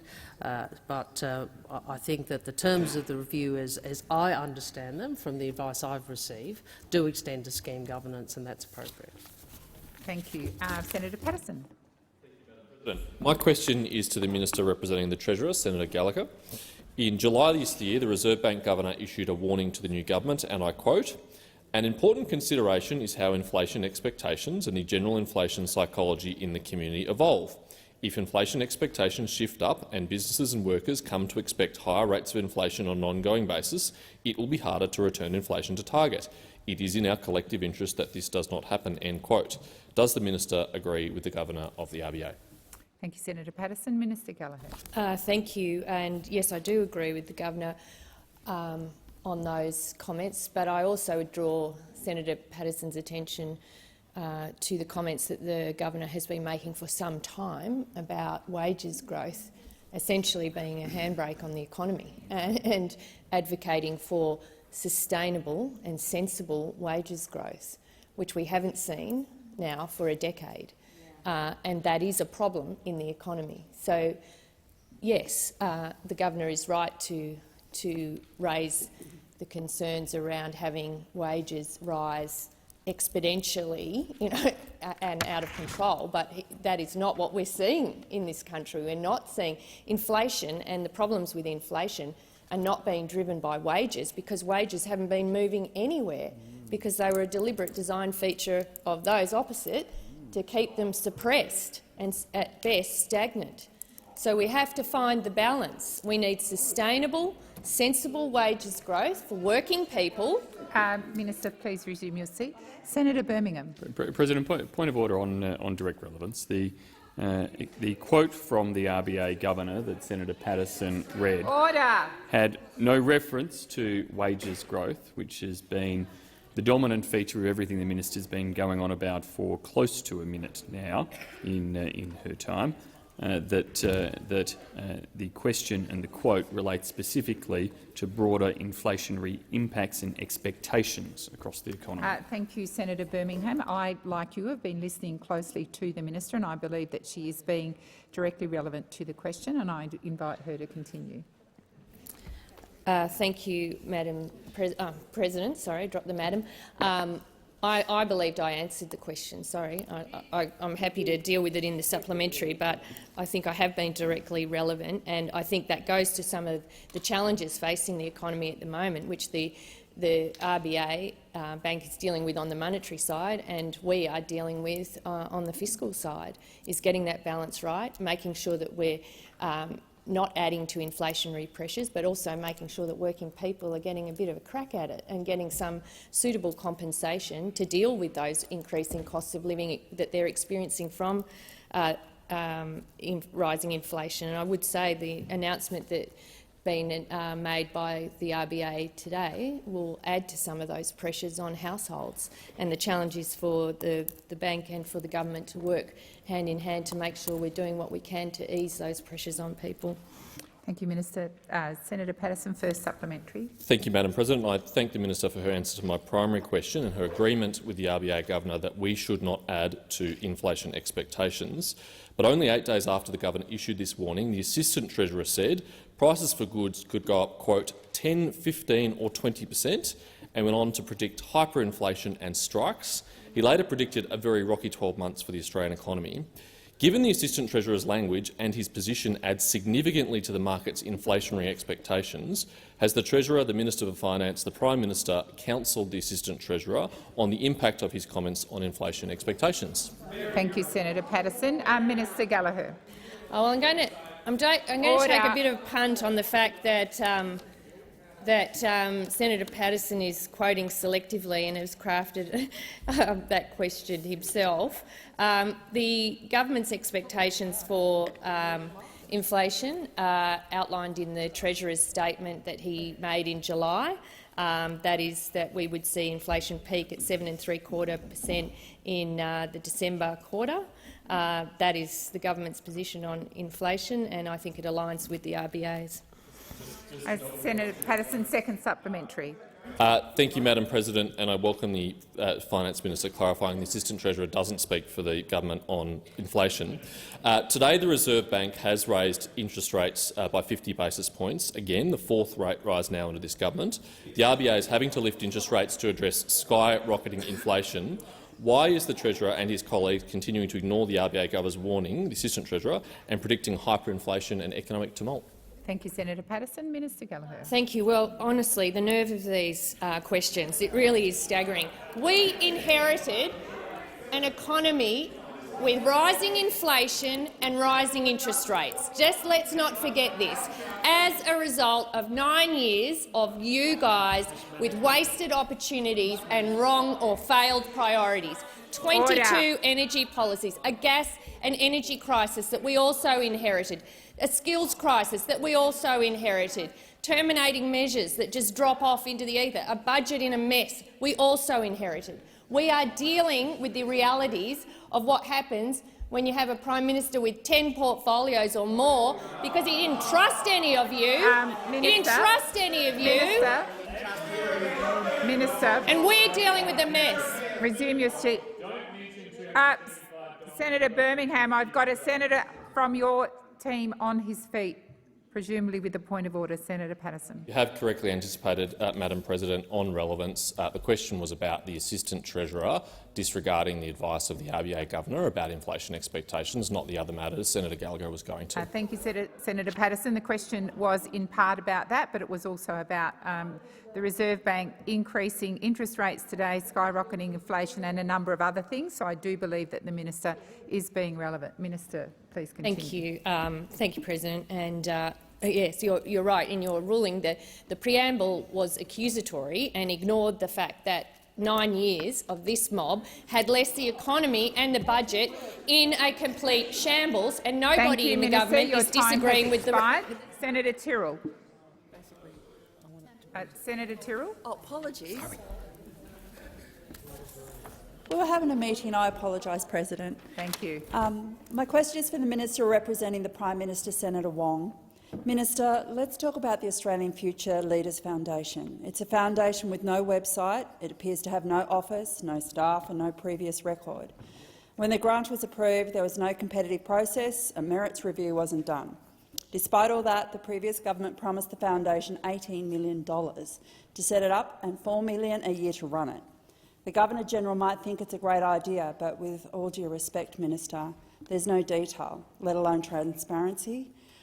Where does your government stand on continuing the support for the foundation? Thank you, Senator Tyrrell. Minister Wong. Can I thank Senator Tyrrell for her question and say I have a little bit of knowledge in this, although I suspect my colleague, as in most things, Senator Gallagher has more. I am aware of this because this came to light, as you correctly identify, under the previous government, and it was an issue at estimates that we did ask some questions about. And some of the issues that you avert to were raised by people in the context of preparing for that estimates round. I'm advised, or I understand, that measure, along with a number of other measures that were announced by the previous government, is under review and will be considered in the context of the budget preparation. Thank you, Minister. Senator Tyrrell, first supplementary. The Morrison government gave the Australian Future Leaders Foundation deductible gift recipient status last March. Apparently the amendments were written up and approved a lot faster than normal. Is your government reviewing that decision? Minister. I can seek further advice on that, Senator Tyrrell, but I would anticipate that would be relevant to the review in the context of the budget, as I've described. Senator Tyrrell, second supplementary. Minister, media reports suggest the Morrison government's promise to give the foundation funding overlapped with the former Prime Minister's moves to take over more ministries. The Governor-General was involved in both decisions. I'm not suggesting he has done anything wrong, but aren't you worried about the public perception that creates? Minister. I have not. I'm not advised, nor am I aware of how those decisions correlate or don't correlate with some of the media reporting of the swearing in of Mr Morrison to a number of other portfolios, which has subsequently come to light. So I'm not in a position to sort of give you an answer on that. Obviously, in relation to the swearing in, the issue of multiple ministries, the Prime Minister has commissioned an inquiry. I think that there is a view that many Australians have expressed, which I think you're reverting to, that would be a good thing if there was more transparency around those sorts of arrangements. But obviously the review will deal with that. And in relation to the DGR status, again, I'll take advice and see what I'm able to give you, but I would assume that's likely to be relevant to the consideration of the measure through the budget process. Thank you, Minister. Senator Sheldon. My question is to the Minister for Finance, Senator Gallagher. The Independent Reserve Bank just released its monthly interest rates decision. Can the Minister update the Senate on what that decision was and what it means for Australians, particularly for those with a mortgage? Minister. President, I thank Senator Sheldon for the question. The government understands that Australians are doing it tough and that household budgets are under real pressure. The Independent Reserve Bank has just announced its decision to increase interest rates by another 50 basis points to bring the cash rate to 2.35%. This has been widely predicted, but we know that that doesn't make it any easier for homeowners. We know that this means families will have to make more hard decisions about how to make ends meet. In terms of what it means for an average homeowner owing $330,000, they will have to find about $95 a month extra for repayments, on top of the $310 extra in repayments since early May. For Australians with a typical $500,000 mortgage, it's about an extra $145 a month, in addition to the extra $475 they've had to find since early May. We know that interest rate rises means families have to make those hard decisions about how to make ends meet. But as the Senate knows, it's not the job of the government to interfere with the independent decisions of the Reserve Bank.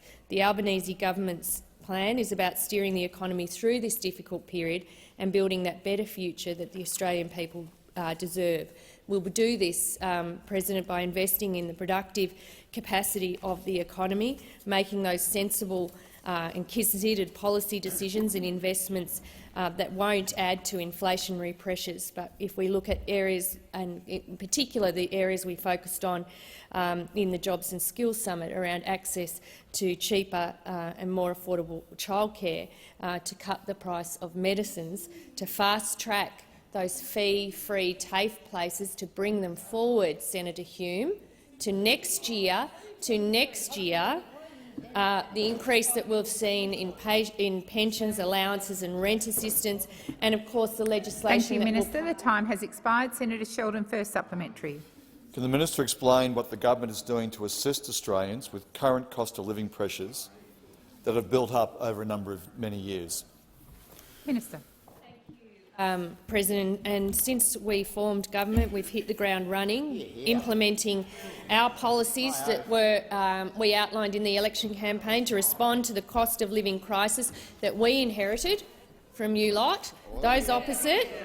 We can't solve 10 years of neglect and wasted opportunities overnight. We have to start by acknowledging that, but it is our job to do what we responsibly can to help Australians deal with these pressures in the short term and build a more resilient economy that is better able to withstand future shocks. That's why we're making childcare cheaper through our $5 billion investment in the October budget. It's why we're making medicines cheaper. It's why we argued for a minimum wage increase and why we're starting to get the work going on, get wages moving again. It's why we're lifting the speed limit on the economy with more investment in TAFE, more investment in cheaper and cleaner energy. Do you like that? Cheaper and cleaner energy. Thank you, Minister. Your time has expired. Senator Sheldon, second supplementary. Sorry, Senator. Yes, order. Order. Thank you, Senator Sheldon. Second supplementary. Can the minister outline the importance of having a clear plan that will grow the economy and how that will help Australians through these challenging times? Thank you. Minister. Senator Sheldon for the question. And unlike the previous government, which didn't have an economic plan, it just had a Prime Minister that wanted to grab up any portfolio he could. That's the only plan that you guys had. You didn't know what each other was doing. Our economic plan is a deliberate and direct response to the economic circumstances that were left by those opposite. You hate hearing about it, don't you, because you know it's true. Order. Order. The minister needs to be heard in silence. Thank you. Minister, please continue.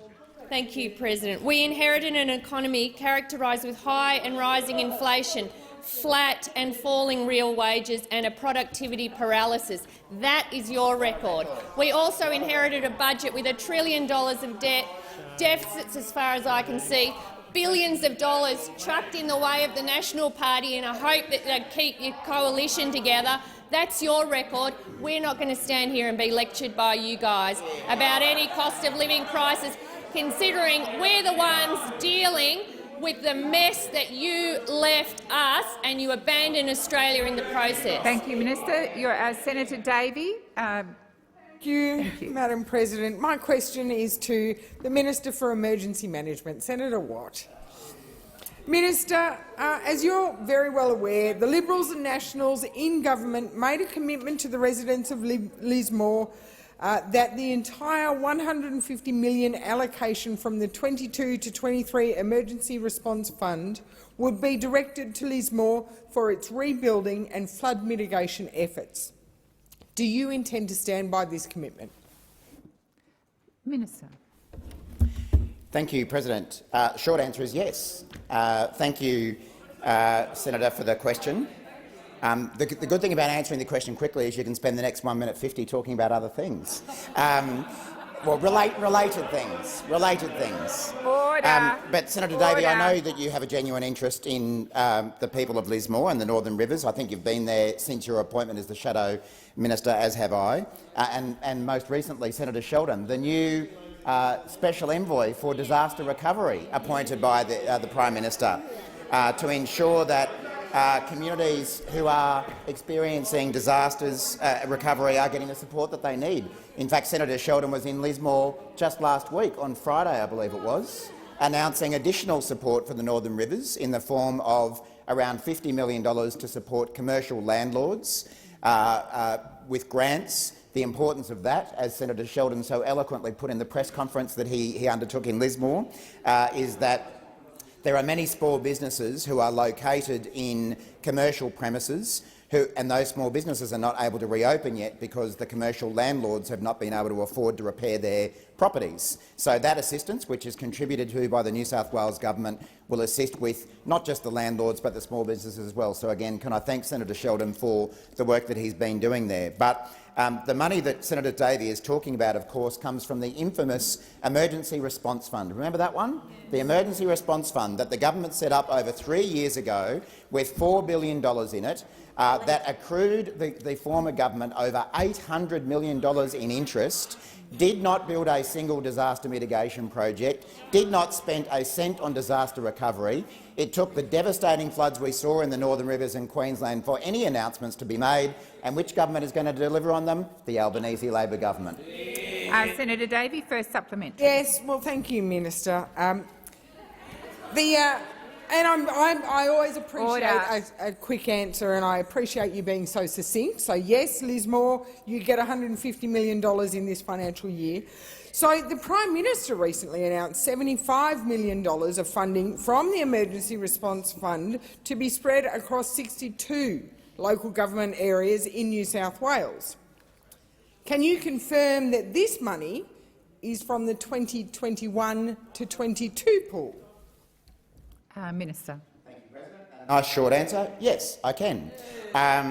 So just to assist Senator Davey, the previous question was about the allocation of $150 million from the unused Emergency Response Fund for 22-23, and that money will be used for the Northern Rivers, not just Lismore, but for the Northern Rivers. The money that you're talking about there, the $75 million, came from the 2021-22 allocation from the Emergency Response Fund.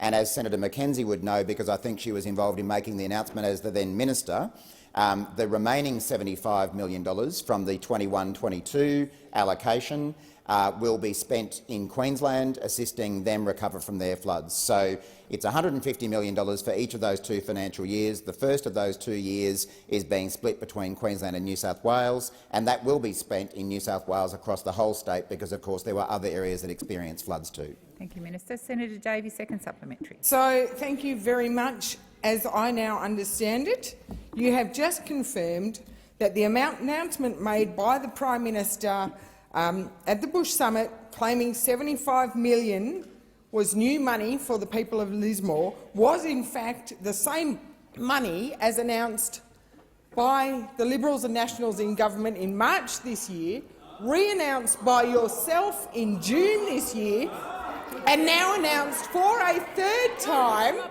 by the Prime Minister. What message have you got to the people of Lismore? Senator Davey, your time has expired. Minister. The message. Thank you. Thank you, President.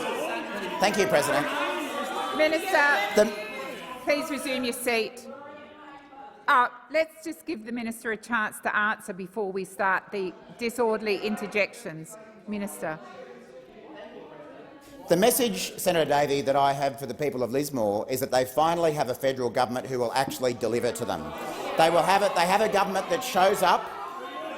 Unlike the former government, certain people from our opposition, as it was at the time, were in Lismore shortly after the floods, and we will deliver. Now, I do need to just correct one thing I said before. The funding that Senator Sheldon announced was $30 million for commercial landlords as opposed to 50, so just to correct the record there. There's so much support that we're putting in, and it's sometimes hard to remember exactly how much. There's so much money being put in, which is very much deserved. The announcement the Prime Minister made in Griffith the other day was to announce how the money would be spent. So we have worked with the New South Wales government collaboratively, something that the previous Liberal and National federal government was unable to do with the Liberal and National government, and we're now getting on with delivering the money. Your time has expired. Senator White. My question is to the Minister for Agriculture, Fisheries and Forestry, Senator Watt. What are the latest figures from ABARES on the value of Australia's agricultural production and exports? Minister. Thank you, Senator White, and I'm really looking forward to seeing your sterling performances on the Rural and Regional Affairs and Transport Committee, which I know you will do so well. And, Senator White, I can confirm that I have good news for farmers and good news for Australians. Today, the Australian Bureau of Agricultural and Resource Economics and Sciences, otherwise known as ABARES, has released their latest report on Australian crops and commodities. This year, farm exports are forecast to be worth a record-breaking $70.3 billion, which is a remarkable achievement. This is the biggest ever agricultural exports in our nation's history. I am shocked, President, that the National Party of all parties wants to yell at us when we have good news for farmers and good news for agriculture. But then again, when you see what the Leader of the National— Please resume your seat. Order on my left in particular. Minister, please continue. Thank you, President. It's a shame that they hate good news, President, even when it comes to farmers and agriculture. But then again, it's no surprise when we see what the Leader of the National Party has to say about the National Farmers Federation, calling them cowards and all sorts of other things as well. This is the biggest ever agricultural exports our nation has ever seen. And ABARES has also forecast a winter crop harvest of 55.5 million tonnes. This combination of high yields and high exports is good news for Aussie farmers, farm workers, rural communities and all of us in this country. And it also means that Australia can do its part in contributing to global food supply. Over this side of the chamber, we like good news, especially when it comes to agriculture and our farmers. It's unfortunate that we're not joined on the other side. We know that trade and exports make all the difference in times of stress and food scarcity, and I couldn't be prouder to see Australia more than pulling its weight. And I congratulate all the farmers and all the farm workers who've worked so hard to deliver these fantastic results. It's happening in all sorts of sectors. We know the industry has its challenges. Senator White, first supplementary. What fantastic news, Senator Watt. What is the Albanese government doing to support the agriculture industry reach its goal of $100 billion by 2030? Minister. Thank you, President, and thanks again, Senator White. As I was just saying in answer to the last question, we know that the agriculture sector has its challenges and we're getting on with solving them. But in the meantime, this data shows that the industry is in good shape, and that's a good thing. In terms of the supplementary question, we are in lockstep with the agriculture sector's ambition to become a $100 billion industry by 2030. And we're not doing that. We are doing this by working with all players in the industry, not dividing them and not fighting against them. We are bringing people together, not hurling insults from the sidelines when it comes to agriculture. And that started with the industry roundtables I held in my first weeks as minister, and it's continued at the Jobs and Skills Summit, where we agreed on measures to help the industry deal with workforce shortages right now. I am stunned. First it was the National Party getting stuck in about agriculture doing well. Now it's the Liberal Party getting stuck in about agriculture doing well. I thought you liked agriculture. I thought you liked rural communities. This is good news for the industry, and all you can do is yell. Minister. Your time has expired. Senator White, Senator White, second supplementary. What are the main threats to agricultural productivity? Senator McKenzie. And what is the Albanese government doing to support industry in addressing these challenges? Minister. Thank you, Senator White. Now, when I was suggested that I could ask a question about the threats to agriculture productivity, I took the high road and I decided to not comment on the threats that sit over the opposition. But now that with all this feedback that I'm getting, maybe I'll have to drop the script and revise the answer. It will come as no surprise that one of the major threats to the industry is— this is serious— it will come as no surprise there is one of the major threats to the industry is the risk of exotic animal diseases entering the country from overseas. We've implemented a three-pronged approach to help protect industry by supporting Indonesia to deal with their outbreak, strengthening our borders and by ensuring we are prepared should an outbreak occur. And it's really good to see cattle prices at sales across the country beginning to rebound, in spite of the fear-mongering that we saw from those opposite over the last couple of months. Another serious threat is the impacts that climate change is having on farming, as natural disasters become more fierce and more frequent. And supporting the sector to adapt and improve its climate resilience is imperative to our future food and fibre security. Thank you, Minister. The time has expired. Senator Canavan jumped. I think I have to go to Senator Wong first. Yes. Senator Canavan. Thank you, Order. Madam Acting Deputy. Madam President. I did. Sorry. Okay. Please continue. Senator Watt's doing such a good Canavan. job that my question is to the Minister for Agriculture, Fisheries and Forestry again. On the 9th of August, Labor government announced a $10 million biosecurity cooperation package to assist Indonesia as it responds to foot and mouth disease and lumpy skin disease. Can the Minister for Agriculture outline how many staff have been trained on the ground in Indonesia? Minister.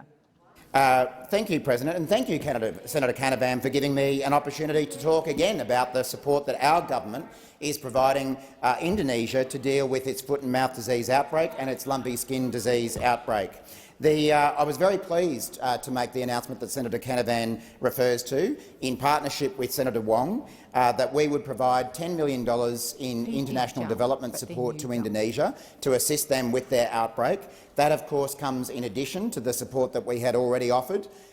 Shortly after I was appointed to the role as minister, I committed 1 million vaccines for foot and mouth disease to Indonesia, which I'm very pleased to say have arrived in Indonesia, have been delivered and are in the process of being provided to farmers as we speak.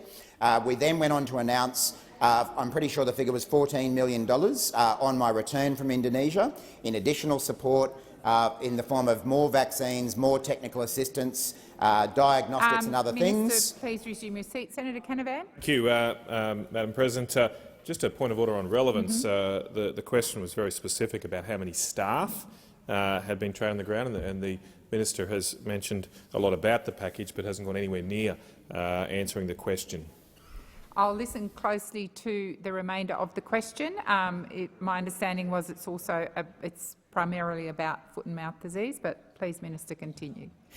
Thank you, President. The $10 million package that I announced at the Press Club, and again I recognise Senator Wong for her contribution to that announcement, was a combination of measures. Some of it was staff, and I'm happy to take on notice for you the exact number of staff that are working there. It includes vets and other technical assistance as well. But that money also involves another allocation of vaccines to Indonesia, which we are in the process of procuring. I know there are some people over the other side who think that you should be able to snap your fingers and get those vaccines immediately. That's not how it works. There's a worldwide shortage of those vaccines at the moment, but we are actively engaged in procurement negotiations to obtain another round of vaccines which will be delivered. But as I say, that $10 million goes further than just vaccines. It's things like providing vets, providing diagnostic assistance to make sure that Indonesia has the capability to undertake testing for foot and mouth disease, and a range of other support as well. Thank you, Senator Canavan. First supplementary. Thank you, Madam President. And that goes to my supplementary question on vaccines. The minister's already outlined that the package includes vaccines, but can the minister outline if any vaccines that we have purchased have been administered in Indonesia to date? Thank you, Senator Canavan. Minister. Thank you, President, and thank you, Senator Canavan. Just before answering the supplementary question, I should also point out that the support that we're providing to Indonesia in the sense of personnel is also provided remotely. So there will be and will be additional Australian staff on the ground in Indonesia, but some of that support is already being provided remotely back here from Australia as well. As I say, 1 million vaccines that Australia is providing to Indonesia have now arrived. That happened a couple of weeks ago. Again, I'm happy to give you the exact details on notice as to how many of those vaccines have been administered, but my understanding is that the rollout is well progressed. We know that there's an urgent need to get those vaccines into cattle as quickly as possible, and I'm happy to come back on notice with the exact answer. Senator Canavan, second supplementary. Thank you, Madam President. The package also includes technical and advisory support to tackle outbreaks in Indonesia. Can the minister outline exactly what support is being provided to date? Minister. Again, thank you, President. Again, I'm happy to provide on notice the exact details of the support that's been provided to date from that package in the form of technical assistance. I think I pretty much already answered what that technical assistance will involve. It's a mixture of veterinary assistance, diagnostics assistance to help with testing capability, the manufacturing of vaccines, because of course Indonesia have said that they want to manufacture their vaccines domestically. But again, I'll come back with the exact details on notice. Senator Wong. I'm so tempted to keep going, Madam President, but may I ask that further questions be placed on notice? I had a lot of people on that side wanting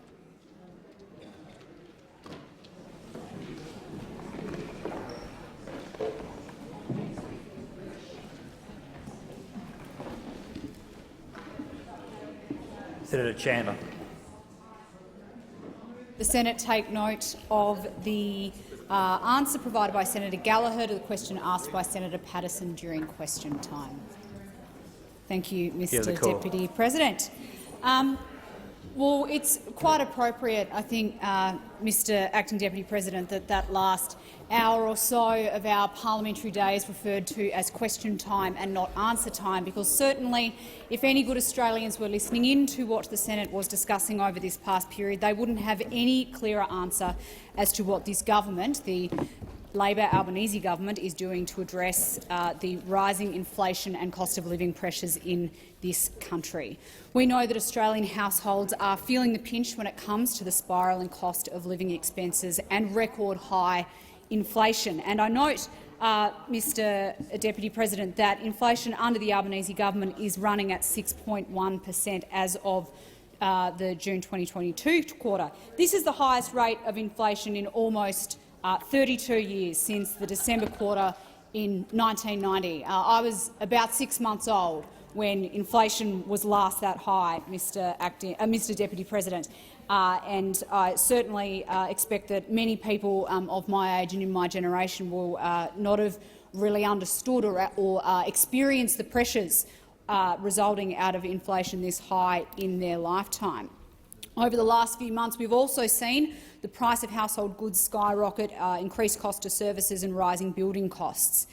Australians feel these inflationary pressures every time they pass through the supermarket checkout, when they head to their local medical practitioner, or when they want to treat their family to a day out to mark a special occasion. And in my own state of Tasmania, where we rely on air and sea freight services to transport essential household goods such as groceries, these rising transport costs are only adding to the inflationary pain. All of these expenses add up, and they make it harder and harder for Australian households to make ends meet. Yet this government has failed to deliver any shred of a plan to immediately address the rising cost of living and the pressure of inflation on Australian households. They did have one idea. During the election campaign, we heard time and time again the Labor Party telling everybody that they would cut their power bills by $275 a year for the average Australian household. Reducing the amount that Australians pay for their power would at least have provided some relief to household budgets, but they've abandoned that commitment, Mr Deputy President. They have gone back on their promise, hoping that Australians wouldn't notice. Well, certainly our job in opposition, Mr Deputy President, is to make sure that Australians notice that the Labor government has gone back on that commitment that made during the election.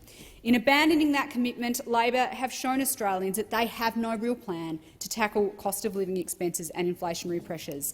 And while talk might be cheap for Labor, it doesn't result in cheaper power bills for Australians. And what have Labor been doing instead of developing this plan to tackle the rising cost of inflation and the rising cost of living? photo opportunities with American basketballers and moving to abolish the ABCC to appease their union mates. The Prime Minister was asked by reporters only this morning what he would do to address the cost of living, and he responded with some sort of vague response about introducing legislation aimed at medicine prices and childcare at some point in the future. I don't think that response is going to in any way address the immediate pressure of cost of living and inflation that is being felt by Australians, Mr Deputy President. Australians expect an answer to this problem now, today. They don't expect one into the future. They don't expect, oh, we'll look at this problem down the track or we'll think about it in the October budget. These are pressures that Australians are feeling here and now on this very day. It certainly seems like the government is just making it up as it goes along. And adding further pain to Australians today are paying off their home. Interest rates have continued to rise, with the additional financial burden being felt by those making mortgage repayments. As the Minister, Senator Gallagher, updated the chamber partway through question time, the cash rate today has increased by 50 basis points to 2.35%, which signifies 5 consecutive months of rate rises, with borrowers starting to feel the pressure as they pay off their mortgage. Part of the great Australian dream has always been home ownership, and these rising interest rates are only going to add to the financial impediments on those Australians looking to own a home of their own, looking to make ends meet at a time where cost of living and inflation are only getting higher. As Australia grappled with the detrimental effects of the pandemic, however, the previous coalition government was absolutely aware that we needed a solid and multi-pronged approach to assist with Australia's economic recovery. That's what we did in government. That is our record, and it's disappointing to see this sort of response from the Labor government. Senator Brown. Deputy President, I really think that the contribution by Senator Chandler has completely ignored the last 9 years of her government. On the 21st of May, the house of cards that was your government came tumbling down, exposed for what it was, a government of waste, rorts and lost opportunities. And quite frankly, that's been kind. That's been kind to their government. That's been kind to 9 years of a Liberal coalition government, because we had, don't forget, we had sports rorts, we had cuts to aged care spending, and of course we had cuts to real wages. Boasted about by the government of the day. Boasted about the fact that it was a deliberate design in their economic plan. They didn't have a plan. They didn't have a plan. What they had was a Prime Minister that was focused on delivering for their mates, focused on rorting public monies to go into areas where they thought it would be best for a political return, not an economic plan to put this country on the right path. Now, this government, the Albanese government, understands that people are doing it tough, and we have, and they also understand that we have inherited, as Senator Gallagher said in her response to the question today, that we've inherited from the Liberal opposition a cost of living crisis. You can't ignore that that is the fact. So no matter what Senator Chandler wants to talk about in terms of the plan that her government had, everyone knows, the Australian people know. That's why they punted them on the 21st of May. That's why they're on that side, because the Australian people got sick of their money being wasted with no plan, just waste, rorts and lost opportunities. So yes, we have inherited a cost of living crisis from those opposite, an economic and budget in complete shambles. That's what we inherited. But the Albanese government does understand that Australians are doing it tough, and the current cost of living pressures that have been built up over many years. But we have acted quickly, and Senator Gallagher, in her response, did mention some of those, some of the initiatives that the Labor government is putting in place. So we do say, and we're very upfront about this, we can't solve the 9 years of neglect and decay overnight. But it's our task to do what we can do responsibly to help Australians deal with these pressures in the short term and build a more resilient economy that is better able to withstand future shocks. That's why we are making childcare cheaper through our $5 billion investment in the October budget, and that's why we're making medicines cheaper.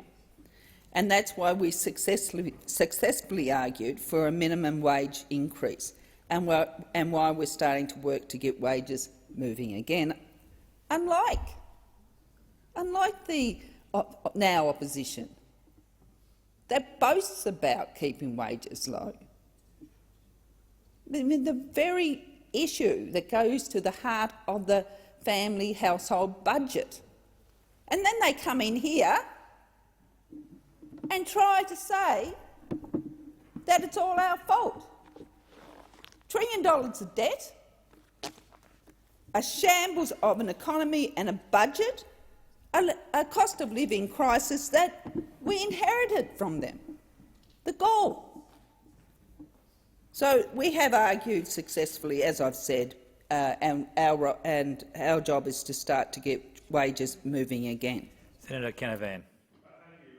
Deputy President, it is very notable that in Senator Brown's contribution on this debate that she almost exclusively spoke about the past, almost exclusively spoke about, in her words, the last 9 years, all looking back in the rearview mirror, almost nothing in her contribution seeking to defend this new government about the future. And it is the future that is concerning Australians right now, because Australians can see this cost of living crisis coming down the tracks to them. It is already quite difficult for many Australian families, as interest rates have gone up significantly over the past 6 months, 5 rate rises in a row, the fastest increase in interest rates since the mid-1990s. Very, very difficult for Australian families. Petrol prices have obviously gone up significantly over the past year due to the European energy crisis and then the invasion, a barbaric invasion of Ukraine by the Russian president. That's already hurting Australians. But unfortunately, we can all see and know that perhaps the worst is yet to come. Later this month, petrol prices are set to rise by 22 cents a litre when the former government's excise relief comes off, and that's something I think that we have to do. We cannot afford to neglect our roads, and fuel excises do pay for that. So that will be an increased cost for Australian families. The RBA governor today, in raising rates, has indicated that more rate rises are probably set to come over the next year, that it is probably not the end of this tightening cycle. So while many Australians are already facing increased mortgage payments of $1,000 a month, that will even be higher potentially over the next year. And finally, electricity bills are about to skyrocket. We have not got enough reliable energy in our market, and the increase in wholesale power costs we've seen this year have gone up 4 or 5 times, have not yet flown through to retail bills. That will happen later this year. So in that context, you'd think you'd have this government focused almost exclusively on this living cost crisis, but instead they're distracted. I kind of miss Mr Bill Shorten. You remember Mr Shorten used to talk about the top end of town. Well, this government is one that's constantly hobnobbing with the top end of town. Last week Jobs and Skills Summit here that we had here, almost everybody here was either from big business or big unions, and certainly themselves had no issue with paying their mortgages, no issue with paying even skyrocketing energy bills later this year, and there was almost zero talk from the participants at that conference about the major issue that Australians are concerned about today. Because the government cannot talk about its cost of living plan, because it's already dumped that plan it took to the Australian people less than 6 months ago. Less than 6 months ago, Mr Anthony Albanese promised the Australian people multiple times that he would slash their electricity bills by $275. He said it time and time again that your bills would be $275 a year lower under a Labor government. And in a matter of weeks, he walked away from that promise. He has not mentioned, the new Prime Minister has not mentioned that figure again since the election. And it must be a world record for a government breaking such a key promise so quickly to the Australian people. The government now doesn't talk about its power bill plan. If you're looking for relief on electricity bills, don't ask this new government. They have no plan. But now they do rest back on, and Senator Brown, in the brief moment she spoke about the government's plan, rest back on their childcare plan. They rest back on their childcare plan, and Senator Brown mentioned $5 billion. Very little she doesn't say, and very often they never say, the Labor government never says and reveals that $5 billion is predominantly going to very rich people in this country. Indeed, under the government's childcare plans, they are going to raise childcare subsidies for families earning up to $530,000 a year. $530,000 a year. You'll get, if you're earning $500,000, $500,000 a year, you're very, very lucky. You're going to even be luckier thanks to a Labor government because you're going to get more money from them. The Department of Education modelled this, and they showed that a family on $360,000 a year will be $11,000 a year better off. $11,000 a year. Thank you very much, Mr Albanese. If you're on $360,000 a year, if you're on $70,000 a year, you're only $1,700 a year better off. The 85% lower benefit for those families. That is the priorities of this new government. The Labor Party are no longer the party of the working class. They are no longer the party that look after the downtrodden in this society. They are wholly and exclusively focused on the Business Council of Australia, on the large unions that get big kickbacks from Big Super. They are focused on those interests, and those interests alone. They do not listen to and do not represent those Australians who struggle in this country and are struggling more because of this ignored cost of living crisis from this government. Senator Cox. Thank you, Deputy President. Senator Cox, are you seeking to take note of an answer to a Greens question? Yes. Yeah, no, we'll get to you in a moment. We have an order of service as it speaks. Senator Walsh. Thank you very much, Deputy President, and I thank Senator Patterson for his questions on inflation and on interest rates in this country, and I thank Senator Gallagher for her answers as well. And of course, on these questions, it must be noted from the outset that the Albanese government has inherited an economy from those opposite, with high and rising inflation. We have inherited an economy with rising interest rates as well. On top of that, we have inherited an economy with the slowest wages growth on record. So, in short, the Albanese government has come into office inheriting a full-blown cost of living crisis from those opposite. And one of the most important things that we need to do in the context of that crisis to help Australians get through it, to help Australians do well, to help Australians survive and thrive in this environment, is that we need to get wages moving in this country. And we also need to deal directly with the rising cost of living. And we are already putting plans in place to do both. We need to get wages moving so that people have the resources that they need to deal with the rising cost of living. And we have hit the ground running to do just that. Right on winning government, we made a submission to the Fair Work Commission arguing for an increase in the minimum wage. And our submissions, along with the work of the Australian Trade Union Movement, were successful, and there was, in fact, a 5.2% increase to the minimum wage.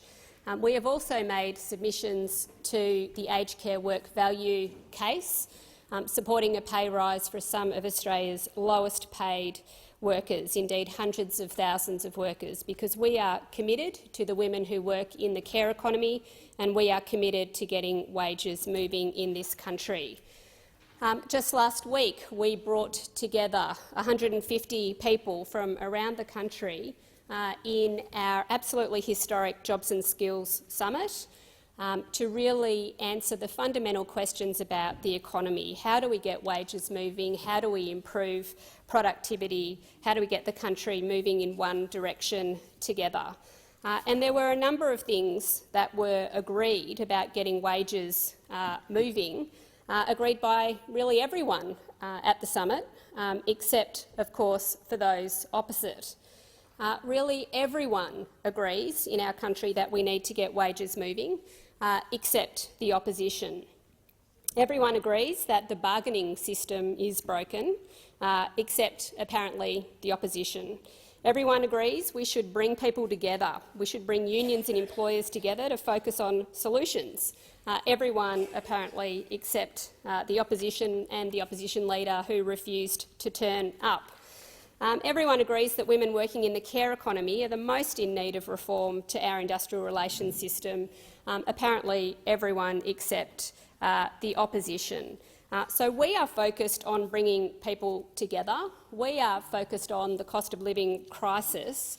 We are focused on getting wages moving to help people deal with that crisis, because that is, of course, half the equation of dealing with the crisis delivered by the former government, getting wages moving. And that is exactly what we have hit the ground running doing, and that is exactly what we will continue to do. The second half of the equation is direct action, of course, to relieve the rising costs of living. And we have just, of course, announced the biggest indexation of social security payments on record. And that is going to help so many Australians deal with the rising cost of living that has been delivered by the previous government. We have also extended the paid pandemic leave that was due to expire under those opposite. We've introduced legislation to drive investment in cleaner and cheaper energy to put downward pressure on power prices. We, as Senator Canavan noticed, are going to make childcare cheaper. So we are dealing with the cost of living crisis bequeathed by the previous government. Senator Scarr. Thank you, Mr Deputy President. At the outset, in terms of speaking to my colleague Senator Patterson's question to the Minister representing the Treasurer, Senator Gallagher, I want to address a claim that was made by Senator Gallagher that potentially the Assistant Treasurer had been verbaled.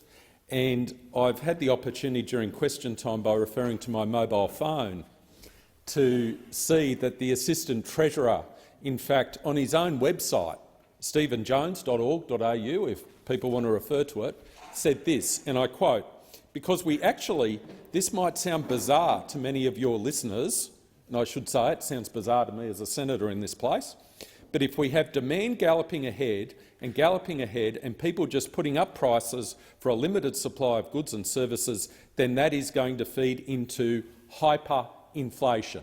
End quote. Hyperinflation.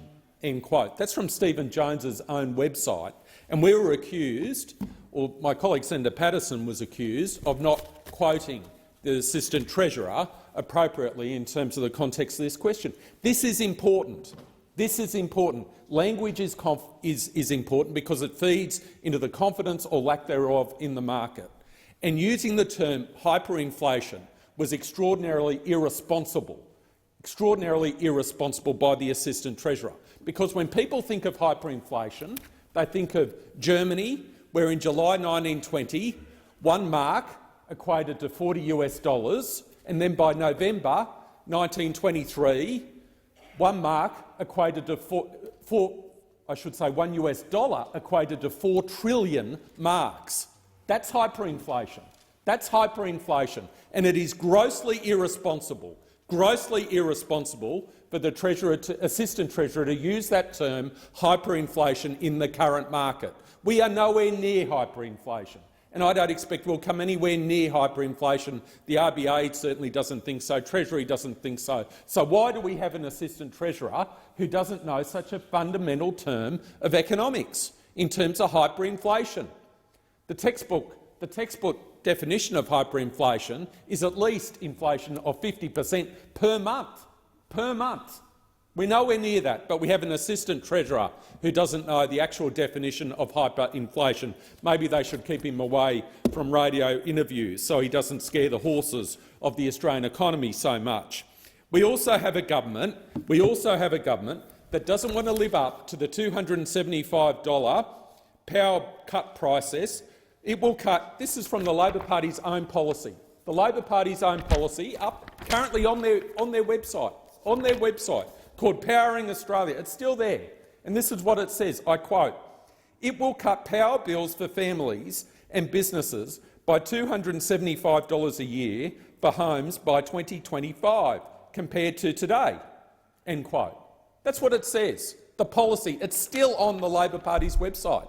And as my colleagues in this place have referred to consistently, it has been referred to over 90 times during the course of the election campaign, that $275 cut in Australians' power prices. But when the Albanese government is formed, there's no mention of this promise to the Australian people. Absolutely no mention of it. There was ample opportunity during question time for it to be referred to. But this promise that was given during the election campaign by the Australian Labor Party on their own website, you can check it out yourselves, $275 a year cut. No mention of it. Absolutely no mention of it by the Albanese government. Albanese opposition, $275 price cut. Albanese government, no mention. No mention. Still on its website, if you want to verify it, still on its website. And then we have the introduction of the Climate Change Bill 2022, an urgent bill introduced earlier today, an urgent bill, even though by the admission of their own minister it's not necessary. How can something be urgent if it's not necessary? It baffles me. But the Climate Change Bill 2022, it doesn't make any mention of the $275 price cut.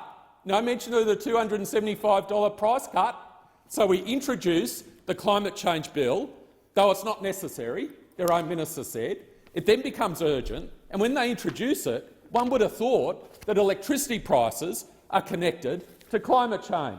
But no, there's no mention of the promise of $275 price cut made by the Labor government when they were in opposition. Thanks, Senator Scarr. I put the question to the motion moved by Senator Chandler. Those for the question say aye. Against, no. The ayes have it. Senator Cox.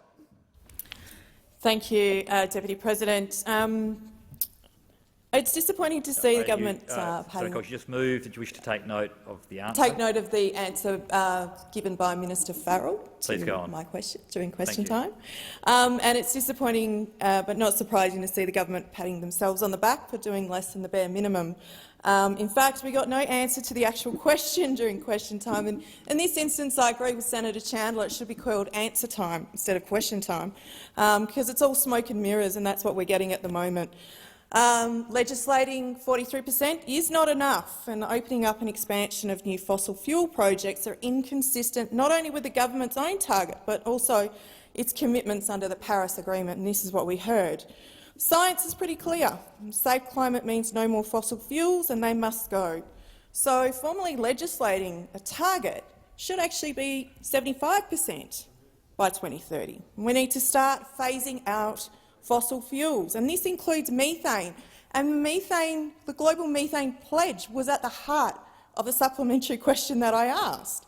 And we need to start doing that not tomorrow, not in the future, not in 6 months. We need to start doing that today. A climate bill was introduced earlier today, therefore we need that commitment. Over 100 countries signed up to that global methane pledge at COP26. Everyone except Australia. That's because Australia skipped along to COP26 in Scotland, hand in hand with Santos, and talked about carbon capture and storage, which is completely unproven to work. So addressing methane emissions is paramount to us actually reducing our emissions, and we need a robust plan. We cannot afford to have a minister sitting across in the other house doing policy on the run in this place. So we needed sufficient investment to make sure that this occurs. And we can't go dumping carbon, and I'm calling it colonial carbon capitalism that we're giving and dumping it in the Timor Sea for the Timorese people to deal with, after we've gone on a botched plan to think carbon capture and storage is about offsets in this country. We need to make sure that we are actually making this government accountable for being good on climate, because they're actually not. You can't have fossil fuel donors and play both sides of the fence and then be good for the climate by expanding their projects. We actually need a robust plan to look at how we invest in the economy. The UK have done it. They've reduced their emissions by 40% since 1990, and they've tripled their economy in size. Senator Thorpe. I'd like to respond to Minister Farrell when he spoke about what they're doing around First Nations.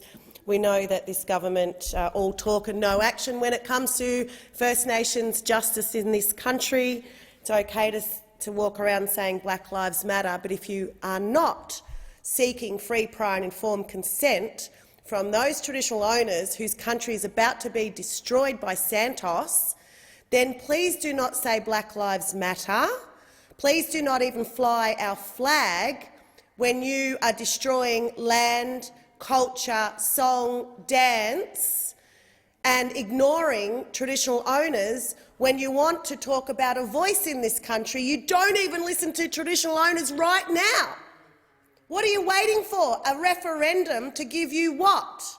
A group of people who you're then going to deny again? We are sick of the rhetoric of this Labor government. It's been going on too long. We hear from a judge who is hearing from the Tiwi Island people, who says that their rights need to be listened to. Now, I am pleading with this government to also listen to the rights of those traditional owners instead of some of the dodgy corporations and organisations that you go to manufacture consent. That's what Labor does. They manufacture consent. They pick a few of their buddies to sign off on dirty deals that destroy country. They are dirty deals supported by industries that donate money to you to ensure that you give them the favours that they want and need, and that does not give any rights to Indigenous people or First Nations people in this country. You won't even agree to fast-tracking the United Nations Declaration on the Rights of Indigenous People. You won't even have a reporting date on that because you're scared of the rights that it will give us to stop you destroying us and our people. We are a wake-up to this government. No, you're not our friends because you continue to destroy country and ignore the real people that want to have a say. I'm going to put the question as moved by Senator Cox. Those for the question say aye. Against, no. The ayes have it.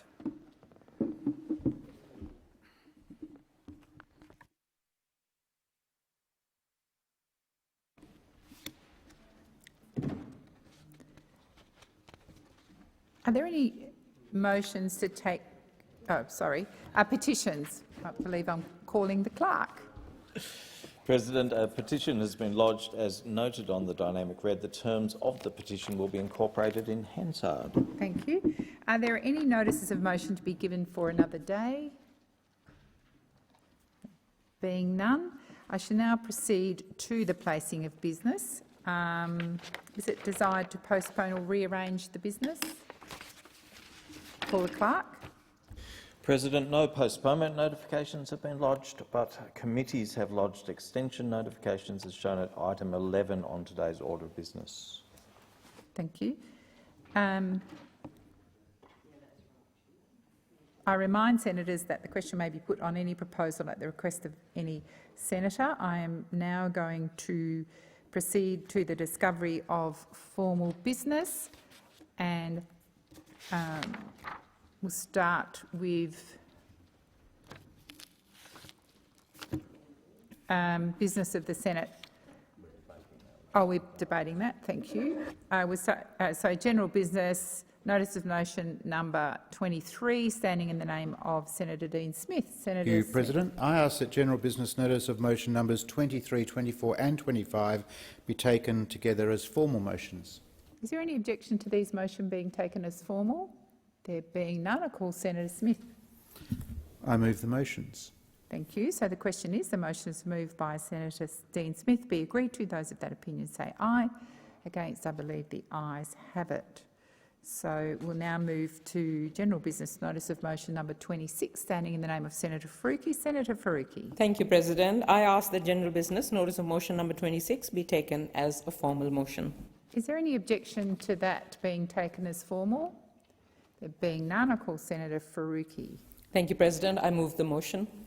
So the question is that the motion is moved by Senator Faruqi be agreed to. Those of that opinion say aye. Against, I believe the ayes have it. And that concludes formal business. Oh, beg your pardon, Senator Askew. Your attention to the state of the chamber. Ah, yes, so we'll just check. I believe we need to ring the bells. Ring the bells for quorum, thanks.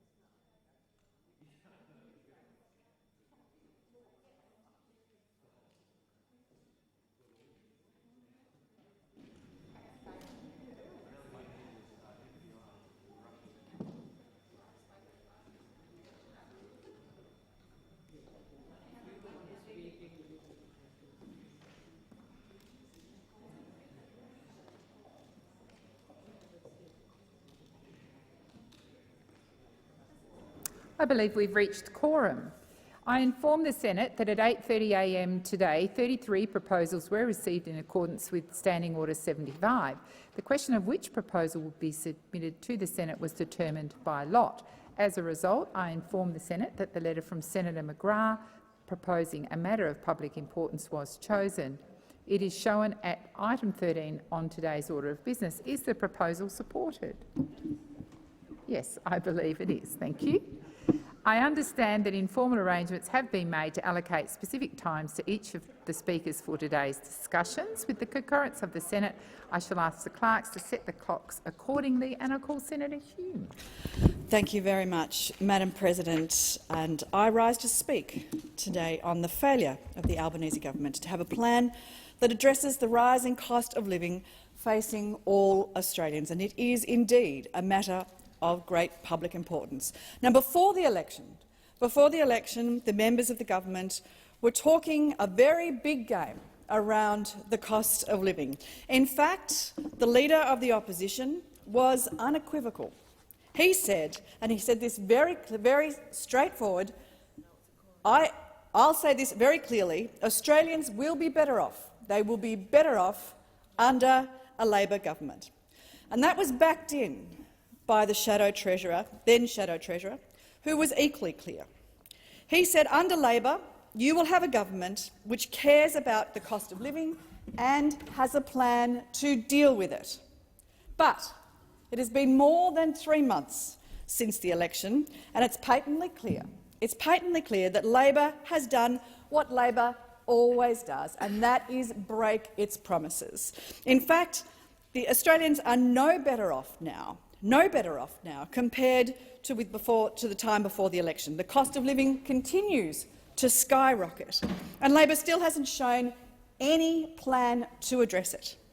Power prices are higher, grocery bills are higher, fuel is about to go up again in price, and the RBA has once again today raised interest rates. We feel it at the Bowser, we feel it at the grocery checkout, and we are certainly feeling it when we pay our mortgages, which suits the Assistant Treasurer just fine, because he's out there, the Assistant Treasurer is out there predicting hyperinflation, and he's predicting more strikes as well, further industrial reaction. Now, this is not what Australians need right now, and it's certainly not what this government promised.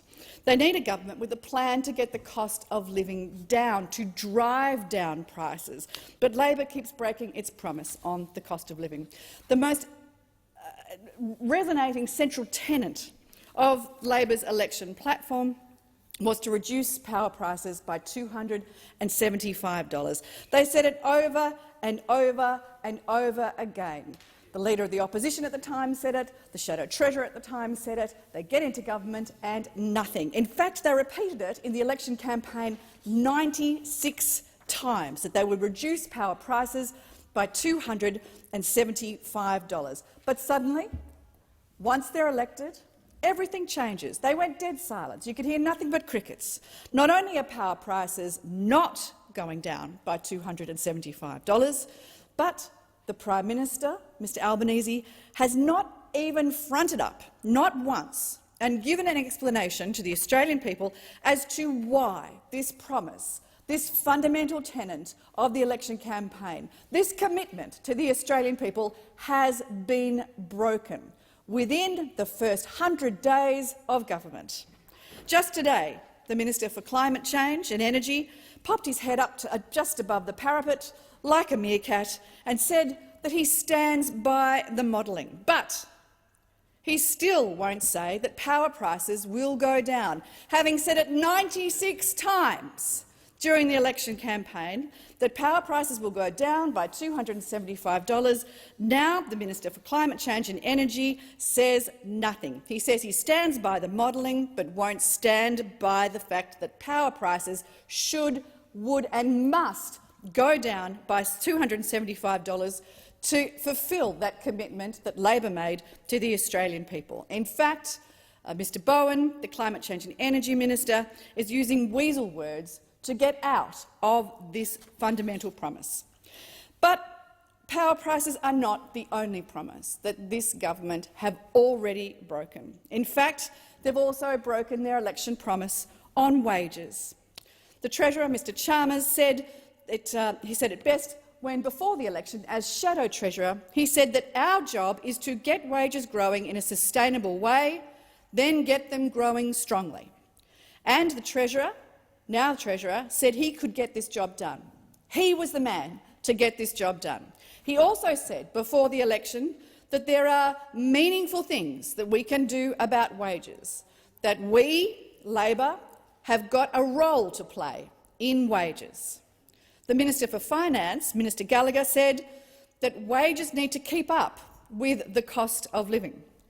That was before the election. Since the election, they've changed their tune. The Treasurer now admits that there is no credible economic forecaster who thinks that wages growth is going to keep up with inflation, although I guess that's something that the Assistant Treasurer is happy to back him in on. In fact, the Labor Party went to the election promising to increase wages, but the fact is the cost of living and increased wages have not kept up with the cost of living. So we know that Labor has already broken promises to reduce the cost of living, to reduce the cost of power and to improve wages. And these broken promises affect everyday Australians that are doing it tough with these increased costs of living. Now, I've been out into the community, as have my colleagues, talking to business owners, talking to individuals, talking to families, talking to employees. to understand just how Labor's broken promises on the cost of living are impacting ordinary Australians. Some businesses are planning and indeed expecting an economic downturn, and they're preparing to lay off staff right now. The cost of key supplies for some businesses has increased as much as 30% in a week. One business told me that they are planning for people to have less expendable income as inflation increases, so therefore that they will sell less goods. And another business told me that they are absorbing the fixed costs because they're concerned that consumers will stop spending rather than wear those price increases. A business that is looking to how to best manage their finances so they can absorb those increased power bills and grocery costs just so that they can keep staff on. One Sydney restaurant was reported in the newspaper of offering a $5,000 sign-on bonus just to get new team members for dishwashers and managers. Another Melbourne restaurant has resorted to recruiting staff from Dubai and covering the costs of their visas and processing fees at about $8,000 each. The cost of living is causing real concern to Australian people. And in fact, this week we heard that Suicide Prevention Australia have reported that 40% of Australians say that money issues are causing them more distress in the last year, with experts warning that it is in fact the biggest risk to suicide rates.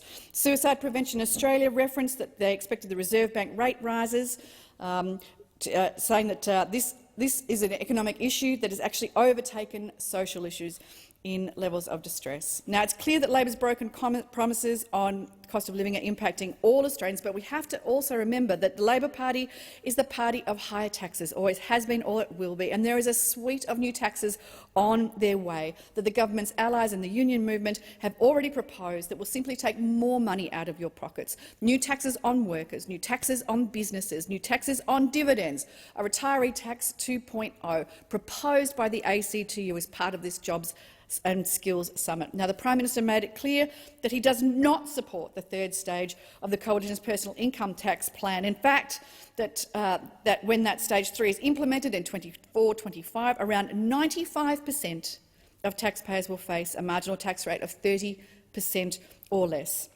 And it doesn't matter to the Treasurer, who said that we're not big fans of the stage 3 tax cuts, where we think that they are the least affordable and least responsible, and yet they would put more money into people's pockets. Just last week, the Prime Minister said that Labor actually tried to amend out the stage 3 tax cuts, but they weren't successful. Here's the deal. We know that Labor did not cause the war in the Ukraine that has fed into high energy prices. We know that they didn't cause COVID that's induced the supply chain problems that we're seeing right around the world. The things that cause inflation are not of Labor's making. However, they are this government's problem. The Australian people look to their government to help them through a crisis. Now, the previous government's challenge was COVID, and our response to that crisis resulted in the best health and economic outcomes that any country in the world achieved. This government, this Labor government, has faltered at its first hurdle, at its first challenge, and there will be more challenges that it needs to face. It's already broken promises.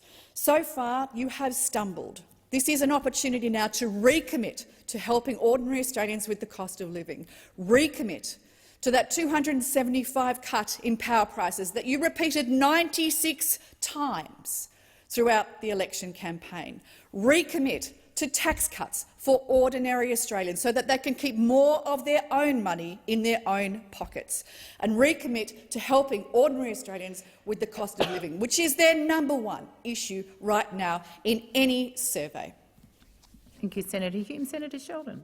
Good. Thank you, Deputy President. Thank you, President. Sorry, apologies.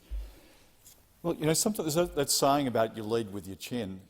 In this occasion with this MPI, not only has the opposition led with their chin, they're left with their head, their shoulders, the upper part of their body. The only thing they haven't lent in with is their toes are on the end of their feet.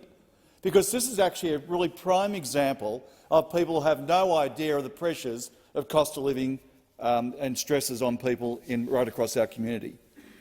You know, they said right quite clearly when they talked about the cost of living, when it was really put down all that time ago, when the whole decision, the cultural change that was brought about by the opposition when they were in government. And it was clearly spelt out by Matthias Cormann when he let the big one slip. The big one slip when he said, as a Liberal Finance Minister, low wages growth is a deliberate design feature of our economic architecture. Now, that will live in infamy for years to come. But this government is clear about making sure that the mistakes that the Conservatives made whilst in government aren't continued on. It's quite clear that we've made a very clear decision that Mr Cormann said that what he said out quite loud is actually something which isn't actually loud enough. Because actually, if he had told the whole story, I think he actually needed to go one step further. He needed to say that we have a design feature of actually having wage decline in this country. Because those people opposite are actually the first ones in the history of this country to actually wind back the middle class in this country, under their watch, under their policies, under their strategy. Even Matthias Cormann went further than he could even imagine to go, to turn around and destroy wages and conditions and rights within this country. Because wage cuts are a deliberate design feature of the coalition's economic architecture. But it's funny, I don't remember seeing the phrase low wages growth or wages cuts on any Liberal Party election material, but that's exactly what they did and that's exactly the policies they followed. Now the coalition are in the opposition, they're acting constructively to deal with the low wages crisis they created. Heaven forbid. You'll be surprised to learn that they aren't. Are they? No, of course they aren't. We had a summit with government, employers, unions and civil society last week to work on solutions to these issues. And the only people who refused to show up were the Liberal Party. Poor old Angus Taylor was doing the media rounds demanding that he receive an invite, only for the Leader of the Opposition to tell him he wasn't allowed to go. But last week was a great step forward on a real solution to the Liberal wages crisis. We saw agreements between the ACTU and COSBOA, even though they're threatening to have blood on the blood of COSBOA because they turned around and had the audacity to actually reach an agreement across the aisle, across the community, across business, which is in the interest of all Australians. Because they actually just want to have the war and the fight, because their deliberate strategy is to decline wages, not only keep them low. And of course agreements between the ACTU and the BCA. And of course agreements between the unions and the National Farmers Federation. All things that couldn't be achieved under this government, well, on the opposite benches when they were in government. There were so many agreements at the summit, but the Liberals can't even agree whether the Shadow Treasurer is allowed to attend. You don't think when the government's good employers and workers come to consensus agreements that the opposition should get on board. That's what they think. They don't think we should be getting on board. They think we should be tearing them up. We need to work around and make sure we have government, employers and unions coming together for the betterment of this country. That's the sort of Australia that people want to see. Consensus building. Changes that actually mean that their real wages increase. No policies on the opposite side for that to happen. In actual fact, a policy to make sure and policies to make sure that doesn't happen. And they've stayed on the exact same program. Now, of course, seeing the attacks on the Small Business Council, we're seeing the Nationals attacking the National Farmers Federation. It makes you wonder exactly who do the coalition actually represent these days. They don't represent employers who want to do the right thing, that's for sure, because good employers are coming to the table with the government and unions and the community to work out solutions. Because they know that we need to see wages moving in the right direction again. They know that after a decade of Liberal wage cuts, we need wages growth to kickstart our economy in the right direction. They know to get wages moving, we need to fix our bargaining system. We need to remove the barriers to enterprise and multi-employer bargaining. But the Liberals don't represent the interests of good employers. Their new constituency is dodgy employers like Qantas, like Alan Joyce, who only knows how to operate ripping off their workers. Qantas is a textbook case for why single enterprise bargaining is not fit for purpose. Alan Joyce's enduring legacy will be that he proved our enterprise bargaining system is broken. and can only be fixed through multi-employer bargaining. He figured out if you don't want to pay your workers the agreed-upon rates in your enterprise agreement, you can just outsource the work. Or better yet, you set up your own shelf company to turn around and undercut your existing staff. And of course, Qantas has punted most of their workforce off Qantas enterprise agreements and onto agreements with creatively named shell companies such as QF Cabin Crew Australia and Qantas Ground Services. These shell companies only exist to undercut the agreements that Qantas supposedly negotiated in good faith with their workforce. And on one route, you can now have flight attendants employed by 5 different entities, each one on a worse deal than the last. One of the few cohorts still mostly employed directly by Qantas is their pilots. But just this year, Qantas threatened their short-haul pilots with outsourcing if they didn't accept a multi-year wage freeze. And Qantas has the cheek to say, and I'll quote them directly, "We never said that a no vote would mean this flying would be outsourced." They went on to say, "Had either pilot group not been able to provide us with the working arrangements needed, another entity within the Qantas group would have done the flying." That is just brazen. Qantas says it doesn't count as outsourcing if they set up the shell company themselves. Qantas made that exact same threat to their long-haul pilots 2 years ago. And on top of all the shell companies at Qantas, you've got third-party labour hire firms like Swissport paying workers so badly that they're underpaying the award. Now, the point's this. If Qantas workers are engaged through 20 or more different employers, single-employer bargaining does not work. If Qantas can tell us workers that either sign this agreement or they'll set up a new company to hire them, single-employer bargaining does not work. Alan Joyce has proven that multi-employer bargaining is the only way to protect and improve wages and conditions in aviation. You'll need a multi-employer agreement that cannot be undercut by another shell company or another Swissport. Or I can guarantee there will continue to be a race to the bottom in the aviation industry. And it isn't just aviation. The Qantas blueprint is being adopted in other industries like mining. That's why the wages crisis in this country. If the Liberal and National parties really cared all about wages and the cost of living, they would get on board with the government, unions and employers, good employers, on fixing our bargaining system. They would get on board with multi-employer bargaining. But we know they never will, because as Mr Cormann slipped out, low wages growth is a deliberate policy agenda. In actual fact, wage decline is a deliberate policy agenda under the opposition's watch when they were in government. That's why the opposition opposed a pay rise for aged care workers. That's why the opposition opposed to an increase to the minimum wage. But just like on climate and just like so many issues, the Australian public, employers and workers have moved on past the coalition's internal cultural wars. We saw just last week at a road transport industry roundtable convened by Minister Burke, where they had the Transport Workers Union, employer groups such as the Australian Road Transport Industry Organisation, the National Road Freighters Association and the National Road Transport Organisation, employers like Linfox, Tolls, FBT and ACFS, major clients Coles and Woolworths, truck drivers and employee owner-drivers, as well as owner-drivers, and even gig platforms like Uber and DoorDash, come to a settlement and a suggestion about what needs to happen in the future. That's the sort of future for Australia. Thank you, Senator. Senator Cox. Thank you. Right across Australia, everyday Australians are struggling to make ends meet in the most basic ways: rent, food, bills and healthcare.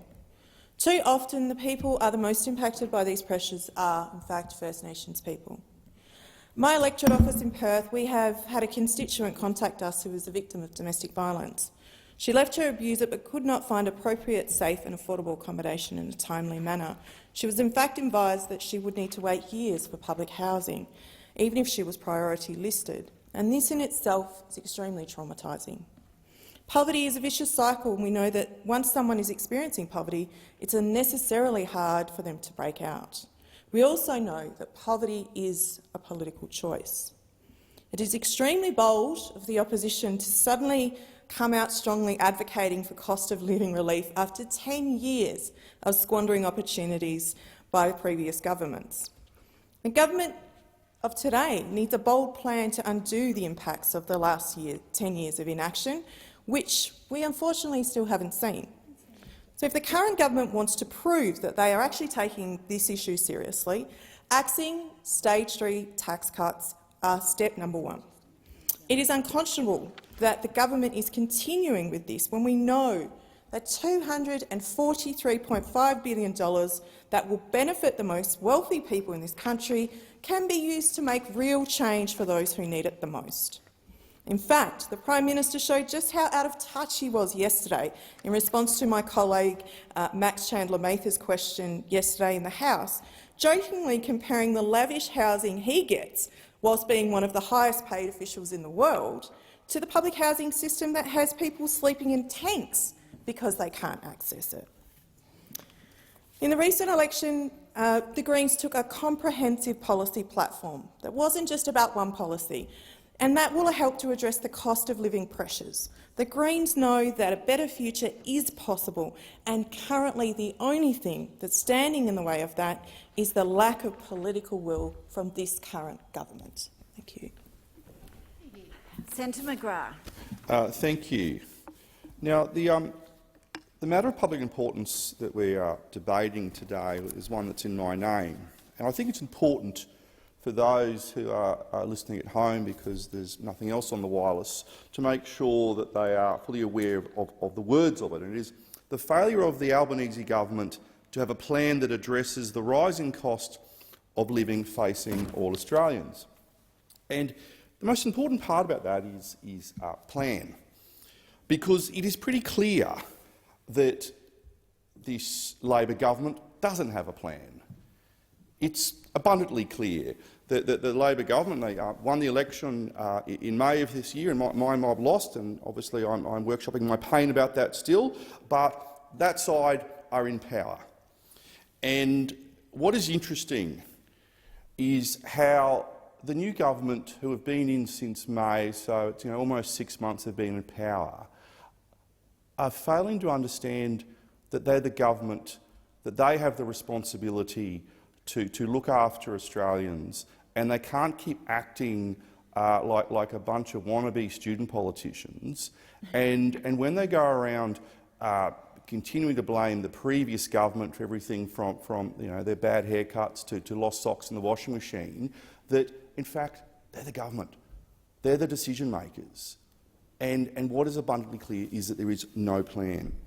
It reminds me a bit of that Monty Python skit in terms of the dead parrot, in that there is no plan. It's a dead plan. It was dead on arrival, and we've got a government who go around doing a lot of talking, and they get a gold medal for talking.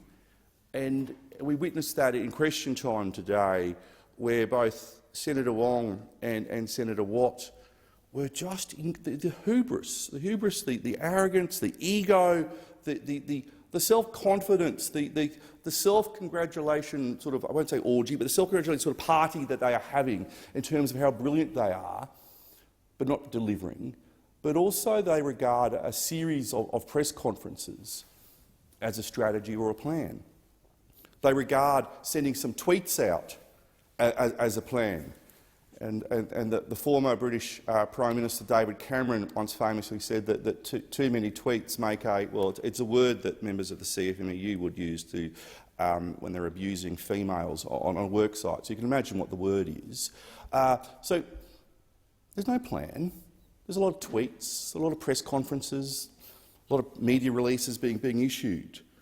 But for those Australian families who went off to work today and will come home, and they'll, depending on what time they listen to, whether the car's on the radio, whether the radio's on in the car, or they watch the 6 o'clock news, and they'll get the news that their interest rates, their mortgage has gone up another 0.5%. So if you live in one of the big cities, and let's say you've got a mortgage of of around $700,000, $750,000, which is a lot of money, but it's not uncommon in the big cities in Australia to have a mortgage like that. That since May of this year, since the election of this Labor government, that your monthly mortgage payments have gone up by $800–900. Now, that is scary. That is very scary for the working families of Australia who are dealing with a Labor government who don't have a plan but are far more interested in playing politics, who are far more interested in media stunts, who are far more interested in having summits where people get together, where I think a quarter of the attendees at the summit last week were union officials or connected to the Labor Party. So, yeah, it was a very broad representative summit last week, this giant talk fest. But in terms of those Australians whose mortgages have now gone up today by another half a percent, what is the message from this Albanese Labor government? Well, it's arrogance, it's hubris, it's the laughing that we saw from the Labor ministers during question time today, the belief that they are invincible. And it was particularly personified by Senator Watt, who is the new Agriculture Minister. And Senator Watt was taking credit as the Minister for the output of Australia's farmers.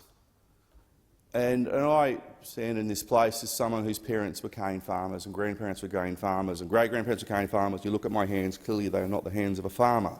And I think to myself, no politician, especially no Labor minister, should ever take credit for the work of a farmer and their family, or the work of a small business person and their family, because the work and the output that comes from the farm and comes from that business isn't because of some Labor politician. It's because of that farmer. And what fascinates me is how Senator Watt was taking credit for the increased output of Australia's farmers. He was taking credit essentially for the good weather that we've had recently. And I'm thinking, mate, you've got no idea about Queensland, a state which you claim to be a senator for, a state which some parts of it are still in drought, a state where over a 10-year period you might have 1 or 2 good years of good production, and then you'll have 1 or 2 years of average production, and then you'll have 5 or 6 years of very bad production. So if Labor are prepared to claim all the credit for the work that the farmers and graziers in Queensland do, well, I look forward to them standing up here when the drought comes back, which it will, and taking the blame for the hardship that has been wreaked upon the businesses and farmers of Queensland. Because we've got a Labor government who actually don't understand how you address cost of living. And it's not about a series, to quote one of their former leaders, who's now with my colleague Senator Hanson's party, using the great line, conga line. It's not a conga line of press conferences. It's sitting down and doing the real hard work of government. It's sitting down and making decisions that will benefit the Australian people. It is sitting down and making sure, and I say this as someone who believes strongly in the cutting of taxes, it is making sure that you continue to cut taxes, but it's making sure also that you deliver on your promises. Now, one of the most interesting promises that Labor made during the last campaign was that they would reduce the power bills for Australians by $275. That was a pretty, oh, here we go. The Chitty Chat squad have started, that they would reduce Australians' power bills by $275. Now, the Labor leader promised to do that 97 times during the campaign. 97 times. The Labor leader got up and he said, "We will cut Australian power bills by $275. He didn't have a little footnote and speak in a little soft voice and say, oh, it'll be by 2025 and it'll depend on what Penny Wong tells me and if I cross my fingers and brush my hair a certain way. He promised the Australian people 97 times that he would cut their power bills by $275. Now, how many times do you think that Labor, the Labor Prime Minister, the Labor government have mentioned that particular promise since polling day? How many times? 0. None. Zip. Niet. No, if you're French.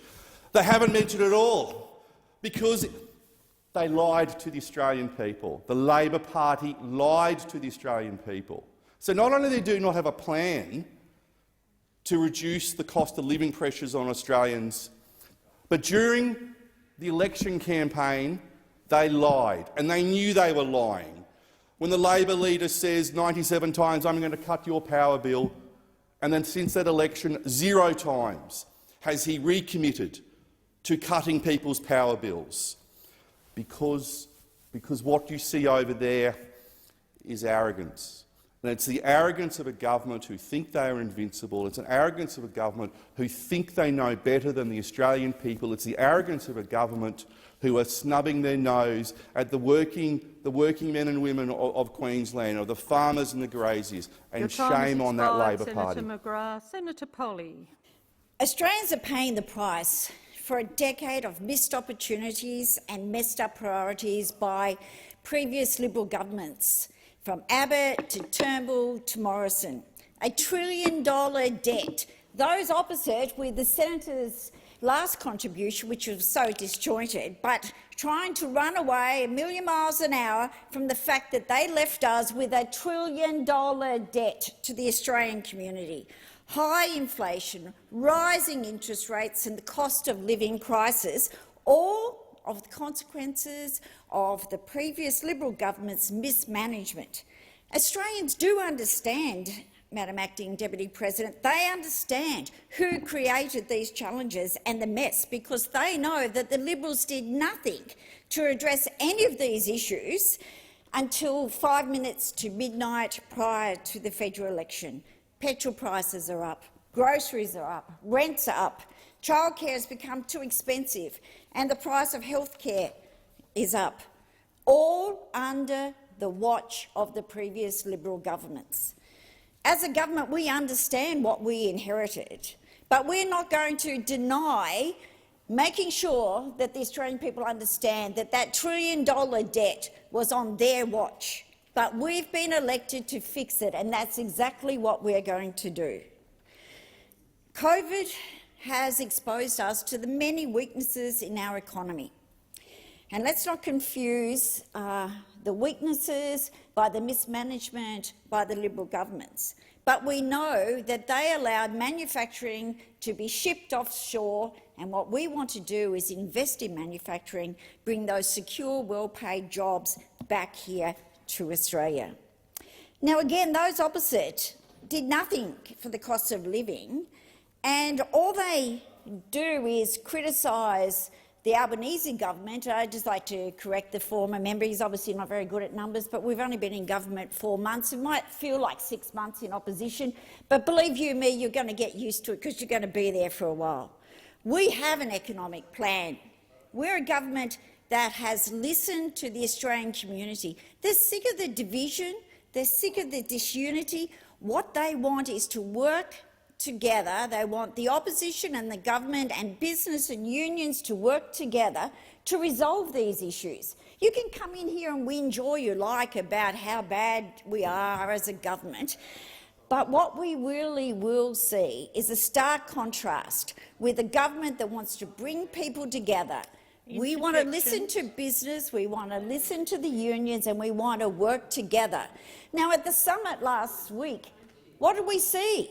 Where was Mr Dutton, Mr 22%? Where was he? Nowhere to be seen, probably having a long lunch on Friday afternoon, where we saw the Nationals leader come along to that summit with community leaders, the NGOs, union movement, premiers from each of the state and territory leaders coming along because they want to work with the federal government in finding the solutions, because they understand how tough it is for families out there.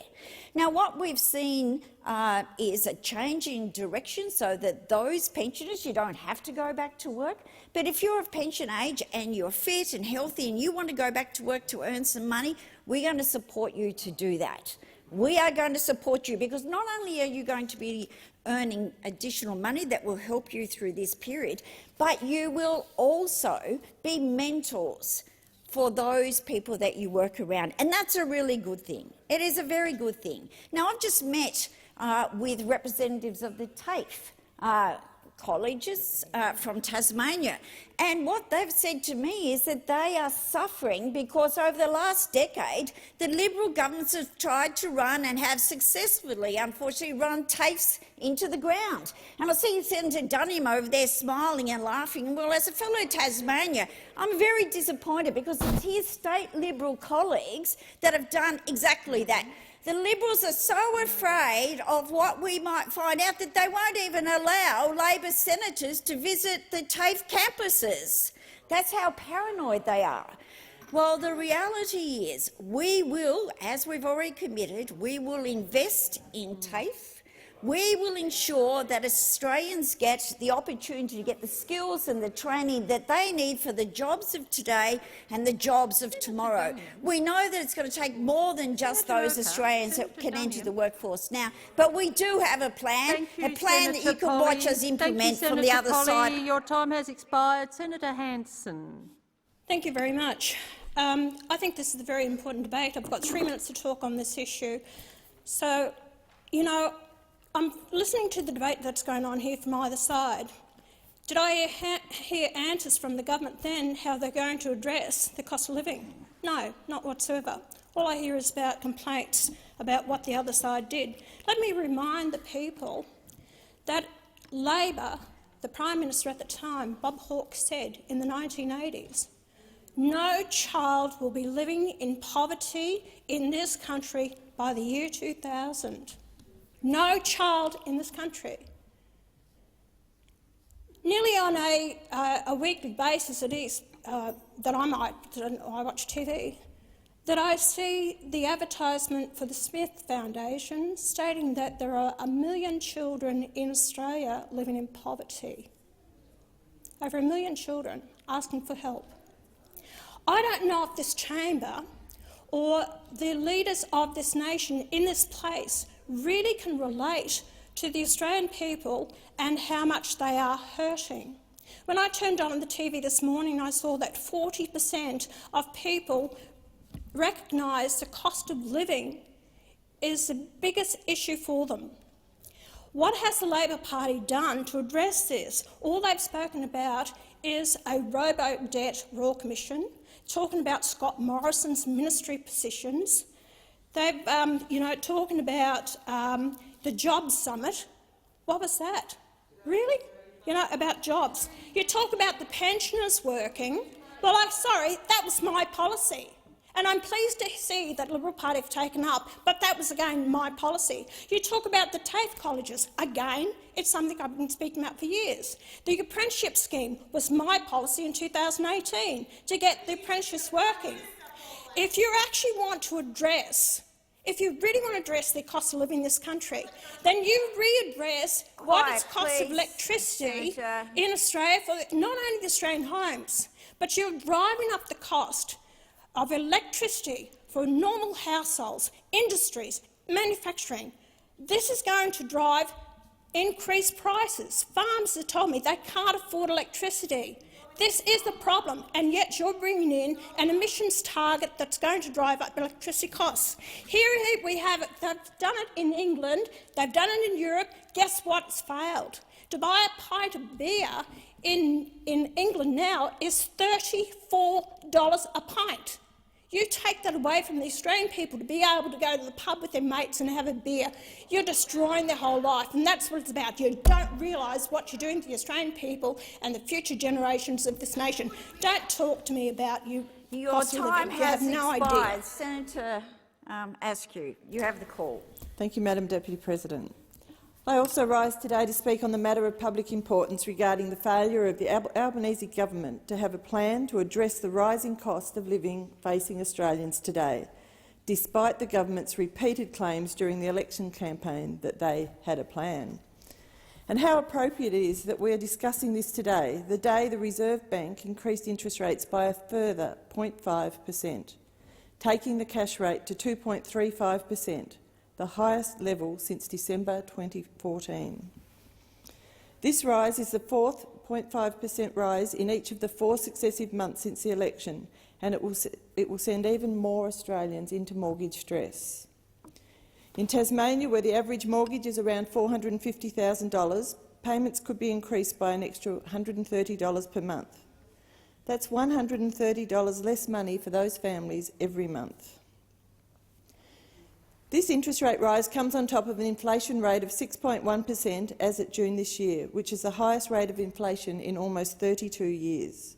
Coincidentally, this peak in inflation in the December 1990 quarter came at the time of the recession we had to have, according to Labor back then. And then there are the rising costs for groceries and the rising costs for electricity. Tasmania's power bills increased by 12% in July, which is an extra $200 a year.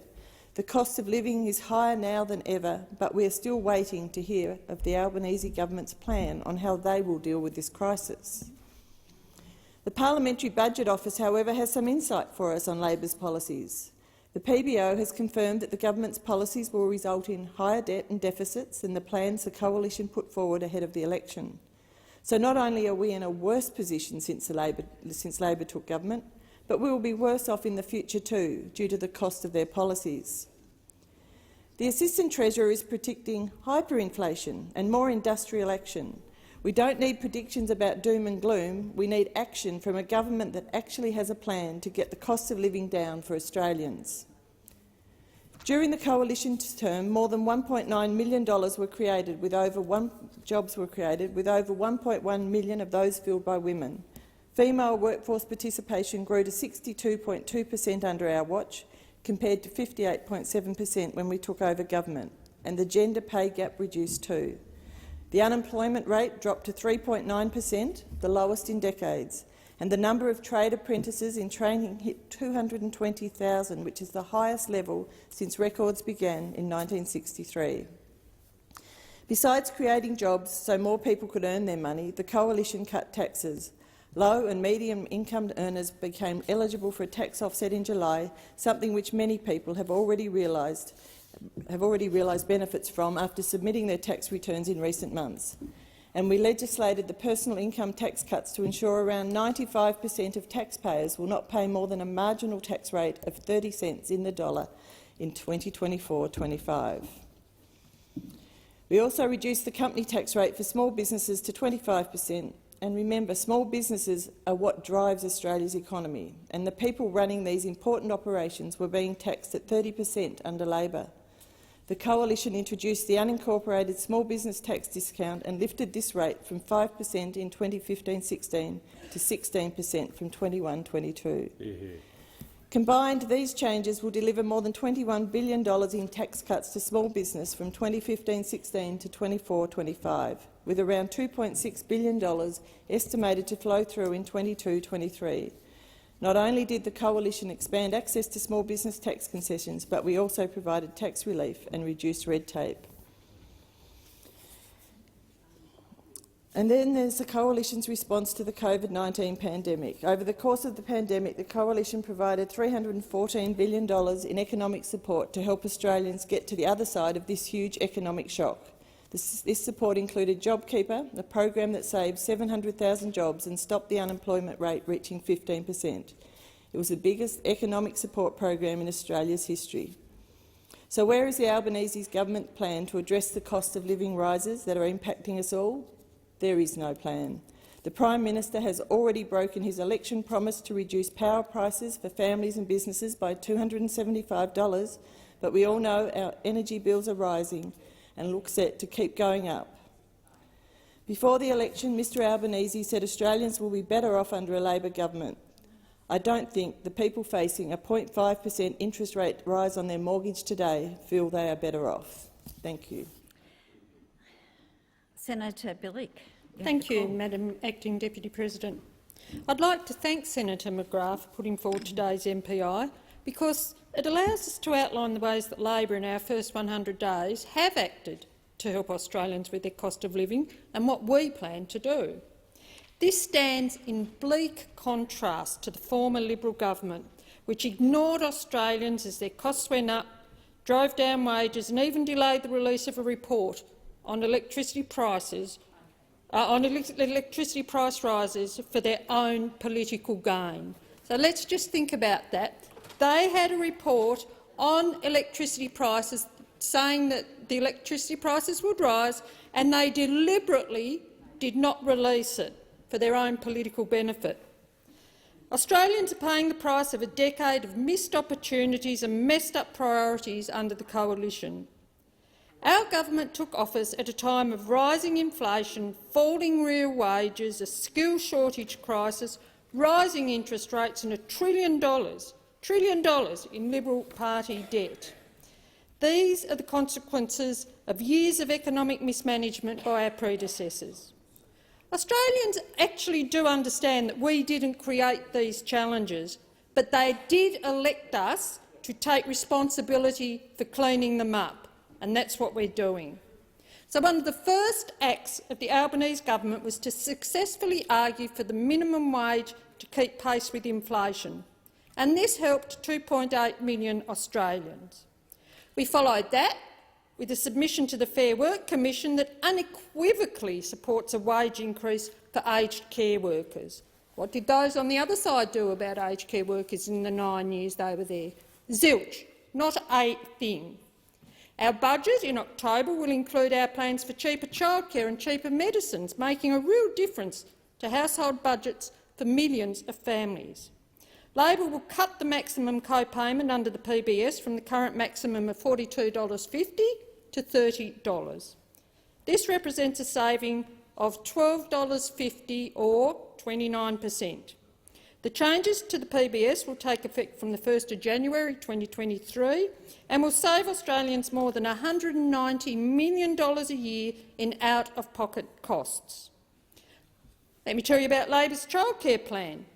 This means that 96% of families with a child or children in care will be better off. That's 1.26 million families. Labor will lift the maximum childcare subsidy rate to 90% for families for the first child in care, increase childcare subsidy rates for every family with one child in care earning less than $530,000 in household income, keep higher childcare subsidy rates for the second and additional children in care, and extend the increased subsidy to outside school hours care. So on this side, we're working hard to deliver our commitment to lift the speed limit on the economy that those on the other side had implemented. We're working hard to get wages moving again with investments in cheaper and cleaner energy, advanced manufacturing skills and fee-free TAFE. In fact, the government is committed to providing 465,000 fee-free TAFE places and 45,000 new TAFE places in industries facing skills shortages, and I'm pleased to say this includes early childhood education. These fee-free places will obviously be a massive saving for those looking to reskill or improve their qualifications and helping them to increase their take-home pay. Our guiding principles as a government are about ensuring no one is left behind. More than 4.7 million Australians will receive a much-needed boost to their social security payments from this month to help ease cost of living pressures. And the Albanese Labor government has announced the largest indexation increase to payments in more than 30 years for allowances and 12 years for pensions. Age pension, disability support pension and carer payment are all set to rise by $38.90 a fortnight for singles and $58.80 a fortnight for couples. The maximum rate of pension will increase to $1,026.50 a fortnight for singles and $773.80 for each member of a pension couple, or $1,547.60 per couple, including pension supplement and energy supplement. Job seeker payment, parenting payment, ab study and rent assistance will also increase. The rate of job seeker payment for singles without children will increase by $25.70 a fortnight to $677.20, including energy supplement, while parenting payment single will increase by $35.20. Your time has expired. Senator Steele-John.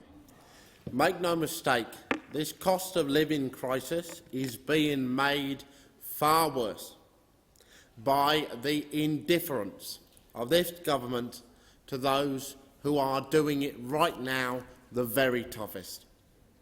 Now, after the biggest electoral win for progressives that this nation has ever seen, you would think that the new government would work finally towards supporting folks that are struggling in our communities to get by. They certainly talk the talk. This morning in the House of Representatives, the Prime Minister said these exact words, and I'll quote him directly. "A compassionate nation like ours cannot simply allow suffering of our fellow Australians to continue unabated." Prime Minister, you are absolutely right, which is why it is particularly galling that this government, despite talking the talk, is continuing to sacrifice the very most vulnerable, most struggling people in our community to this spiralling cost of living. Yesterday, the rates of support, payments and pensions increased ever so slightly. The reality of this increase is that it amounts to only a 2% increase in CPI on these payments, compared to an inflation rate of 7%. And yet in this context, the Albanese government is asking the community to congratulate them for this increase, to celebrate it, to treat it as evidence of the existence of a benevolent Labor Party policy, when in truth this is a fiction. All they have done is index these payments to CPI. Now, people are rightly furious about this, because people that struggle week by week, month by month on the rate of these payments understand the difference between indexation and an actual increase, because they live it every single day. I have to ask where the government gets the gall to attempt to advertise this as a win, while so many Australians are languishing in a poverty that it, in no uncertain terms, has chosen to maintain, particularly affecting those on the disability support pension who were left behind again and again by the previous government and can expect, it seems, no better. Thank you, Senator. Your time has expired. Senator Pocock.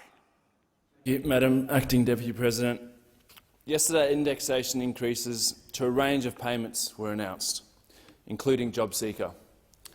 Recipients will get an extra $1.80 a day from 20th September, an extra half a coffee if they're lucky. This lifts the daily rate from $46 to $48. Expecting people to live on $48 a day is expecting people to live in poverty. The price of food alone is soaring, with estimates suggesting it could be costing low-income households as much as 40% of their take-home wage to buy a week's worth of food. This comes at a time where costs of rent are driving people to homelessness. We're having to talk about the working homeless here in Australia. In the last 12 months, the average rent on a unit in Canberra increased by 11%. It is the most expensive city to rent in our country. Nationally, there are 164,000 people on the social housing wait list. 164,000. It's not an exaggeration to call this a housing crisis. We're in a cost of living crisis too. In the pandemic, the COVID supplement increased the rate of job seeker, and we understand now that it lifted people out of poverty.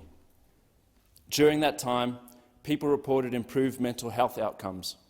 It allowed people to eat better and keep a roof over their heads. The research now shows that 4/5 of people who were on JobSeeker were able to live above the poverty line. Everyone deserves a safe, warm place to live. Everyone deserves to eat fresh and healthy food. I hope the government will urgently consider raising the rate to at least $70 a day to help get people out of poverty. Thank you. Thank you, Senator. Senator Orman-Payne. Thank you, Deputy President. Australians are facing a cost of living crisis. People are being smashed on all fronts: rising rents and mortgage repayments, rising food prices, rising education costs, rising health costs. Neither the Labor Party nor the Liberals or Nationals are interested in turning the tide around. In fact, they're actively committed to making it worse by refusing to invest in vital services, by refusing to lift income support payments, and by backing in $243 billion of tax cuts for the super wealthy. Of the $243.5 billion of Labor's Stage 3 tax cuts, $188 billion, or 77% of the benefit, will go to the wealthiest 20% of the population. Even worse, you're giving the richest 1% as much as you are giving the bottom 65%. The commitment to raw, unadulterated neoliberalism should bring shame to all of those on the Labor benches. Labor's Stage 3 tax cuts for the super-rich will turbocharge inequality in this country and effectively destroy our progressive taxation system. At a time when the share of national income going to profit is at an all-time high and the share of national income that is going to workers' wages is at an all-time low, this is both economically and morally indefensible. And you know it. You know full well that this is an indefensible policy, which is why you try to blame it on the Libs. But you know what? When you vote for it, you own it. We must do more to deliver cost of living relief to people.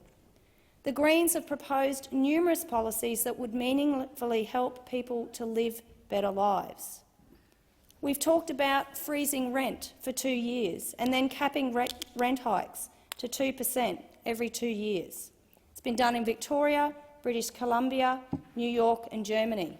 Let's do that here too. We've talked about making public education truly free with no fees, no public school fees, free university and TAFE, free meals for school kids. That will help people with cost of living relief. We've talked about reforming tax loopholes, reforming the petroleum resource rent tax, introducing a windfall profit tax and closing existing loopholes that let big corporations and billionaires not pay their fair share. We've talked about free childcare. Childcare is a huge portion of the household budget for many families. Free childcare means an ease in the cost of living pressures for families. It would cost around $9 billion per year, much less than the Stage 3 tax cuts, to give free childcare to all families. And we've talked about pausing the interest rate hikes, at least until the October budget. Interest rate rises are hurting both renters and new homeowners, and they are doing nothing to address supply-side inflation. Labor's Stage 3 tax cuts will turbocharge inequality. We need cost of living relief now, not more tax cuts for the wealthy. Thank you, Senator. We will now move to the consideration of documents. Those documents are listed on page 4 of today's order of business, and I will remind the chamber that at approximately 5 o'clock we will go to first speeches. So, item 1, Australian National University. Any speakers? Commonwealth Grants Commission Report 2021, Migration Act 1958, Senator McKim. Yes, thank you, Acting Deputy President. I do rise to speak to the Migration Act 1958, Commonwealth Ombudsman's reports, numbers 20 to 22, 24 and 25 of 2022, as well as the government responses to those Commonwealth Ombudsman's reports. And I want to be very clear here in regards to immigration detention, that the average length of time that people spend in immigration detention in Australia is a human rights calamity. And when you compare us to other countries in the world, we imprison people in immigration detention in this country, in some cases for many years and in a small number of cases for over a decade. We imprison people on average for far longer than comparable countries around the world, whether it be the United Kingdom, whether it be Canada, whether it be the United States. We are a global outlier in terms of how long we keep people in immigration detention, why we put them there in the first place, and the way we treat them in immigration detention. And that is why the Greens have consistently argued for a royal commission into immigration detention, not just onshore but offshore. What we did to people on Nauru, what we did to people on Manus Island. And I want to say right here, there are still over 200 people in either Papua New Guinea or Nauru who are in their 10th year of suffering. They were put there by the Labor Party in 2013 and they remain there now. After long years of Liberal government, they remain there now under a Labor government, exiled in Papua New Guinea or Nauru. And I know some of those people and I'm in contact with some of those people, either directly or indirectly. And I can tell you now, some of them are doing it incredibly tough. And there is no excuse, no reasonable rationale for leaving those people in exile in Papua New Guinea or Nauru for one day longer.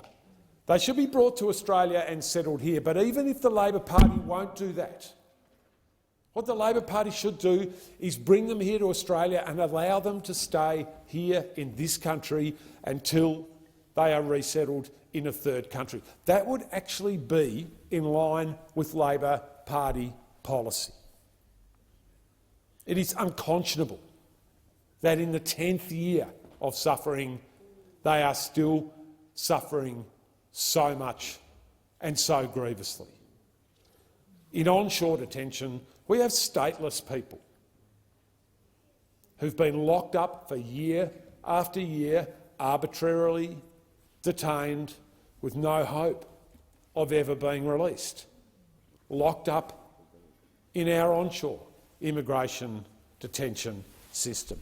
We have to have a royal commission into onshore and offshore immigration detention in this country, because we need to make sure that the grievous suffering that has been endured by so many for so long, whether it be here in Australia, on Manus Island, in Port Moresby, on Nauru, that suffering is brought to an end and that we never in this country write such a foul, dark and bloody chapter in our national story ever again. We need to hold people to account for what has happened here, for what happened in Manus Island, for what has happened on Nauru, the murders, the rapes, the child sex abuse, the deliberate dehumanisation, the deliberate imposition of suffering in an attempt to make people's life so bad that they fled back to the persecution that they fled from in the first place. We need to make sure that never happens again in this country. We need to make sure people are held to account for what happened, and the way we can do that is through a royal commission so we can get the truth out about what happened and make the improvements that need to be made so that we can regain our human rights credibility. Thank you, Senator. Senator McKim, are you seeking leave to continue your remarks? Mr. President, I do seek leave to continue my remarks. Thank you. Are there any further speakers on item 3? Item 4? Any speakers? Senator Steele, John? Yes, I'm just seeking. I think it's item 4 to take note of the of document number 5, the Economic References Committee. No, we're on to number 4, Treaty Joint Initiatives on Service Domestic Regulations. Oh, it's a bit early. Sorry. No further speakers. Then we shall move on to the tabling and consideration of committee reports and government responses. Senator Scarr. Mr. President, I rise to take note of the Economics Legislation Committee report, Treasury Laws Amendment Electric Car Discount Bill 2022, and seek leave to continue my remarks. It's premature. I need to table said report first. On behalf of the Chair, sorry, once I've got the call. Yes, you have the call, Senator. Thank you. On behalf of the Chair of the Economics Legislation Committee, Senator Walsh, I present the report of the committee on the provision of the Treasury Laws Amendment Electric Car Discount Bill 2022, together with accompanying documents. So they've been tabled. Senator Scarr, you're now seeking leave. Preempted. Okay.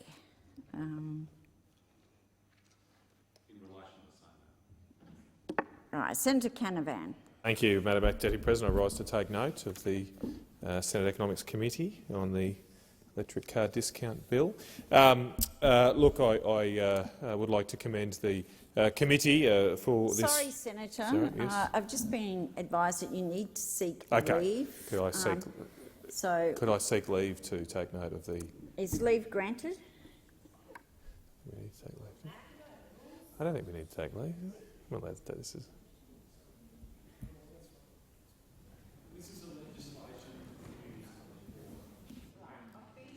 Advise that this is part of the selection of bills report and you don't normally speak on it at this time.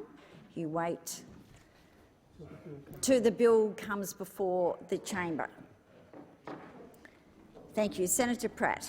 Thank you. On behalf of the Parliamentary Standing Committee on Public Works, I present the 85th annual report of the committee. Report's been tabled. Senator Scarr. On behalf of the Legal and Constitutional Affairs References Committee, of which I'm the chair, I present additional information received by the committee on its inquiry into the application of the United Nations Declaration on the Rights of Indigenous Peoples in Australia. You seeking leave to continue your remarks? No? So don't. Senator Steele John. I would like to take note of the Economic References Committee report, Australia's sovereign naval shipbuilding capability, and seek leave to continue my remarks. Is leave granted? Leave's granted. Thank you all. Any further speakers? No? Are there any ministerial statements? Oh, sorry.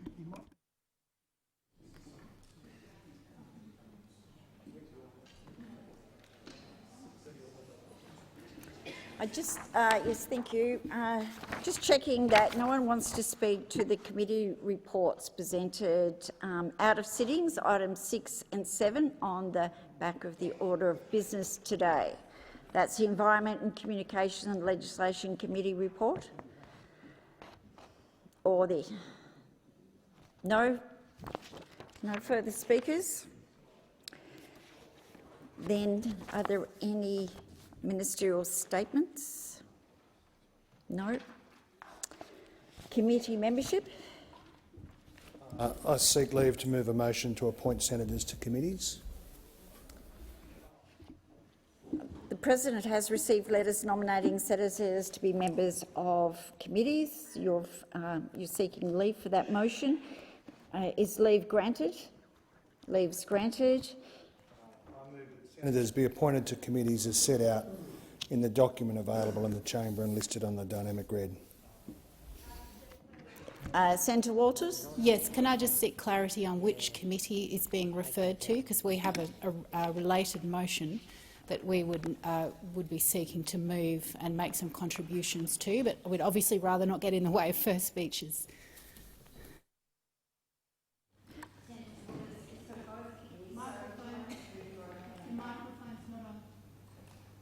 Oh, sorry.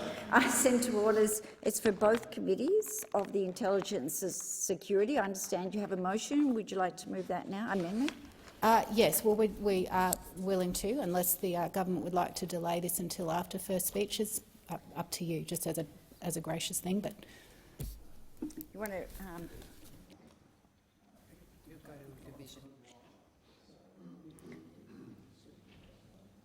Well, we do have, just waiting for some clarity, we'll delay it to after the first speeches.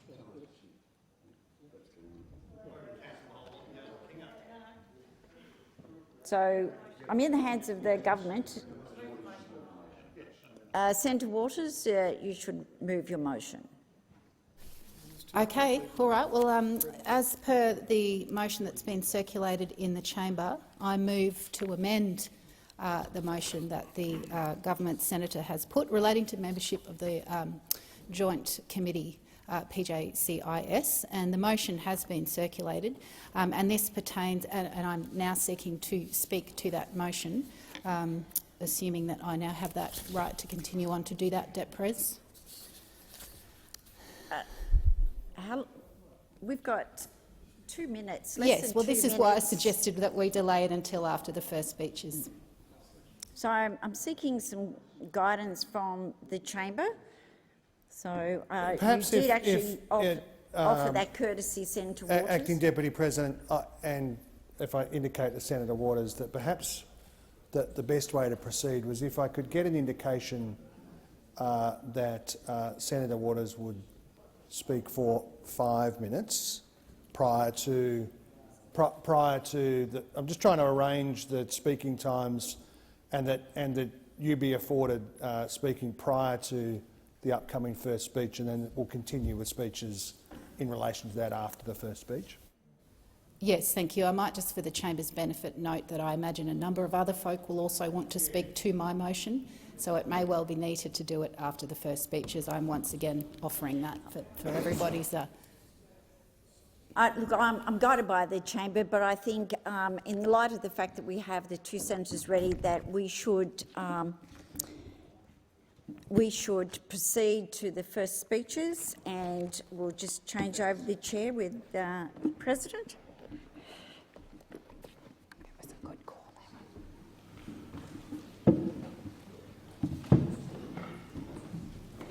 Thank you, Senator Waters, for your indulgence. Pursuant to order, I now call Senator Tyrrell to make her first speech and ask senators that the usual courtesies be extended to her. I call Senator Tyrrell. Yeah. Thanks, President. Appreciate it. What, if I appreciate it, I'll get on with it. Look, this is the strangest experience, being a senator. Calling myself one, even. Feels like I'm a kid playing dress-ups. Like there's been a mistake. Any minute now, someone's going to come grab me and tell me I actually lost. I didn't grow up writing and rewriting my first speech in my head. I grew up hanging out with my Nana French, swimming at Guns Plains or Spelman's Bridge, wearing knitted clothes and going for a barbecue and collecting firewood for winter. I was an average student. I struggled with maths, and truthfully, I still struggle with it. In high school, I was the chubby, geeky, weird kid. I liked hanging out in the library, going through books about the world outside of Tassie. After school, I fell into the trap of bad perms, short skirts and high heels. Go on, you know you all did. I worked on a farm, going out to the paddock, collecting the hay bales and throwing them onto a truck. It's not glamorous work, but a girl needs money. And that Garfield Orange XD Falcon with a column gear shift wasn't going to pay for itself. $2,000. Buy one now for $2,000. It's a collector's item. Mum passed away 23 years ago. too young, but all she wanted was time with the people she loved. She knew what it meant to struggle, and I think we all do too. I hear politicians talk about it. The words that get used always sound foreign to me. Phrases like putting bread on the table. You don't work just so as you can put bread on the table. You work because it gives you something else. And I'll tell you how I know that. I didn't go to university.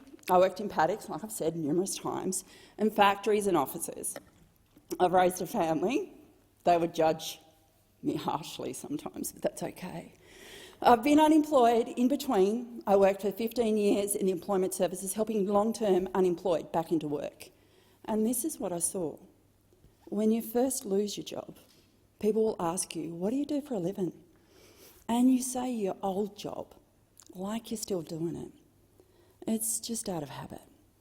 At least when it starts, it's a habit. Then you're out of the job a little longer, and it's out of convenience. It's a white lie, but it's simpler, because it's what you'll be doing again in no time at all. Then a bit of time passes, and you realise maybe you won't be. You start to say you're between jobs, which is like saying you're adrift but land is in sight. You say it to reassure the person you're saying it to, but then a little while passes and you're still saying you're between jobs. You end up saying it a few too many times to the same few people. You keep telling them that land is in sight, but you never make it there. And it gets embarrassing. So they stop asking. And you know why they're not asking you anymore? You ask a kid what a dad does, and they'll tell you what his job is. Tasmania has places where people grow up watching their parents be unemployed, and it breaks my heart. I've seen bright, funny, confident people get broken by a long stint out of work. They get humiliated by it. It's like coming last in a beauty contest every single day, and it's a kind of trauma. It's bloody hard to come back from. Decent people deserve decent work for decent pay, and that's what I care about. And when you're out of work, you deserve help to get back on your feet. You deserve a lift up and respect for the strength it takes to lift yourself up off the floor. If you can't work, we should be working for you to make your life better. Well, Jackie and I, we come from the same place. I started working for her in her Burnie office about 8 years ago. I was terrified, cacking my dacks.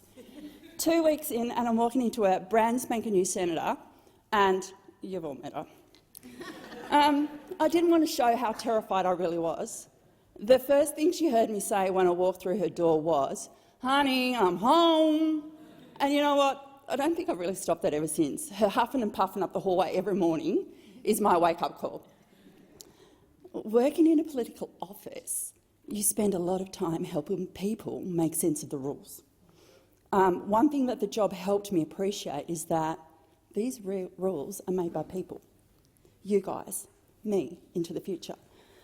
It seems obvious to say, but when you're a member of the public and you're bumping up against them, you get told that's just the rules, and that's the end of the conversation. And when I started, that was my approach too. But when you do the job for a while, you learn the rules, enough to know when you can work around them. Sometimes you have to. Sometimes the rules are bloody dumb. Rules are set by people. They're not handed down from on high. And if they don't work for people, people can change them. We can, right here, if we want to. The other thing I saw working with Jackie was just how rough it can be on the crossbench. Don't get me wrong, it's quite comfy over here at the moment. People are passionate about issues, but they're passionate on both sides, for and against. And that passion can be horrible when you're caught in the middle of it. Please don't be horrible to us here in the crossbench. When the crossbench is in the balance of power, it's because the parliament can't agree to anything. That's okay, that's normal. That's what we use politics for. But it gets ugly when we don't just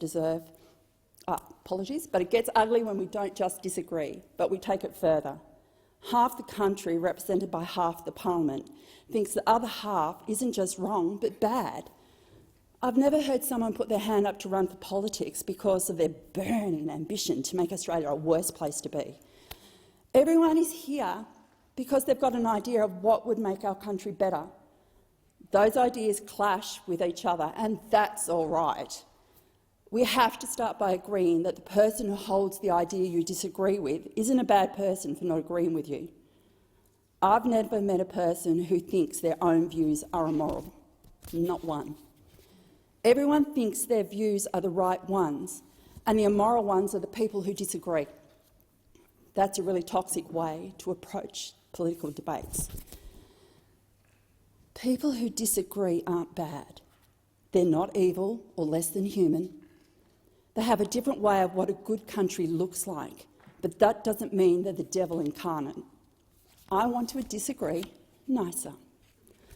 With that in mind, I want to offer my respect and admiration for the person whose seat in this place I'm now perched.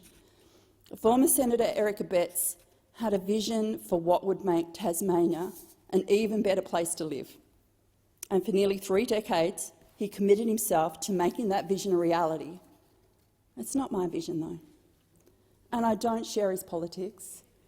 I think he was wrong about what Tasmania needs, but he had an honestly held view that what he was fighting for was what's right for our state, and I admire him for that. It's what I want to do. I'm just going to do it a little bit differently. My friends are a lot like me. They're very plain and simple. They're not classy, but they're not nasty. And you'll never be left wondering what they're thinking. I like people who are straight with me, and that's how I always try to be with them too. Most people are like that. Politicians don't seem to have the same reputation, and I'm sorry about that, I really am. I campaigned on the idea that we want more regular people in politics.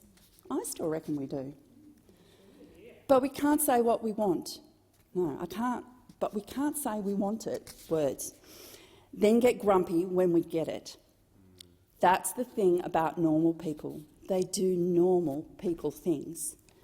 They laugh at inappropriate jokes. Just FYI, I can't tell a joke because I can never remember the punchline. They wear fat pants on the weekend. I've got a few pairs. They'll try to say something clever and end up with their foot in their mouth. They get nervous talking to big crowds. They get self-conscious when there's a camera in their face. Yeah, that's you. They doubt themselves. Normal people change their minds about things. It's one of the things I like about Jackie. She's not the Jackie she was when she was elected for the first time, because she's not been afraid to learn. I want to learn and I want to change my mind. That's who I am. I change my mind about things all the time. Be quiet, Tim. The reason I'm here is because I changed my mind about whether I wanted to be a politician. And I like that about myself. I like being modest enough to say I've learned more and I was wrong. I don't want this job to change me. I don't want the normal to get drained out of me.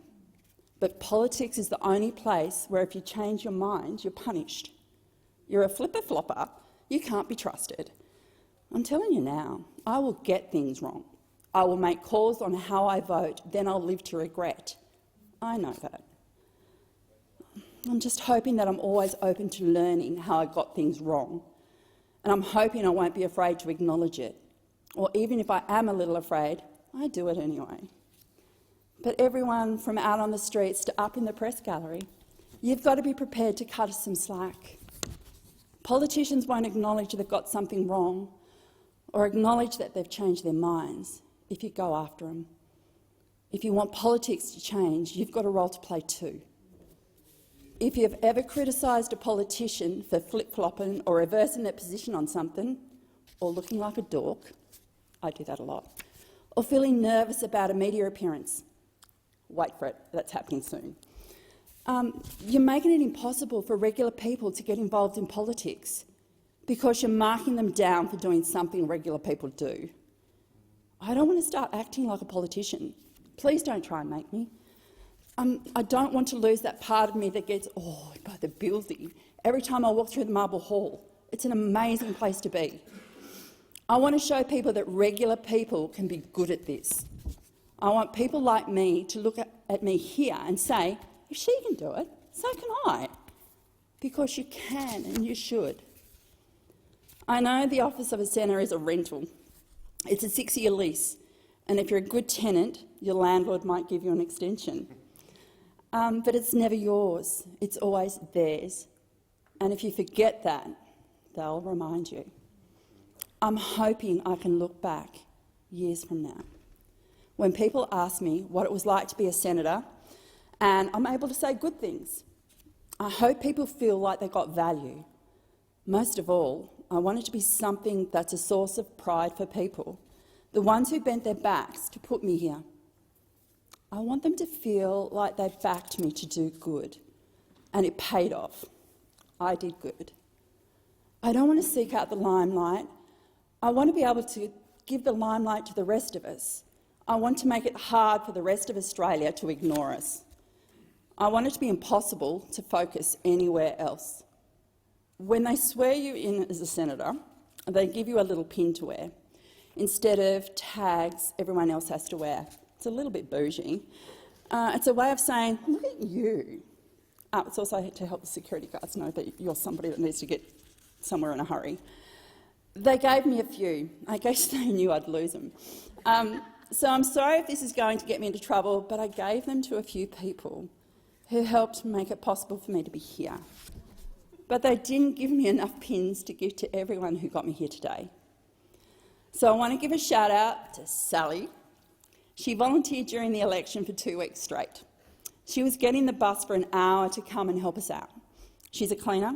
She doesn't make a lot of money. But she was baking me Anzac bickies at pre-poll in Lonnie.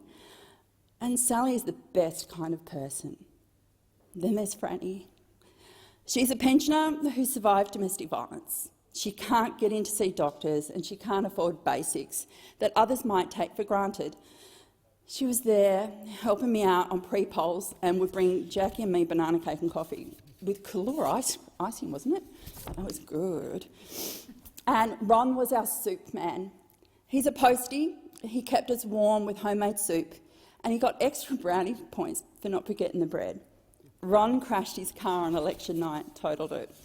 But he still managed to make it to our event, and that's how keen he was to help. And there's Brendan. Brendan spent 6 hours a day, every day for 2 weeks, helping us out on pre-poll. Brendan's got a disability, so he's not eligible to vote. But he wants to be involved. He didn't want to be ignored, and I'm so proud he turned up for us.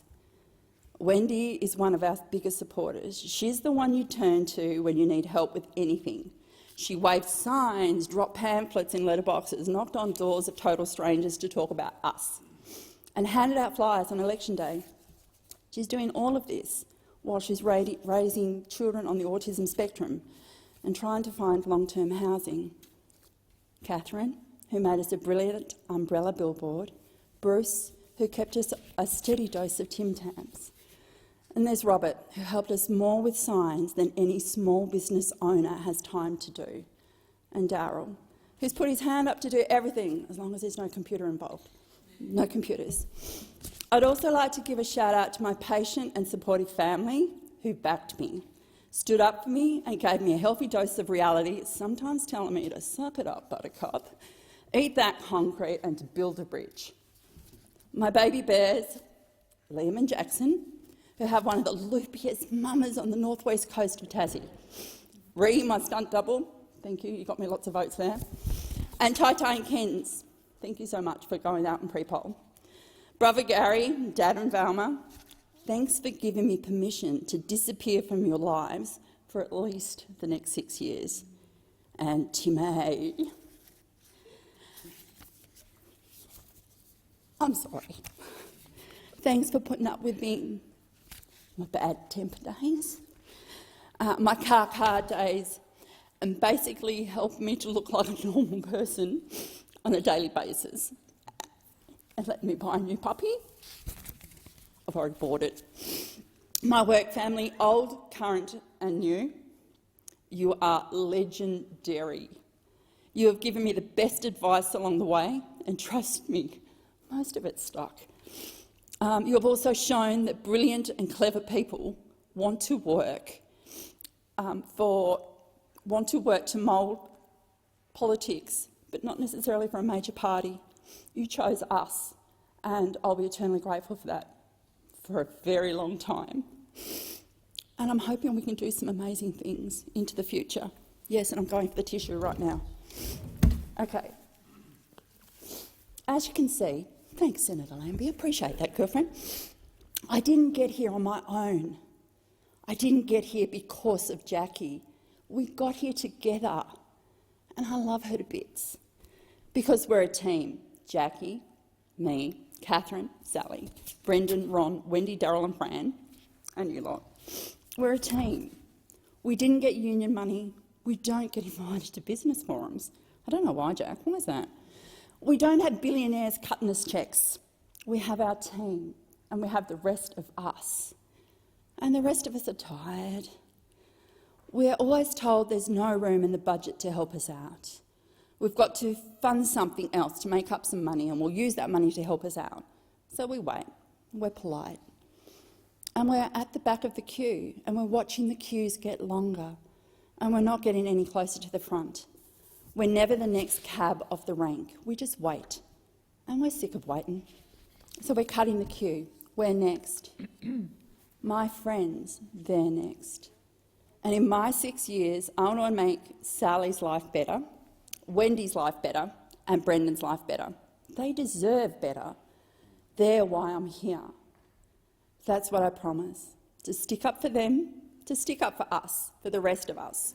I can't promise I'll get everything you need, but I'll promise I'll give you everything I've got. Thank you so much for letting me be here and support me. 6 years.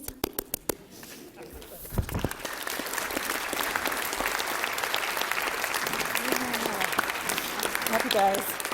I know.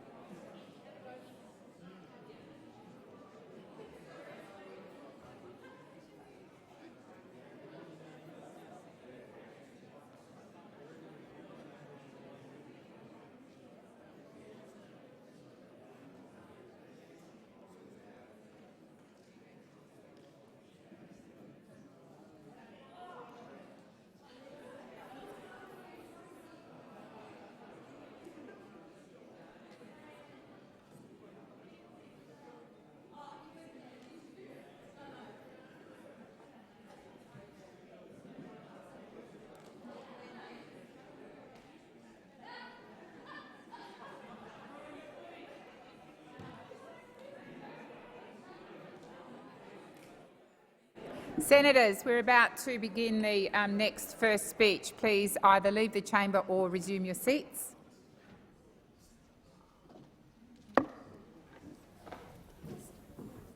Pursuant to order, I now call Senator Payman to make her first speech and ask senators that the usual courtesies be extended to her. I call Senator Payman. Thank you, President. I rise to present my first speech, finally. I begin by the universal Islamic greeting of Assalamu alaikum, which translates to "May peace be upon you all." I acknowledge the Ngunnawal and Ngambri elders and knowledge holders who have paved the way for those here now, those following proudly in their footsteps, and those yet to come as custodians and owners of country. I would also like to acknowledge Whadjuk country as my home base, where I live, care for and maintain continuing reciprocal relationships with all who share this land. Sovereignty has never been ceded. It always was and always will be Aboriginal and Torres Strait Islander lands. I recognise the resilience and strength of all First Nations people of Australia and appreciate their knowledge sharing and stories that influence the life of many new Australians like me. It is time to recognise the constitutionally enshrined voice to Parliament as a significant and practical reform to get long overdue outcomes for the First Nations people.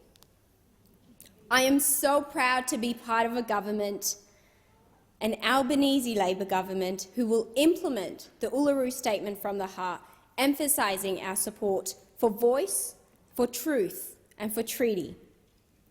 I congratulate you, President, on your election as the second female President of the Senate and the first Labor woman to hold your position.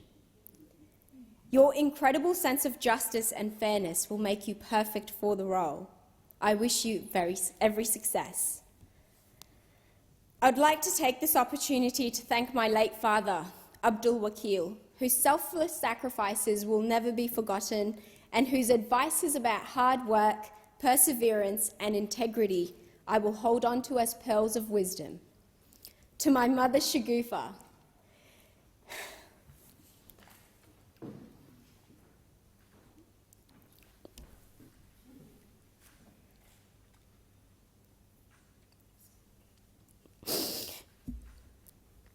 your unconditional love has given me the strength to get through my toughest moments. Thank you for always supporting me and trusting my ambitious journey. To my 3 amazing siblings, thank you for making life that extra bit bearable. Hurush, you have made me so proud of all your achievements as a mother, as a wife, a makeup artist and soon-to-be pharmacist. Salman, I love your sense of humour and enjoy our spontaneous kitchen counter philosophical discussions. Sina, who's preparing like so many young Australians to sit the final Year 12 exams, your wisdom is beyond your years and I know you have a bright future ahead of you. I wish Sina and all the Year 12 students out there sitting their final exams the best of luck. No such thing as a first speech without dedicating a section to my incredible mentors and support network. I would not be here without you. The WA Labor Party office team, former State Secretary Tim Picton and current State Secretary Ellie Whittaker, thank you all for your efforts in supporting my campaign. Jacob Stokes, congratulations on running the best Senate campaign Australia has ever seen, with a great deal of strategic direction and management. Thank you for putting up with my highs and lows on the campaign trail. Dom Rose, I know you couldn't be with us today, but thank you for being an older brother that saw potential behind my crazy ideas and supported me through my breakdowns. And, of course, introduced me to the Dockers. Carolyn Smith, thank you for your generosity, guidance and goodwill. The Honourable Pierre Yang MLC, thank you for giving me the opportunity to prove myself and for taking me under your wing of guidance on this political journey. Terry Healy, MLA, thank you for the contagious energy and interest you brought to my campaign, always full of amazing ideas and inspiration. Janine Freeman, thank you for the long chats and providing me a platform to speak my mind. I want to extend my appreciation to every federal WA Labor colleague who supported my campaign and encouraged me to keep striving. I wish I had time to name you all. I'm also grateful to my dear friends and my state Labor colleagues present here in the gallery who travelled from WA and across the country to be with me today. I am thrilled to have a wonderful team in Lena He, Alex Tileni and Rose Lockhart who have helped me adjust to this new role, and I look forward to the awesome things we will achieve together as a team in the years to come. A final thank you to my beautiful home state of Western Australia for putting your trust in me and the Labor government. We will work hard for you and with you every day. President and fellow senators, I stand before you tonight as a young woman, as a West Australian, as a Muslim devout to her faith, proud of her heritage and grateful to this beautiful country. It is a country that offers so much to so many. People travel from all parts of the world in the hopes of calling Australia home. My family and I also had that same hope. On a cold winter evening, 8,852 kilometres away from Perth, I was born in Kabul, Afghanistan in 1995, as the first child to a young couple, thrilled at the prospect of what the future held for their little bundle of joy.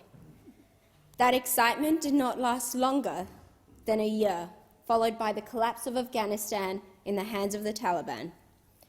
With no hope in sight, my parents had to make the tough decision of fleeing to Pakistan with my newborn sister and I.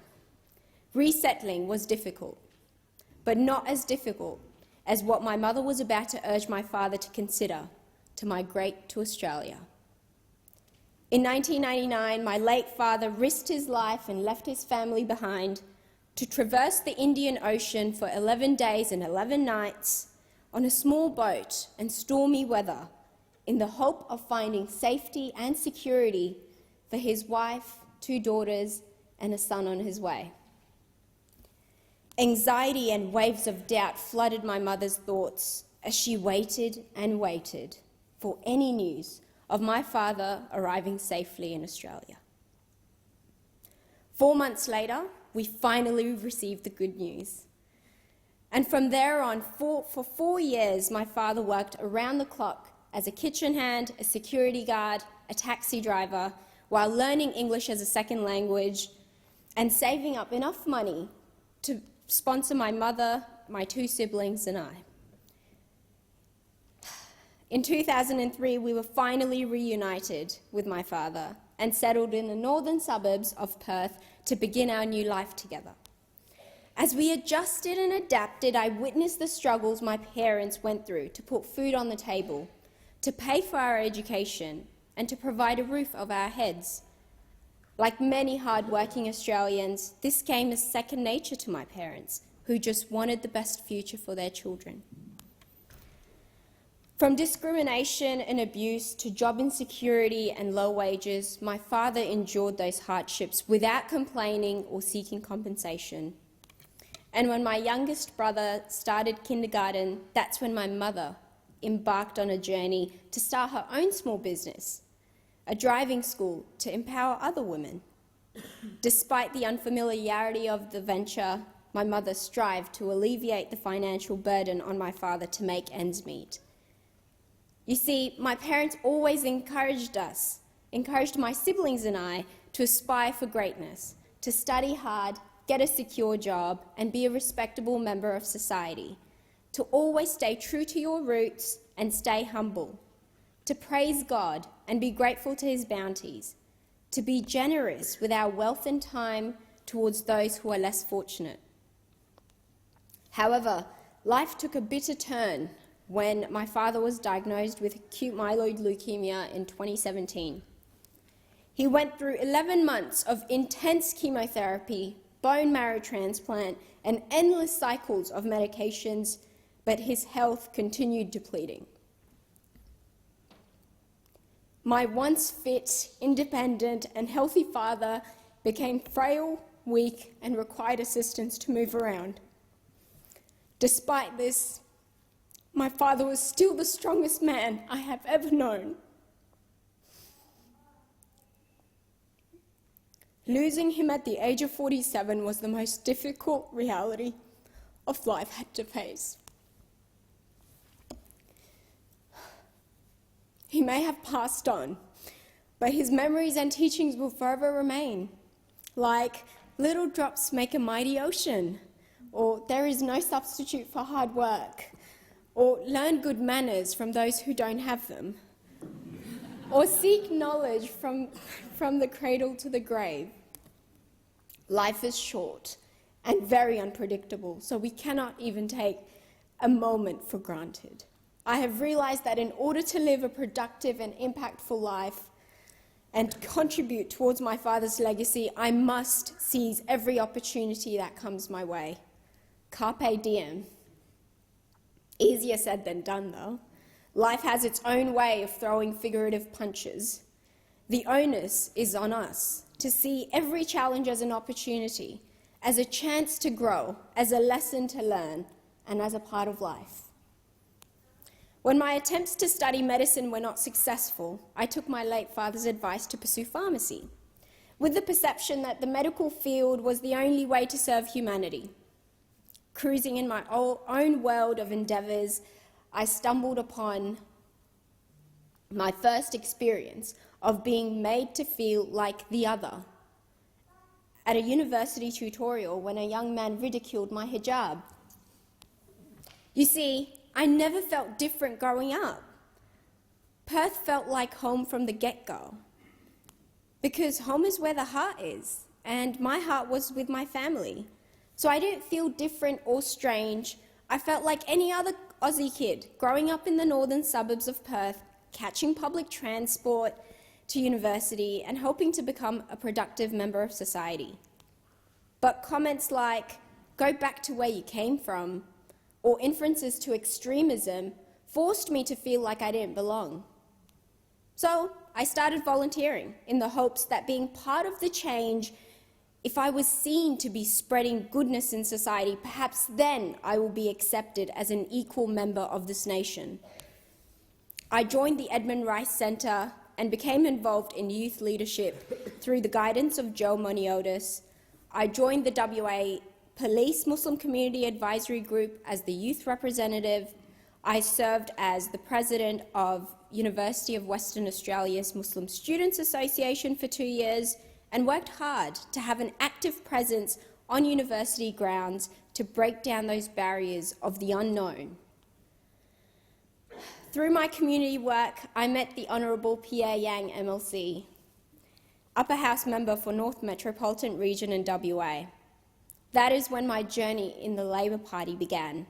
I finally found a space where I felt seen, appreciated, and like I belonged. I made friends with people who shared the same core values. I remember my father always encouraging me to vote Labor, not because he was very well versed in Australian politics, but he had a firm belief that Labor cared for the working class people and ensured the well-being of everyone on the economic spectrum. It was Labor who established Medicare so that people like my father had access to the best treatments and medication without the financial burden being on the families to bear. It was Labor who abolished the White Australia policy to acknowledge, respect and celebrate the diversity of our growing multicultural society so families like mine don't feel ostracised. It was Labor who pioneered superannuation and fought for workers' rights, ensuring everyone was afforded a fair day's pay so hard-working Australians like my father weren't taken advantage of. And it is Labor who advocates strongly for education of all levels to be accessible to each and every Australian, to have the same opportunities to start life on the front foot. It was a proud moment when I finally joined the Labor Party as a member. And from there on, my experience as a union organiser at the United Workers' Union solidified my Labor values and motivated me to spend every day fighting for fairness, justice and equality.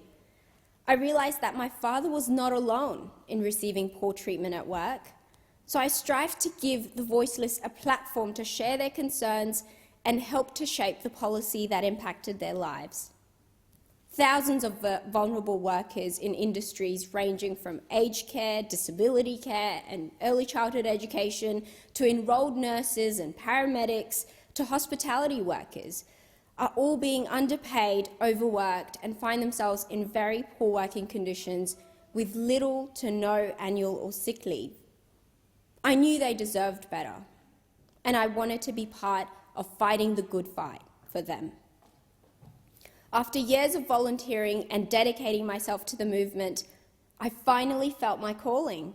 This was going to be my way of serving humanity in my own community. In 2021, I was asked to run for the Senate, and after many conversations with my former boss, Dom Rose, and the United Workers' Union Secretary, Carolyn Smith, I decided to go for it. I wanted to be a representative for all Western Australians, including First Nations people and our cultural minority groups who remain unrecognised for their contributions. We need our ideas and concerns to be considered. We needed a government that cared and listened. We needed a Labor government to restore that justice and clean up the mess created by almost a decade of poor decisions and policies from the previous government. So as the daughter of a refugee who came to this land with dreams of a safe and better future, I gave myself that audacity to challenge the system and to see how far I would go, to see how much ground I could break, to see how much change I could initiate. I knew it wouldn't be an easy fight winning the third Labor Senate spot in WA. 1984 was the last time it was ours, but I gave it my best shot anyway and worked hard on electing an Albanese Labor government. Only when the numbers started creeping in and the seat was in contention that I felt the responsibility weighing on my shoulders. I'm honoured to have been elected as the Senator for Western Australia. And here we are today, as I give my first speech celebrating 108 days since the election of a new Labor government, focusing on a better future for all. Australians elected representatives focused on tackling the spiralling cost of living, and we will make healthcare, childcare and housing more affordable. Australians showed us their appetite for a parliament that reflects our society, because you can't be what you can't see. Australians chose a government that values integrity, transparency, equality and fairness for all. I am proud to say that the 47th Parliament, under the leadership of our Prime Minister, Anthony Albanese, will focus on closing that gap, bringing the nation together and ending the politics of division. What a proud moment for Australia. What a proud moment to put hand on heart and call oneself Australian. This Parliament is finally starting to reflect the nation envisaged by the current Leader of the Senate, Senator Wong, in her first speech, and I quote, "I seek a nation that is truly one nation, one in which all Australians can share regardless of race or gender or other attribute and regardless of where they live or where difference is not a basis for exclusion." End quote. I am small in stature, but my potential is limited only by how far my determination will take me. I'm here to see what matters to ordinary Australians is what matters to our politicians. As a Labor Senator for WA, I want to continue standing up for my beautiful home state as your voice and representative in Canberra, and I promise to never take you for granted. I want to work towards better representation in our federal and state parliaments by engaging with women, people of colour, faith and all walks of life, to take up the opportunity, because if I could make it, so can you. I want to ensure that young people are acknowledged and considered when decisions about their futures are being made. Inspired by James Charlton's book, Nothing About Us Without Us, will be a slogan that I will embrace when advocating for accessible housing, education and employment opportunities for Australian youth. I want to eradicate stigmas around mental health and make it more accessible to receive professional help. As someone who suffered from grief, anxiety and depression after my father's passing, I appreciate the importance of maintaining my emotional and mental state. I do not know what it will take to end homelessness, but I want it gone. In a progressive first world country, we must aim to remove poverty and homelessness from our streets and ensure everyone has access to basic human needs. I want to see people in jobs with dignity, having quality time to spend with their families, being able to give their children a good education and be respected members and citizens of a country that appreciates their contributions and respects their uniqueness. I want to give this opportunity my best shot by staying hungry and humble, because not many 27-year-olds can say that they have the honour and privilege of serving our nation as a senator. It is so important to acknowledge that privilege, because only then will we appreciate our purpose, responsibilities and duties to the people who elected us here, to this parliament, hoping for a better future. Hope is an amazing thing. Hope can help you endure work in a foreign land with a foreign language so that you can save up enough money to sponsor your family. Hope can make you work multiple jobs and endless hours, all with a smile, knowing that you are building a better life for your kids. There are many immigrants who turn to this great country of ours in hope of finding a better place to call home, to raise a family, to start a life. They bring with them their talents and skills and phenomenal work ethics and their families in hope for a better tomorrow. They add to our diversity, to our society, to our culture and to our cuisine, and of course to our economy. Whilst at times, and even in this very chamber, xenophobia has raised its ugly head. Fear-mongering and divisive sentiments have been shared about our immigrant population, but the simple truth remains that as a nation, we need a humanistic and optimistic approach. A policy which will help solve many of our skill shortages and grow our economy and strengthen our diversity and link to the world. I am a proud daughter of an immigrant, and there are millions more like me. In fact, this great nation of ours was built on immigration. The service of my ancestors, the Afghan Cameleers, allowed us to navigate the plains of this land. They were pioneers, and I too will be a pioneer and walk in their footsteps to serve our nation as they did. As a nation, we have the potential, we have the drive, and we definitely have the appetite to support, grow and nurture the future leaders to come. So let us quit the bigotry, racism and discrimination. Australia is way beyond that.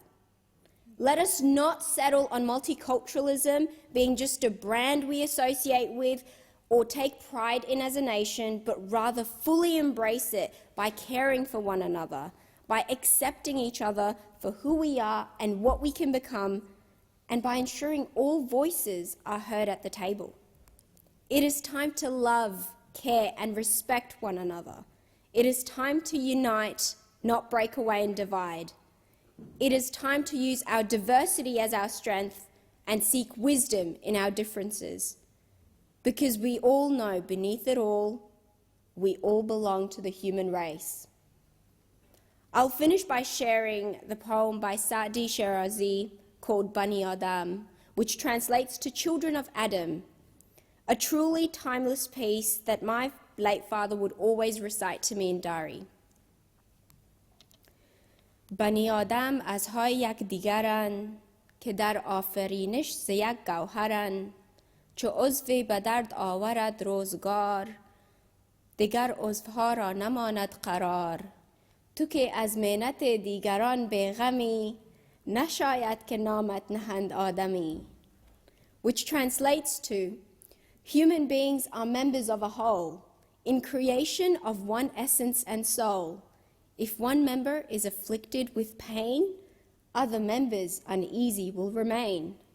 If you have no sympathy for human pain, the name of human you cannot retain. I thank the Senate.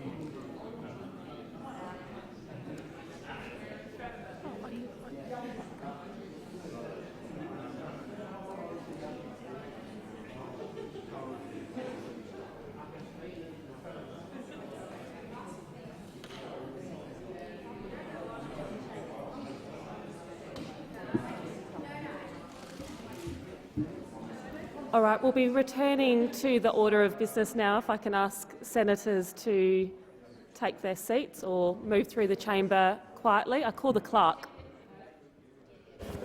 Order of the day, resumption of debate on the motion to appoint members to committees and on the amendment moved by Senator Waters. Senator Waters. Thanks very much, Acting Deputy President. So I move the motion which amends the government's motion to appoint senators to the PJCIS in the term circulated in the chamber.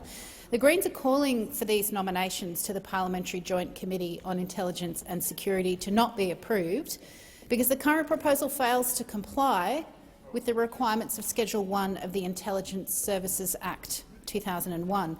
Nominations should not be considered or finalised until after the Senate is notified by the Leader of the Government that appropriate consultation has occurred and that the committee membership reflects the representation of recognised political parties in the Parliament.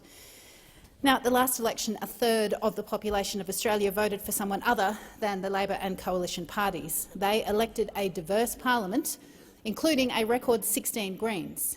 It was a clear message that the people are ready to move beyond a limited two-party system and towards a parliament whose decision-making reflects the diversities of the communities that we represent. Now, before nominating the members, the Leader of the Government in the Senate must, according to that schedule, consult with the leader of each recognised political party that was represented in the Senate and isn't a party that is currently in government. This has not happened. The Intelligence Services Act 2001 is clear that the Prime Minister must consult with the leader of each recognised political party, so not just the Leader of the Government in the Senate, but the Prime Minister must consult, that is represented in the House and does not form part of government. That has not happened either. Instead of a consultation, we have a letter. We've received a letter with the government's proposed nominations. It's simply a statement. It's not a consultation. It's not what the Act requires. The Act also requires that, quote, in nominating the members, the Prime Minister and the Leader of the Government in the Senate must have regard to the desirability of ensuring that the composition of the committee reflects the representation of recognised political parties in the Parliament, end quote. A committee comprised entirely of Labor and Coalition members clearly fails that requirement, that statutory requirement. Mr Adam Bandt, Leader of the Greens, and I have written to the Prime Minister and to the Leader in the Senate to alert them to this. We've proposed that Senator Shoebridge, who holds the relevant portfolios on behalf of our party, be included on the committee in compliance with the Act, but this has been ignored. And not only have the Greens been ignored, the whole crossbench has been ignored. The PJCIS has long been a stitch-up by the two big parties, without a single dissenting voice to the old party consensus. And we need that dissent because all too often complex national security legislation is presented to this parliament with a phone book of amendments coming out of the PJCIS and with little to no warning, and is often rammed through this place in a matter of hours. And when us on the crossbench raise concerns with that or want to refer it to a Senate committee for scrutiny, we're refused because the bill's already been through the PJCIS. But we don't get to participate in that inquiry. We don't get to properly weigh the impact of these laws and the ramifications that they'll have, serious ramifications in many cases, which often involve the curtailing of rights to procedural justice, rights to privacy and other very significant civil liberties. So when it comes to protecting rights, when it comes to ensuring that we hold our security agencies accountable, when it comes to protecting the rule of law, it is critical that all voices in this parliament are able to fully participate in the process of deliberation on those laws. But instead, the PJCIS, the closed shop of the Australian security state, the two-party stitch-up in this creeping surveillance state, makes all of these decisions without any dissenting voice or any third-party input. And that is not good for democracy. It is certainly not good for protecting human rights. It is not good for the parliament. It is not good for the people that we are put here to represent. So for all of these reasons, we are moving this amendment because we're sick of the two big parties thinking that you own committees like this that make crucial decisions that impact on people's rights and daily lives, and it's not good enough. And it's in breach of the Act. So vote how you will, and this isn't over. Senator Gallagher.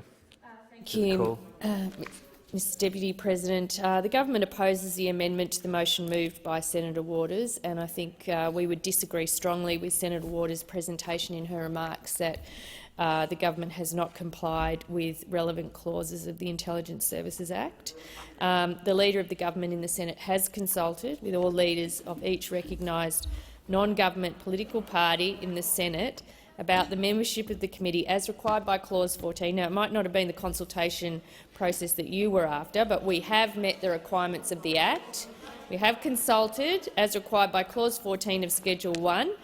Yesterday, the Leader of the Government in the Senate sent correspondence to Senator Waters as Leader of the Australian Greens in the Senate in accordance with statutory requirements, and the correspondence was also provided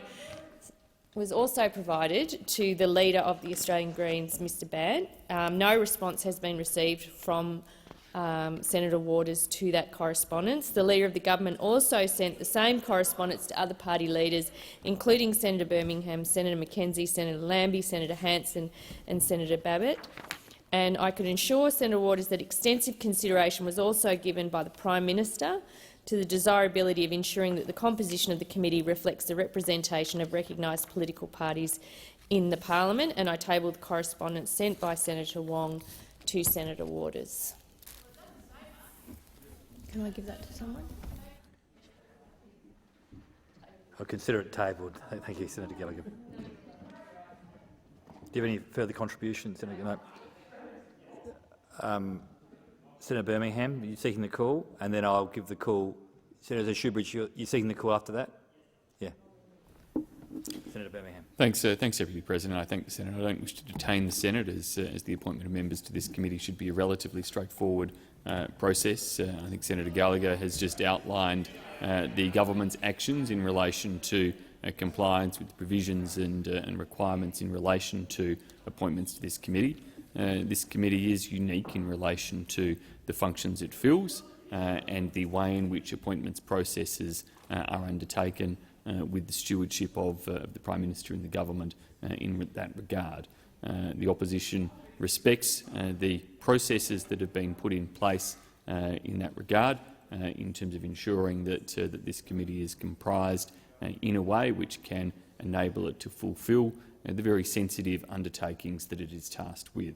The opposition also respects the process that the government has applied and the conventions attached to that process, and therefore does not support the amendment proposed by the Greens, and would urge the Senate to proceed to ensure that this important committee can get on with the work that it is tasked to do.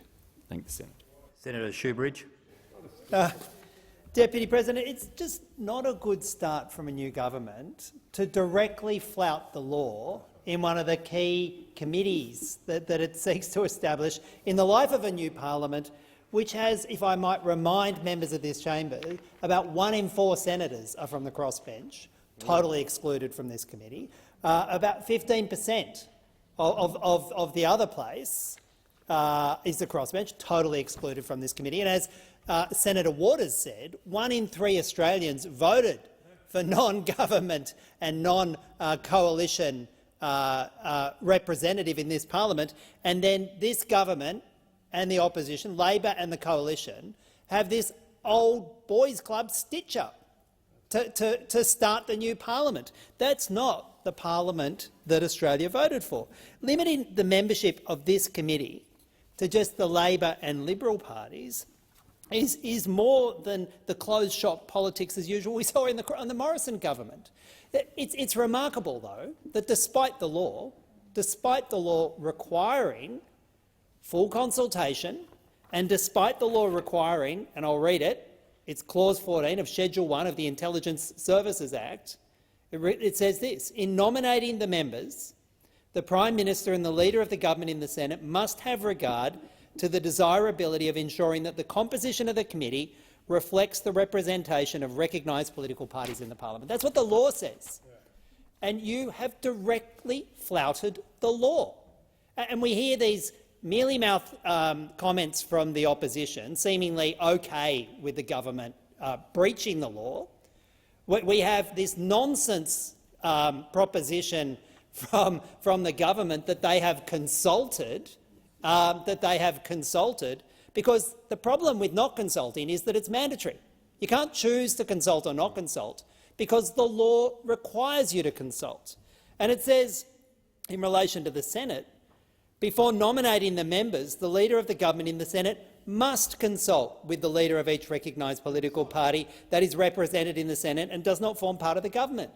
Now, we put you on notice. The Greens put you on notice of your legal obligations to do this in correspondence co-signed by the Leader of the Senate, the Greens in the Senate, Senator Waters, by Mr Adam Bandt, the Leader of the Greens in the Parliament, by myself. We sent you that correspondence trying to be helpful on the 26th of July 2022 and said, these are your legal obligations. These are your legal. We're trying to be helpful. We didn't want you to be breaching the law. We were worried that you were just going to do the usual old boys club thing and exclude the crossbench. We were trying to be helpful, trying to tell you what you had to do, but you just ignored it. Just ignored it. And it's really, the offence isn't ignoring the correspondence we sent. The offence is ignoring the law and acting unlawfully in setting the membership for one of the key security and intelligence committees in the parliament. Like acting unlawfully in establishing the committee membership of a core legal oversight committee. There's a kind of deep irony in what the government has done here, and signed on meekly by the opposition, who just wants to keep the club so that when they get in government, they can hand out the bounty just between the two parties, like you think the rest of the country thinks is acceptable, but it's not. And then we get the specious argument from the government that they have consulted because they sent a letter. Well, let's just read the letter and let's work out if anybody in the world thinks this is consultation apart from Senator Gallagher. This is what it says. Dear Senator Waters, re-appointment of members of the Parliamentary Joint Committee on Intelligence and Security. In accordance with Clause 14 of Schedule 1 to the Intelligence Services Act 2001, I advise that I intend to nominate the following senators to be members of the Parliamentary Joint Committee on Intelligence and Security. Senator the Honourable Simon Birmingham has an interest in this, Senator Rav Ciccone, Senator James Paterson, Senator Marielle Smith, Senator Jess Walsh. Now, if that's consultation, there's a lovely little bridge in Sydney that I'd like to sell you. This is nonsense. It's unlawful. It's a stitch-up. It's the worst of the kind of politics that the electorate rejected just 108 days ago. This is an unlawful stitch-up, and I've got to say, it may not end here in the Senate, because you can't just choose which laws you comply with and which laws you don't. There's nothing super special about being a senator that says you can just act contrary to the laws. This isn't just the Senate committee established under rules of this place. This is a statutory joint committee established under laws passed by both houses of parliament and signed off by His Nibs the Governor-General. This is the law which you are directly breaching. So you think it might end here? Well, it may not end here. This is not going to go away because you can't start a new government by flouting the law and signing on to the old boys club and think we're just going to take it. We won't. Yeah. Does any other senator have a contribution? Senator Steele-John. I just want to observe that this is a continuing pattern from this new government. Let's just be really clear with the public as to what is happening here tonight. The government and opposition have come into this place, as Senator Shoebridge has clearly outlined for the chamber, in flagrant disregard of their obligations legally under the relevant parliamentary pieces of legislation as to the composition of one of the most important bodies within the parliament. The Oversight Committee, which provides recommendations to the Parliament in relation to particularly security legislation, an incredibly influential committee in this place because of the way in which the major parties operate a closed shop between the two of them on matters of so-called national security. Now, when it was my privilege to have the portfolio for the Greens of IT and of digital rights, I witnessed first-hand in ways in which the recommendations of this committee are manipulated and utilised to close down the debate of this place in relation to legislation impacting the privacy of Australian citizens. I lost count of the number of times in my role as the digital rights spokesperson for the Australian Greens, the number of times, whether it be metadata retention, whether it be backdoors legislation into encrypted messaging applications, you would ask questions after question on behalf of some of the most intelligent, some of the most engaged stakeholders in our community as to the blatant technical flaws within pieces of government legislation, opening the Australian public up to heinous violations of their privacy. And the answer from the government and the answer from the opposition was that was addressed during the PJCIS inquiry, and the recommendation addresses it. Can you see the minutes and you see the content? Were you able to be part of the deliberation? No. Just trust us, we had a chat about it. Accept the recommendation to pass the legislation, sit down and shut up. It is one of the key mechanisms, this closed-shop operation, which is not just in relation to this Security Committee, by the way. In the last sitting of the Parliament, the very first time we came together since the election, the first vote this Senate took was to ensure that there was no ability for the Greens to chair the Joint Standing Committee oversighting the National Disability Insurance Scheme, to maintain the closed shop there too. Because here's the reality that everybody watching at home understands about Australian politics. Both sides, Liberal and Labor, and let's not forget the Nats too, those great country cosplayers that come into this place pretending to represent the voices and the needs of rural and remote Australians. The deal is this: whatever side wins the election, there are a certain number of gifts and rewards that each side are able to hand out to the factional players, the people that were able to get the donations, the people that want to advance their careers within the internal mechanisms of the Parliament and of the party.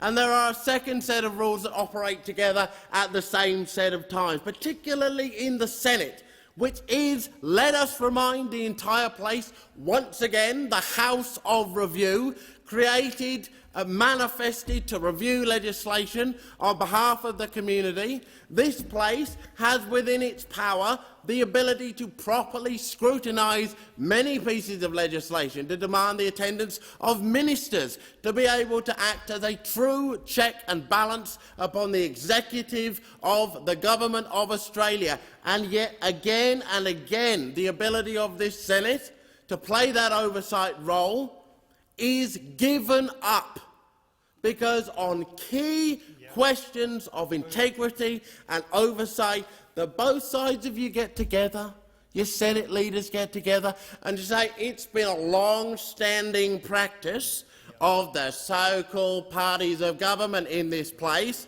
that we shall observe this convention, meaning that there is no need for us to depart from the previously established process.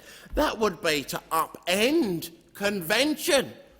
It would be to let anarchy reign. Scrutiny may break out in the halls. Accountability, nay, responsibility may become part of our culture. We can't have that. Sunshine might come in from the roof and we would burst into flames. And so they maintain the closed shop and the shadow of this place.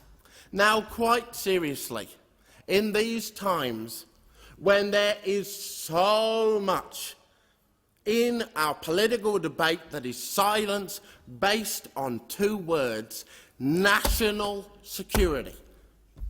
It is so easy to shut down a debate in this nation, in this political system, by mentioning the words of national security. So much is able to be swept under the rug and out of the way. Now more than ever, it is urgently needed that there is alternative perspectives able to scrutinise legislation in relation to national security policy, particularly in a context when 1 in 3 people that voted at this election voted for a party which was not the Liberal or National parties.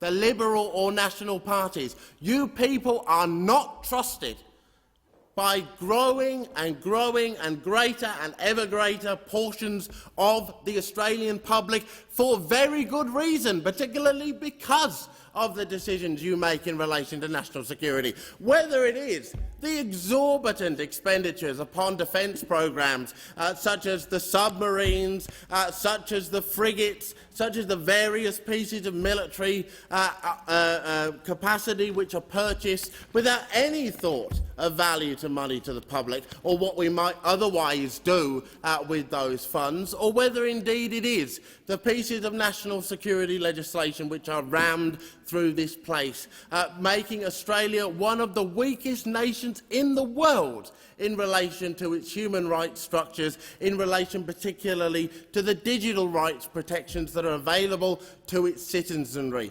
We will only have the capacity to understand exactly what is being done. The public will only have the ability to access the information that they need to make informed decisions in relation to national security and security policy when parties that are not part of this closed shop are able to access the information available to members of committees such as the PJCIS committee. I commend the amendments put forward to the Senate by Senator Waters, our Senate leader. Senator Shoebridge would do a fantastic job in that role. And it is exactly the type of independent oversight offered by the addition of crossbench members to such committees which are so urgently needed to inform properly these debates. It's my intention to put the amendment to the motion, unless any other senator wishes to make a contribution. So I put the question that the amendment to the motion to appoint senators to the committee by Senator Waters to the chamber. Those for the amendment to the motion say aye. Against, no. I think the noes have it. Division required. Ring the bells.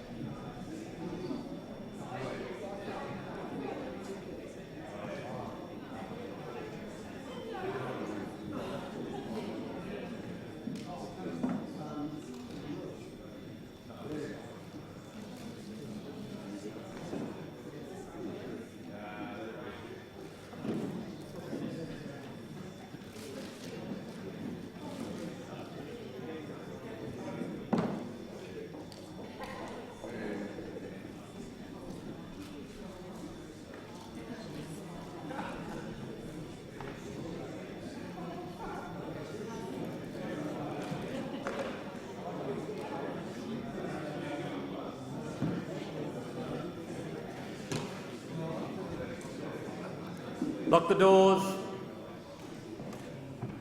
Order. The question before the chair is an amendment to the motion to appoint senators to committees, moved by Senator Waters. Those for the question pass to the right of the chair, those against to the left. I appoint Senator McKim as teller for the ayes and Senator Scarr as teller for the noes.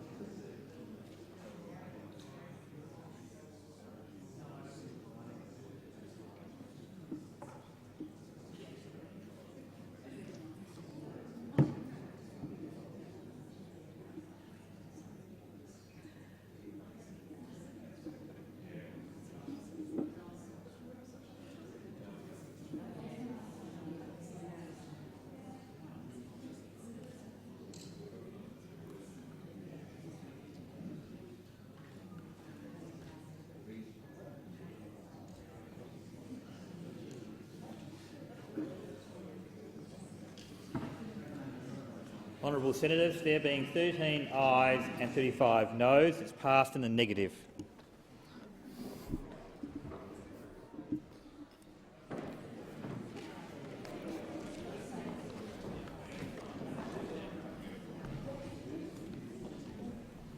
I now intend to put the original motion. The original motion was moved by the Senator Gallagher that senators be appointed to the committee as set out in the document available in the chamber and listed on the dynamic red. Put the question. Those to the question say aye. Against, no. I think the ayes have it. I think division required. Division is required. Ring the bells.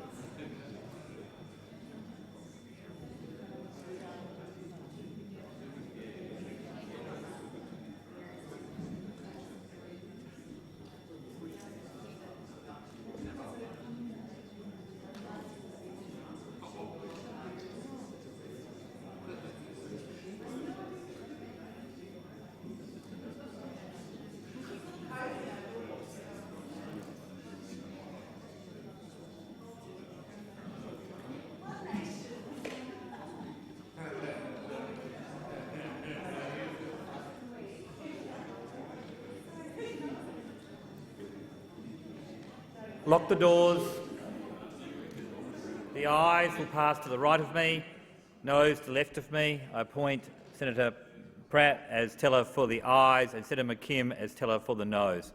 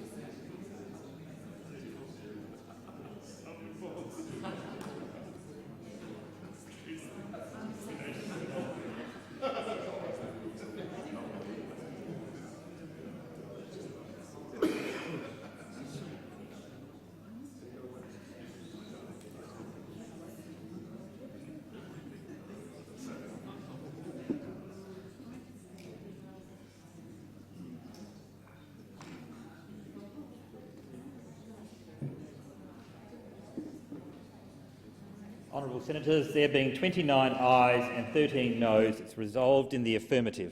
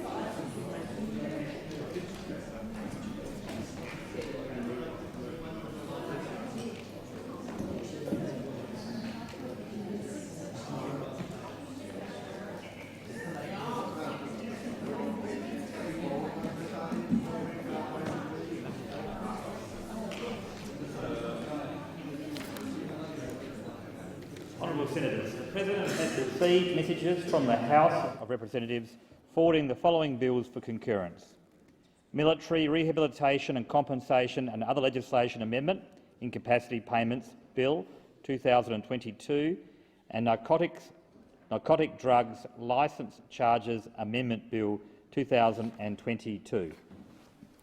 Minister. Thank you, Deputy President. I move that these bills may proceed without formalities, may be taken together and may now be read a first time.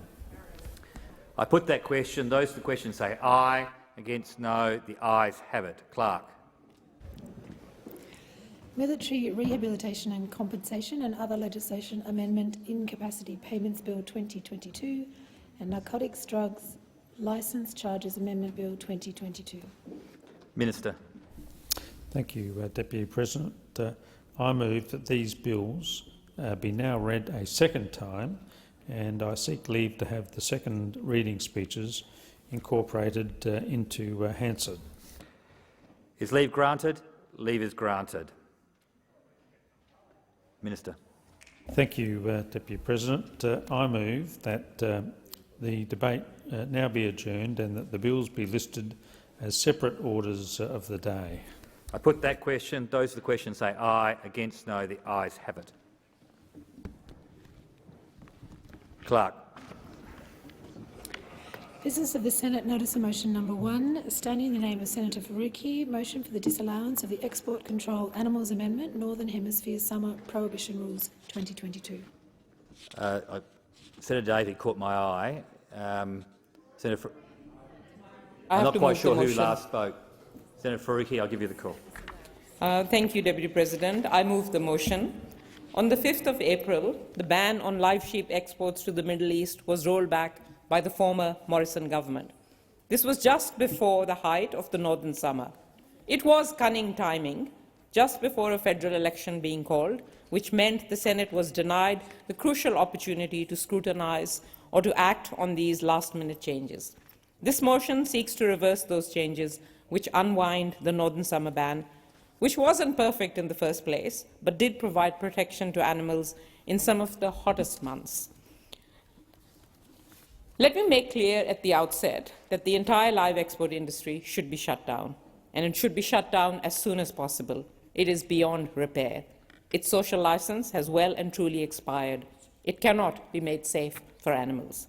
The Greens have fought long and hard to ban the cruelty that is the live export trade, and this disallowance is one small step in the journey for animal welfare.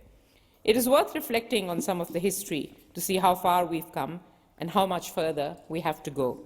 In 1985, a review of the live sheep trade by the Senate Select Committee on Animal Welfare reported that if a decision were to be made on the future of the live export trade purely on animal welfare grounds, there was enough evidence to stop the trade.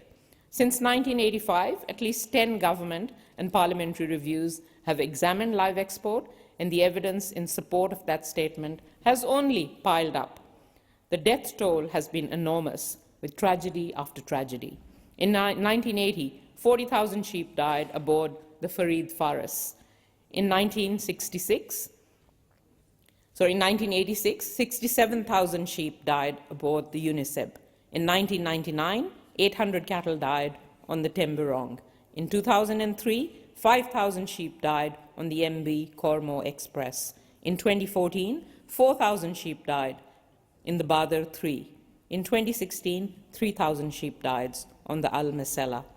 In 2018, 2,000 sheep died on the Awasi Express in shocking conditions that were broadcast to the world on an unforgettable 60 Minutes episode, which showed sheep crammed into dirty pens, panting from heat stress and leaping over each other to access food.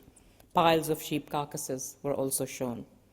These disasters grabbed the headlines, but reality is that every year thousands of sheep and cattle die on live export ships. It is important to remember that it's not just the cruelty of deaths, but that while surviving, thousands of sheep and animals suffer unbearable heat stress and distress.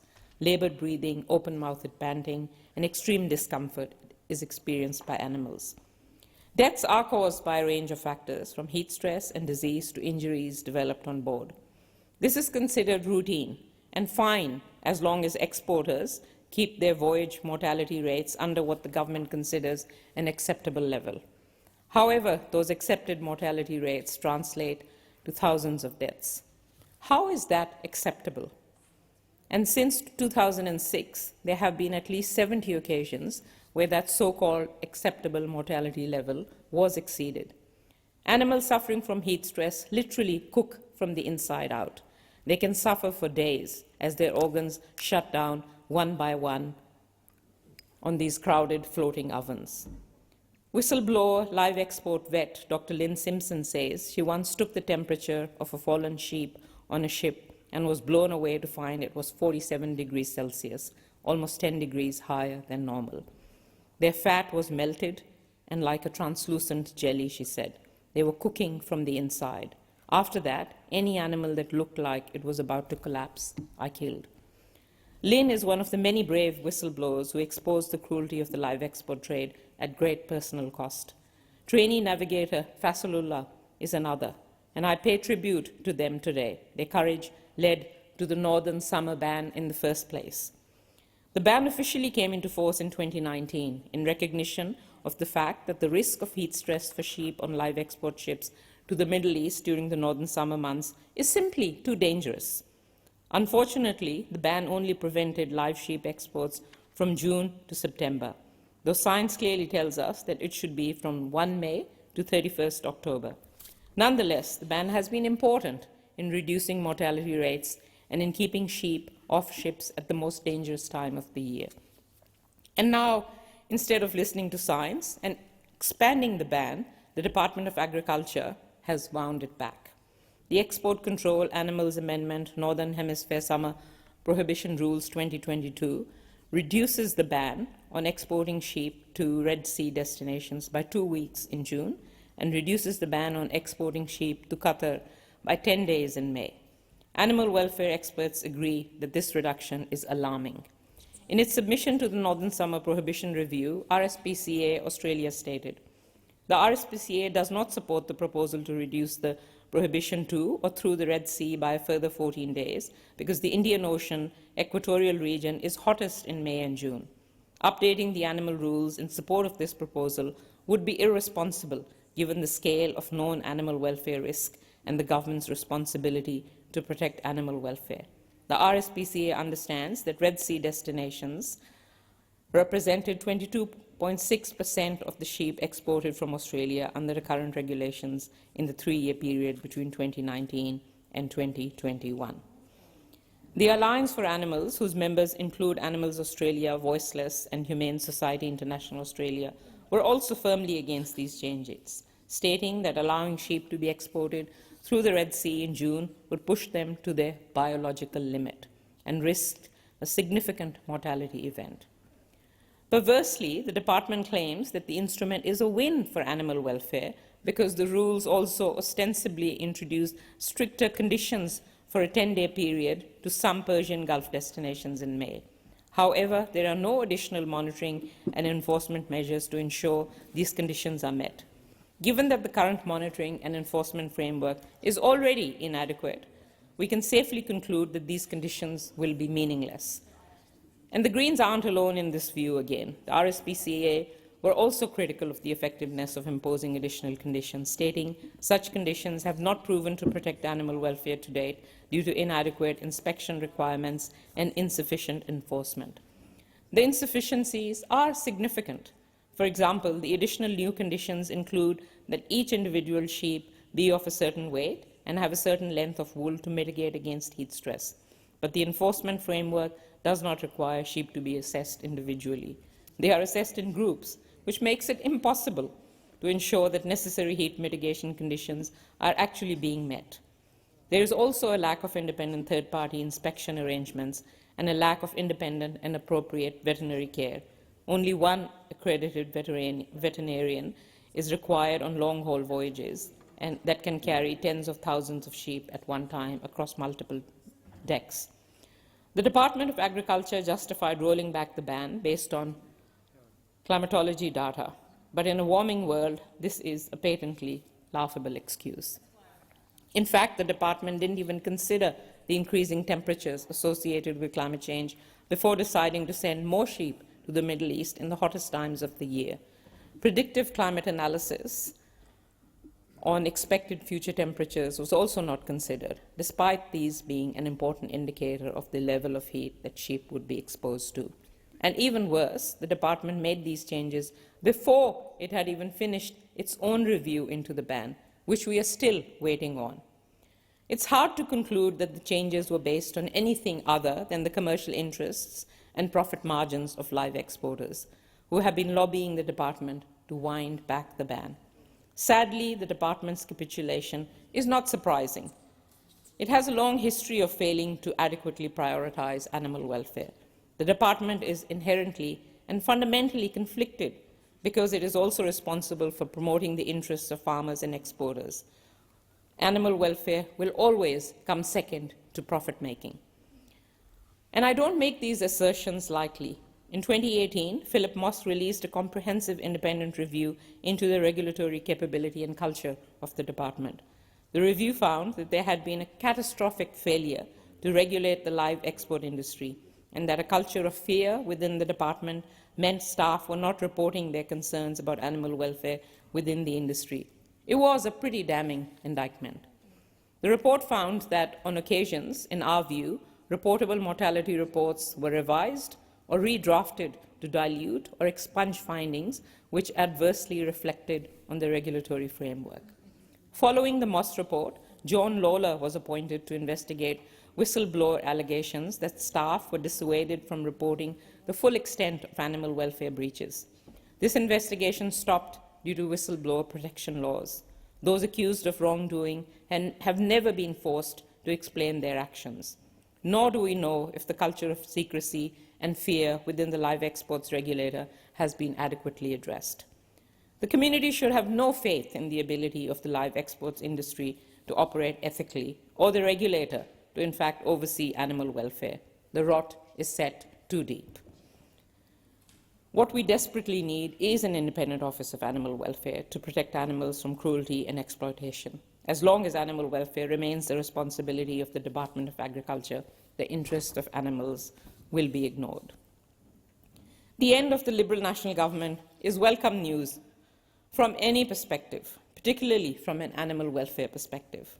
Labour may have gone to the election with a promise to end live sheep exports, but they have refused to commit to a timeline since coming to office. Prime Minister Albanese has ruled out an end to the trade in this term of government, and it is a bit of a slap in the face of anyone who cares about animal welfare. And it would be another slap in the face if Labour voted against this motion. It would practically guarantee the Morrison-era changes to the ban would continue and seal the fates of thousands of sheep. Senators here, and especially the Albanese government, have a chance today to show that they care about animals by supporting the Greens motion and by introducing a new instrument which expands the Northern Summer ban so that it extends from 1st May to 31st October, just as experts are calling for. Then let's quickly move to end this brutal trade once and for all. But whatever happens, the Greens will keep pushing for a clear and swift timeline for the end of live exports, with a careful transition for workers and a plan to transform the live sheep export trade to a locally processed chilled meat trade. A clear majority of Australians agree with that position. 58% of people in Australia support a ban on live sheep export within this term of government, according to a poll conducted by Lonergan Research in June. RSPCA Australia commissioned an independent poll in January 2022, and the results showed that around 8 out of 10 people in Australia are opposed to reducing the Northern Summer prohibited period for live sheep exports. 2/3 want an end to the live export of animals, including 66% in rural or country areas and 70% in Western Australia. So I implore the government to listen to our communities. Don't unwind the Northern Summer ban and commit to a deadline to end live export in this term of government. The Greens have been steadfast in our position. We first introduced legislation to end live exports back in 2011. In 2018, my bill, co-sponsored by then-Senators Hinch and Storer to ban live sheep export, passed the Senate but languished in the House. In 2019, we again introduced legislation to end live export. And we will continue to fight for animals in this term of Parliament because animals are not mere cargo. They are living, breathing, sentient beings. They are capable of fear and suffering. They have meaning and worth beyond their commercial value. Today, this Senate has the power to undo these cruel cuts to the Northern Summer ban and insist that sheep deserve better than to be shipped off to cook at sea in torture chambers at the hottest time of the year. I urge everyone in this chamber to make the right choice and support this motion. Senator Farrell, you seeking the call? I am. In the order of precedence, I'll give it to Senator Farrell, then I'll give it to Senator Davey. Thank you, Deputy President. The government is committed to protecting animal welfare, and that is exactly why we are opposing this motion. At the May election, the Australian people endorsed Labor's policy to phase out the trade of live sheep by sea. Labor is committed to ensuring that live animal exports are well regulated while we work with industry to implement this commitment. We were surprised to learn the Greens were seeking to move this disallowance. If this motion were to pass, it would produce worse outcomes for animal welfare. In April this year, amendments to the Northern Summer Prohibition Rules were made to improve the management of heat stress risks for sheep exported in late May.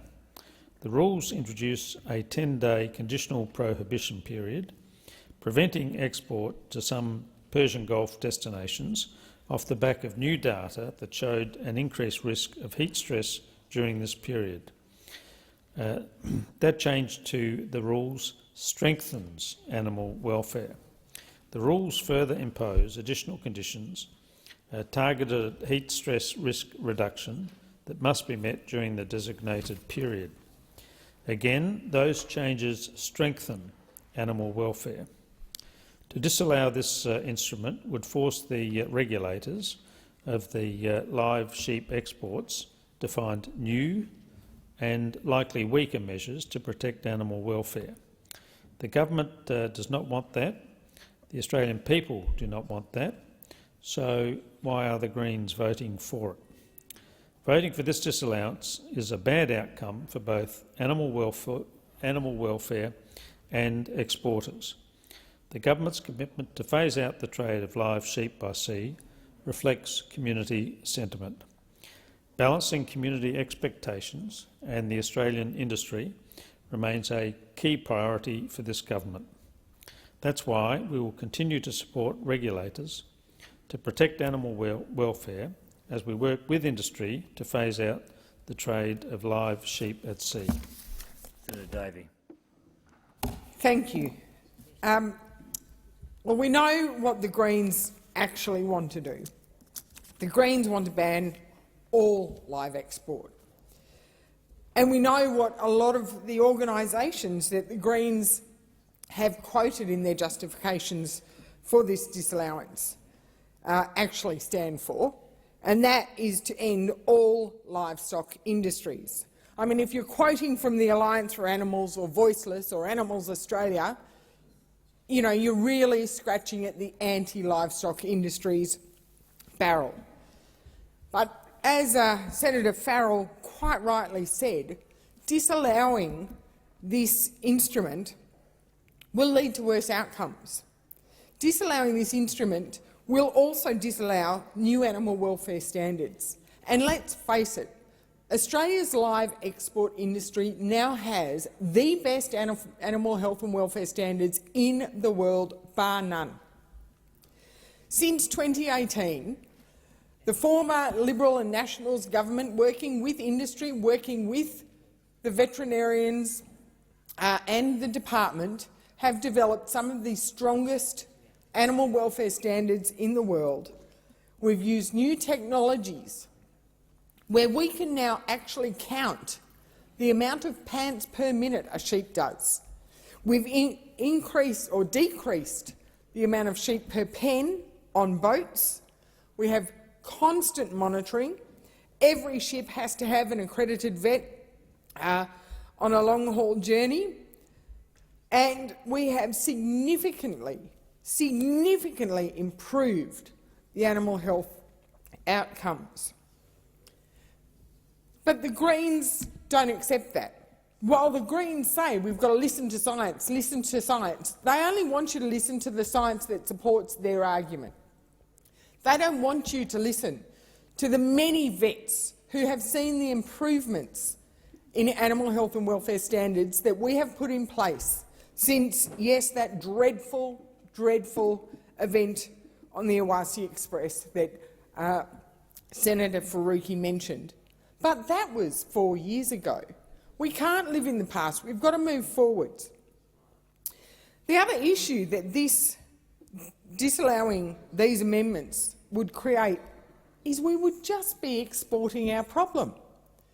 Because I can promise you that the countries we export to, the countries that culturally and practically rely on a live animal market, will look elsewhere. They won't go, oh, Australia's not going to send us sheep anymore, so we'll pick up the phone and we'll order a couple of boxes of frozen meat. They won't do that because it doesn't work in their countries, it doesn't work for their culture sometimes, and it's not practical. Some countries, they don't have refrigeration.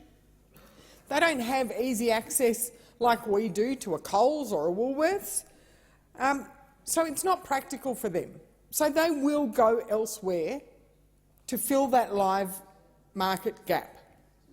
And that elsewhere will have worse animal health standards. But this is typical of the Greens, because the Greens are very much not in my backyard. They're like, as long as we don't see it and we don't do it here in Australia, then it's all good. I mean, it's like their stance a few years ago saying we shouldn't grow rice in this country. Someone else will have to grow the rice that we grow to feed the world.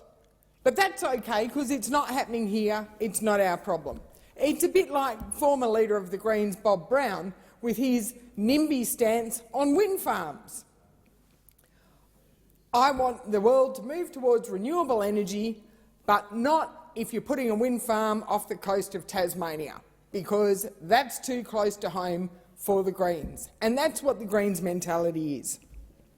I must commend Senator Farrell and the way he outlined the position of Labor on this disallowance motion, and I must commend Labor for their stance on this motion. But I also must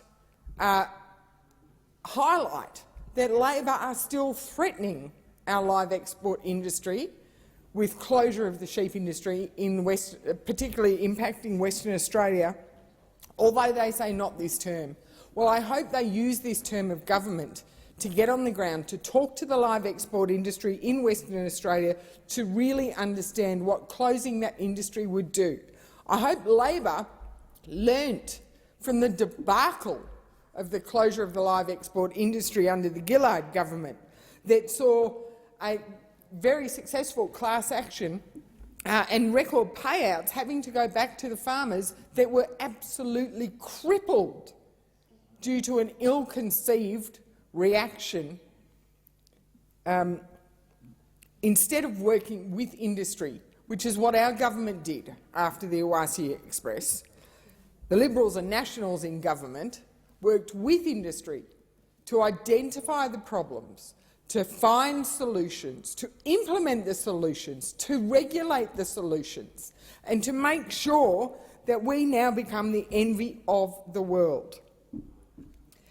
And when we're talking about the live industry, it's not just the ship owners, it's not just the sheep producers, but we're also talking about the truckies. We're also talking about the wharfies. We're talking about the stockmen and women. You need go no further than the Young Live Exporters Network that have shining examples and case studies of men and women from around Australia who are proud to work in the live export industry, who are proud to say that they are very concerned about animal health and welfare standards, who are proud to know that their industry strives every day to improve those standards. We can't rest on our laurels. We did a lot from 2018 to today. We have done an awful lot to improve standards, but that doesn't mean that we're stopping, that the industry will now throw their hands up and go, that's it, there's no more to do. Every day they are working to make sure that we continue to have the best record for animal health and well-being in the live export industry. The work we have done and the work industry has done on new developments in heat stress management for the live export of sheep should always be considered, as it becomes available. And this is what I mean when I say industry is constantly striving, constantly working, to the point that we now have the lowest mortality rates in sheep export ever. And when people say, well, the live export industry is in decline, I beg to differ. Because in March 2022, the forecast export value for this financial year was $107 million. That's a pretty impressive figure, but that's going to grow to $119 million for the 22-23 financial year. And that was before any ban was proposed. The Northern Summer Hemisphere trade is important, particularly to Western Australia, where the majority of this annual live export is met. Industry believes live export is key to the preservation of the entire Western Australian sheep industry. And there is a huge demand for those sheep from Western Australia in the Middle East.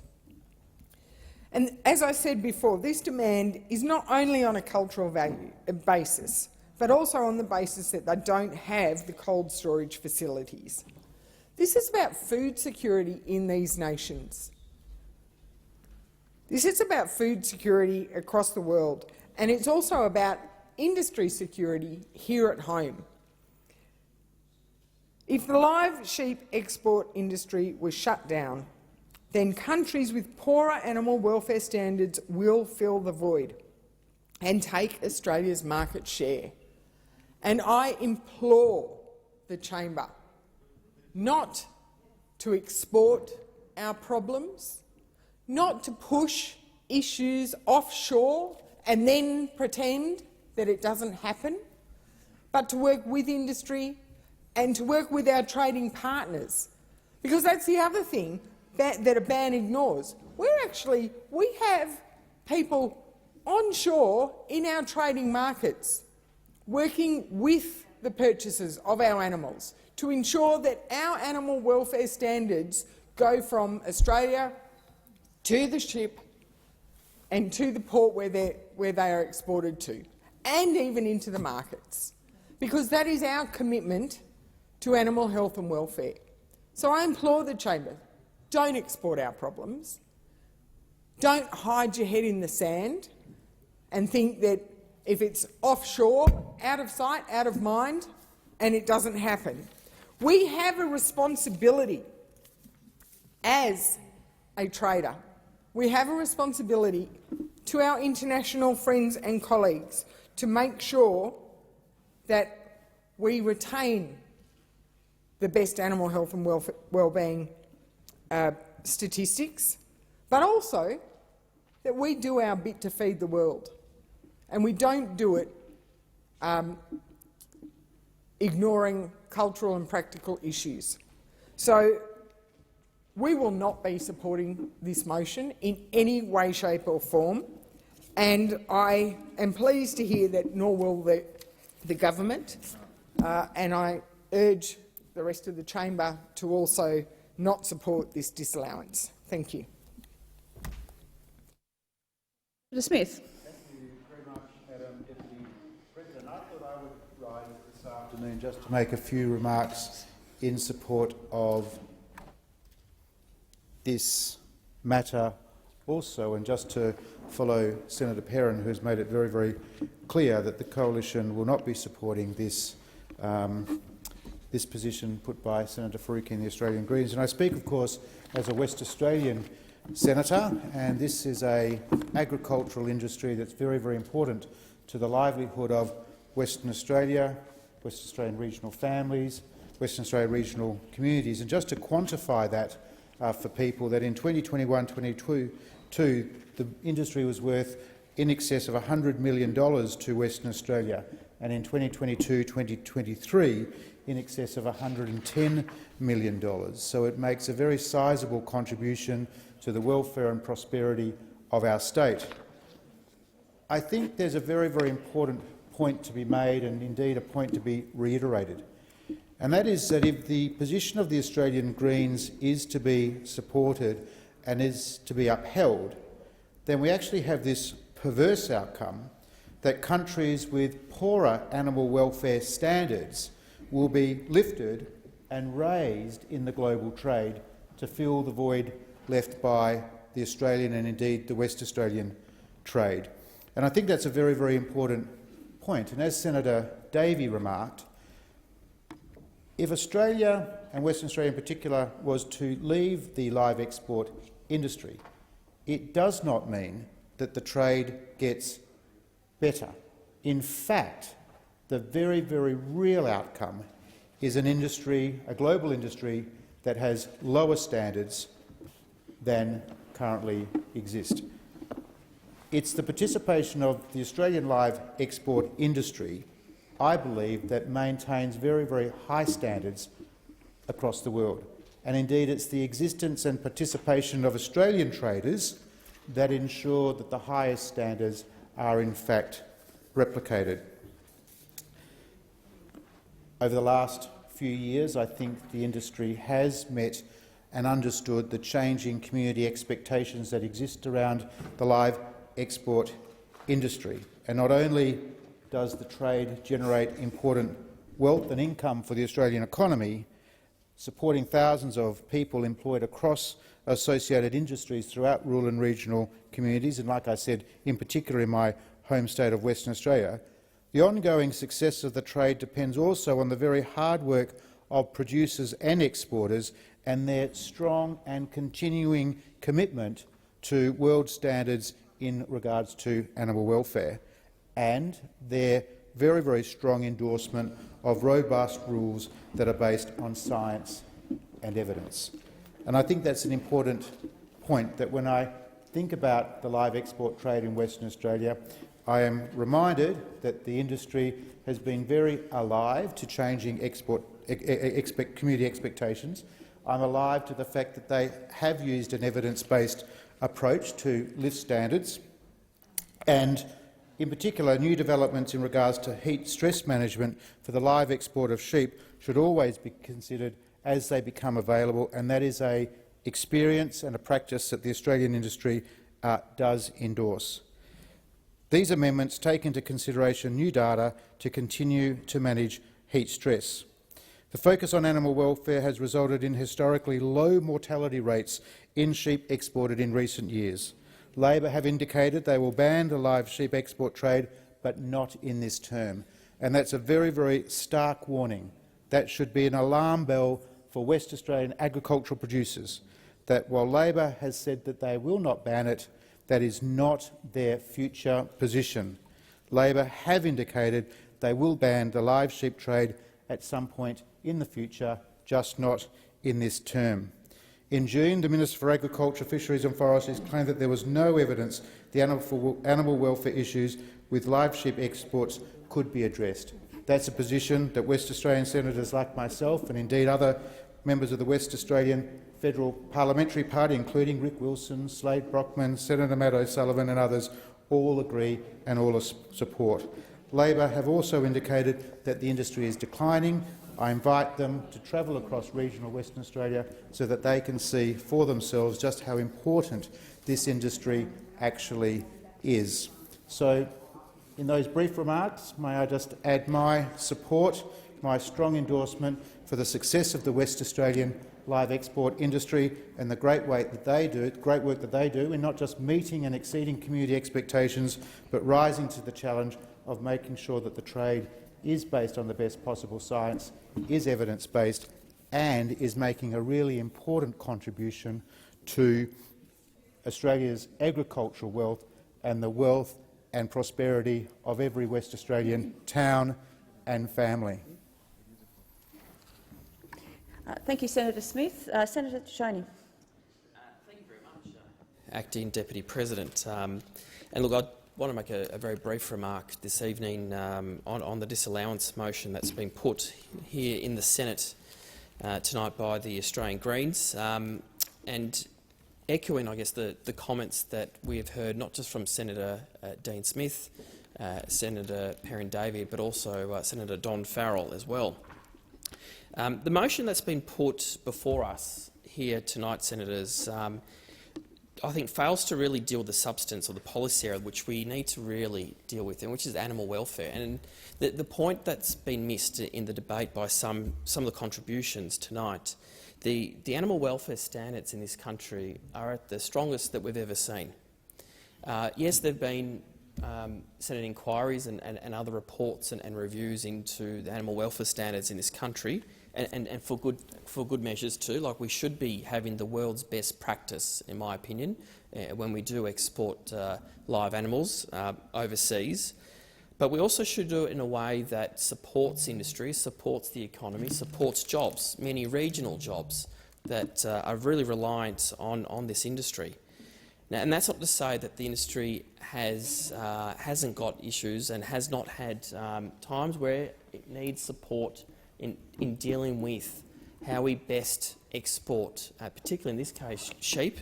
And we've seen some very distressing footages that have been aired through the media on how some animals have been treated, and quite frankly, shameful by those operators who have done the wrong thing and brought great shame to an industry that many people, many workers rely on for their livelihoods. But if the Senate was to pass this motion, it would actually produce worse, not better, outcomes for animal welfare. Earlier this year, in the previous parliament, amendments to the Northern Summer Prohibition rules were made to improve the management of heat stress for sheep exported in late May. And comments that we heard earlier this evening, I think unfair comments attacking the department, the officials who I think do a fantastic job at not just upholding the rule of law, but they do have animal welfare close to them. It is central to their job to make sure that the animals that are exported are done so with the highest standards. But it is also good to see that at the state and federal level, governments have worked together to address the shonky operators that have given the industry a bad name. And it is important that the changes that the Northern Summer Prohibition rules were based not just on science but also data, updated climatology data, which indicated that changes were necessary to reduce the risk of heat stress. Now, the rules introduced a 10-day conditional prohibition on exports to some Persian Gulf destinations. The rules also impose additional conditions during the designated period designed to reduce the risk of heat stress. These include shorter fleece length, maximum sheep weight limits, minimum pen air turnover rates and increased pen space allowances. These actions all strengthen animal welfare based on science and data that we have available to us, which is why I think many of us were surprised when this disallowance motion was brought before the Senate. The Greens moving this disallowance really, I think, failed to understand the real issue that they're trying to deal with here. You know, we do hear from time to time that they are somehow the champions of animals, the champions of animals. Order. And as we heard the contributions from this evening, putting animal welfare, somehow we need to not just look at one part of the disallowance, but we need to look at the whole disallowance, quite frankly. And if what has been proposed by the Greens tonight it would just hurt animal welfare standards in this country, it would reduce the standards in this country, but also impact the livelihoods of many people around this country, particularly from the state of Western Australia, and through the contributions that Senator Smith and others have made this evening. So I was very surprised that we are dealing with this disallowance motion tonight. So it is actually quite shocking that we are having to deal with this instrument, or this motion, that would override and fail to actually improve animal welfare standards in this country. But let's also not give this instrument the chop. There are important rules and enforcement mechanisms contained in this instrument, and presumably the Greens want us to think that if we were to scrap it, the welfare of sheep will just magically improve. But in reality, this would force the regulator to find new, likely weaker measures to protect animal welfare. Is this what we want? Is this what we want? Weaker measures to protect those animals that we are trying to export? Well, I don't think we should stand for it. And a stunt that not always wastes this chamber's time, if it were to be successful, would likely have a detrimental effect. Now, are we surprised by the hypocrisy of some here in the Greens? Well, trying to act high and mighty for their own political games while we're actually damaging the cause that they claim to be supporting. And I haven't even mentioned the economic pain that would be caused by trying to rip the live sheep export trade overnight without any consultation. And that is something that this government has committed to do, to consult with industry, to consult the WA government. That's what a government, a party of government does. We sit down and we talk. We talk to the industry. We talk to those who are concerned about animal welfare standards. We talk to our friends over in Western Australia, the Western Australian government, about the impacts of phasing out this industry. But we are committed to supporting the regulators to protect animal welfare while we consult with the industry. We cannot just pull the rug under the industry.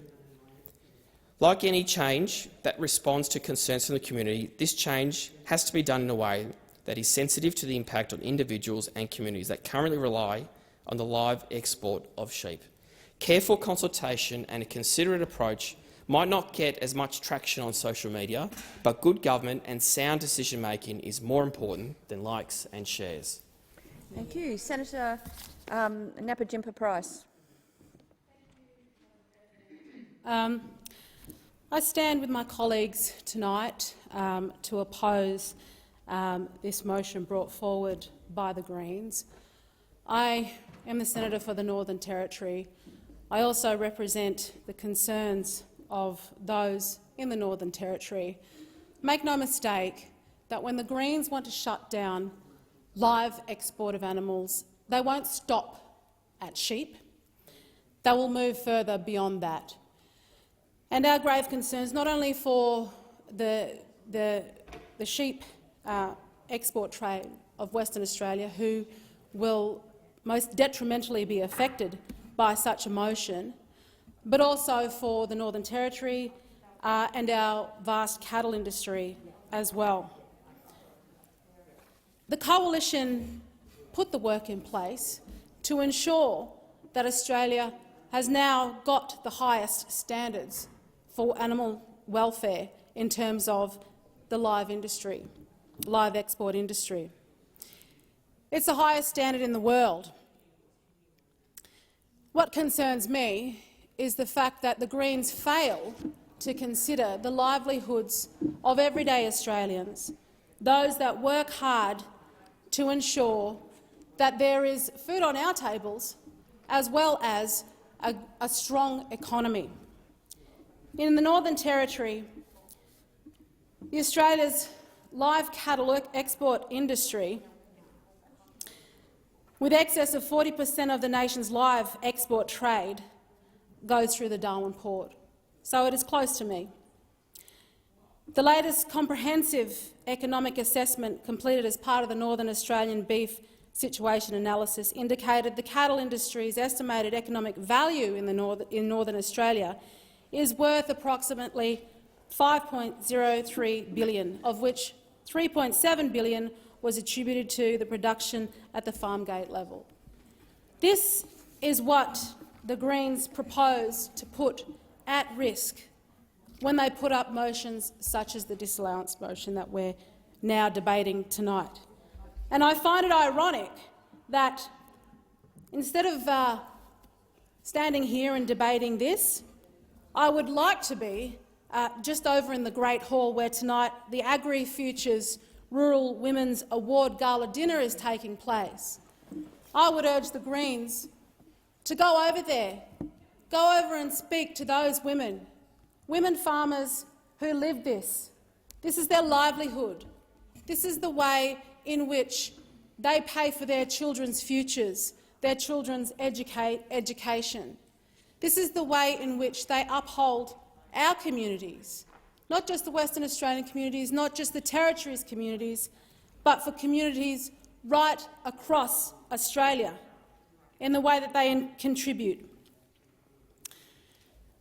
Now, just recently, the Northern Territory Cattle Association released a statement speaking to live export bans, remembering what took place in the Northern Territory. Back then, of course, in their statement, they reminisced about the then Minister for Infrastructure, who is now our Prime Minister, Anthony Albanese, and his comments made on ABC's Q&A in defence of the decision for the live export ban at the time. He stated it was the right thing to do. I'm glad he's changed his position on this. I am. But if I continue to read their statement, and if you can imagine, instead of Labor in this case, we're talking of the Greens, it's just as relevant now. These concerns are huge.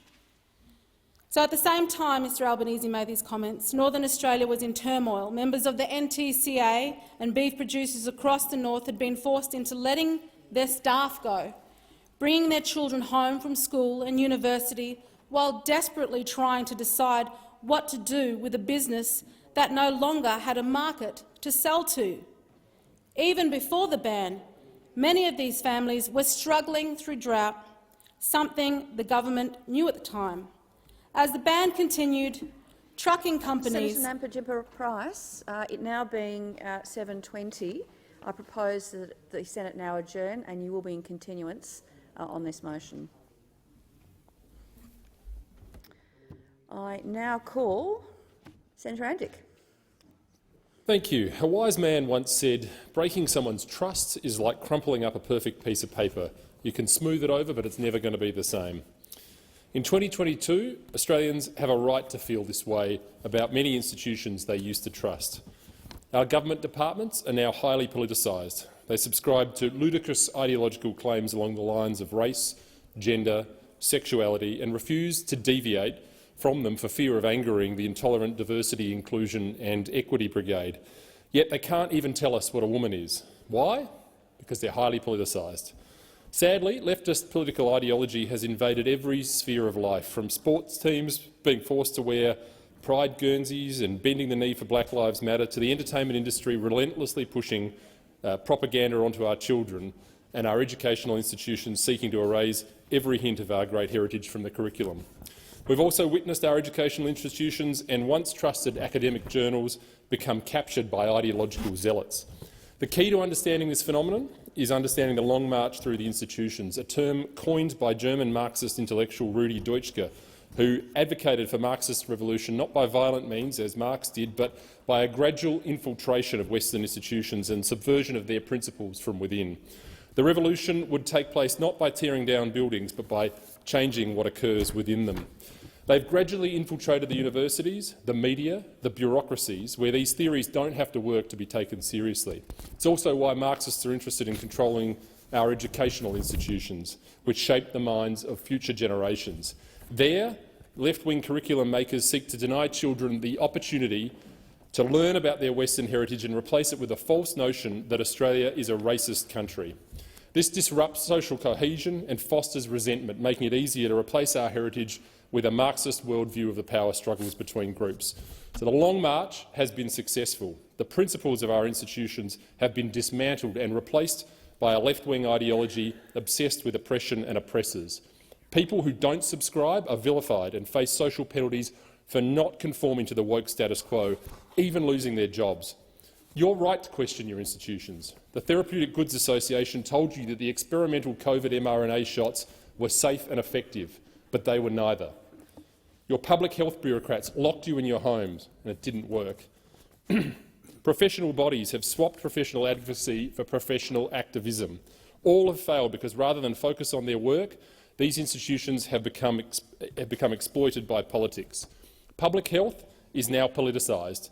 The education system is now politicised. Sport is now politicised. Entertainment is now politicised. Advertising is now politicised. The corporate sector is now politicised. And even your job is politicised. They're wrong to tell you you're a racist for believing every Australian should enjoy equal opportunity. They're wrong to call you a transphobe for knowing what a woman is. They're wrong to call you homophobic for believing that children deserve a mother and a father in the home. Their isms and phobias are meaningless insults used to intimidate you into silence so that their revolution can proceed. The woke brigade lose their unearned credibility when we deny them the high moral ground. They attack people for opposing equity and social justice while trying to destroy their connection to history, their right to speak freely and their right to protect their children from these influences. In South Australia, at least, the grassroots movement is changing the trajectory with the aim of building institutions that receive the wisdom of the past with gratitude. Many quiet Australians who hold the true values of the Liberal Party are joining our political ranks to support like-minded types and take back political ground from the radical left. The movement is one of regeneration, of building up rather than tearing down, and of the treasuring of our traditions of the forebearers that gave us these traditions carelessly rather than discarding them. We are slowly reclaiming ground. We will win back the institutions. We will straighten out that crumpled piece of paper and we'll win back people's trust. Thank you, Senator Faruqi. Senator Faruqi. Thank you, Acting Deputy President. Last week, the government held a Jobs and Skills Summit and congratulated itself for inviting everyone to the table and for being open to all ideas to upskill Australia and address workforce shortages. Equal opportunity, visa changes, training opportunities and skilled migration were hot topics on the table. But in fact, not everyone was at the table, and the equal opportunity talk was pretty superficial, because as usual, refugees and people seeking asylum were ignored. In recent weeks, my office has been inundated with messages from refugees and people seeking asylum who are desperate to upskill, study, work and contribute to society. Many of them sought asylum a decade ago and have long been recognized as refugees, known as the legacy caseload, as if they were not people with feelings, hopes and dreams. They have spent years under the cruelty of the offshore detention regime, then in limbo, trapped in a cycle of endless visa renewals and often without access to basic rights. The cruelty is calculated and deliberate. Both Labour and the Coalition refuse to treat people seeking asylum and refugees like humans who deserve dignity because they want to use them as examples to discourage more people from coming to our shores. Effectively, these governments have said, "Look here, this is how badly we will treat you if you dare to come here." Such is their level of cruelty that they would rather people suffer persecution than find a safe haven here. The dehumanization does not end when refugees are finally allowed into Australia. The thousands that are living in limbo here are effectively kept handcuffed in the margins by virtue of their temporary visa status and strict visa conditions, which force them to exist as second-class citizens.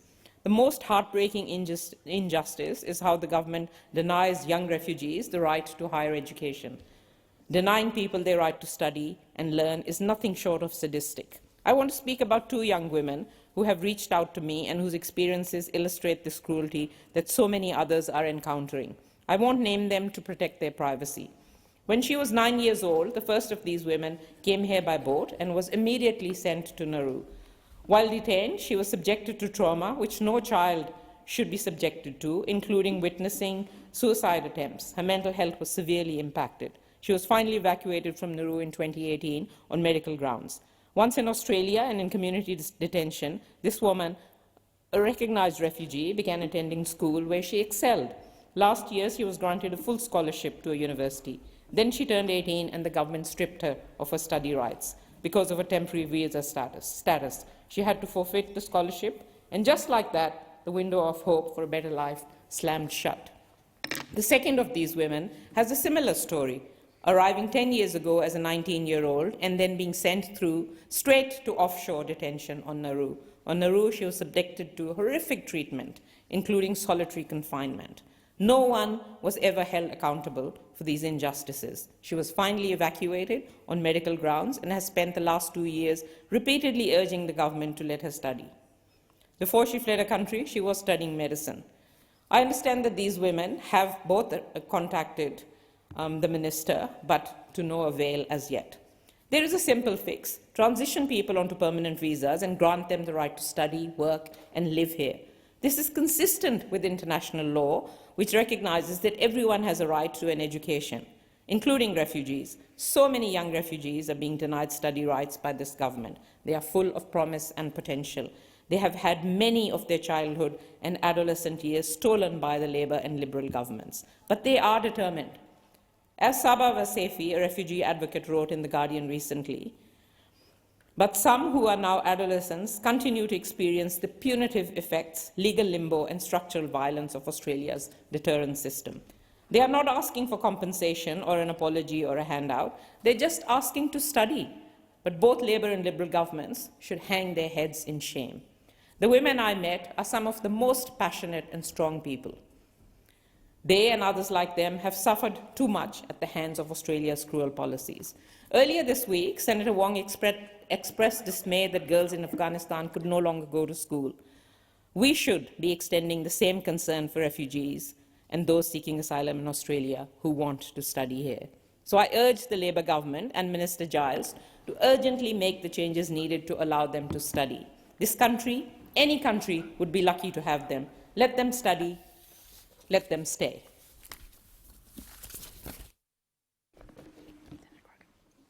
Senator Grogan. Thank you. Last month, the South Australian government, namely Susan Close, the Deputy Premier, announced the appointment of Richard Beasley as the inaugural South Australian Commissioner for the River Murray. Mr Beasley's appointment is so important to South Australia and so important to the health of the river in general. As we push for real action on the River Murray and as we aim to get past significant numbers of years of the river being ignored and the health of the river and the commitments in the Murray-Darling Royal Basin Plan, sorry, frog in my throat, the commitment over 10 years that just has not been delivered. The Commissioner is going to make a fundamental difference to how this is going to be dealt with. We've heard from Peter Malinauskas, the South Australian Premier, and he believes that this appointment, and I'll quote, sends a clear message that South Australia is serious about defending our water rights and protecting the river, including delivering on the 450 gigalitres that were promised but not delivered. Now, as I've said numerous times in this chamber before, the Murray River is the lifeblood of South Australia. The agricultural sector, the community, the environment are all dependent on the river, and all can live together in harmony if we have enough water in the river to keep it healthy. If we stop that flow and we do not allow the river to be healthy, then our agricultural sector will not thrive either. This is not a binary decision about whether we wish to prioritise the environment or whether we wish to prioritise agriculture.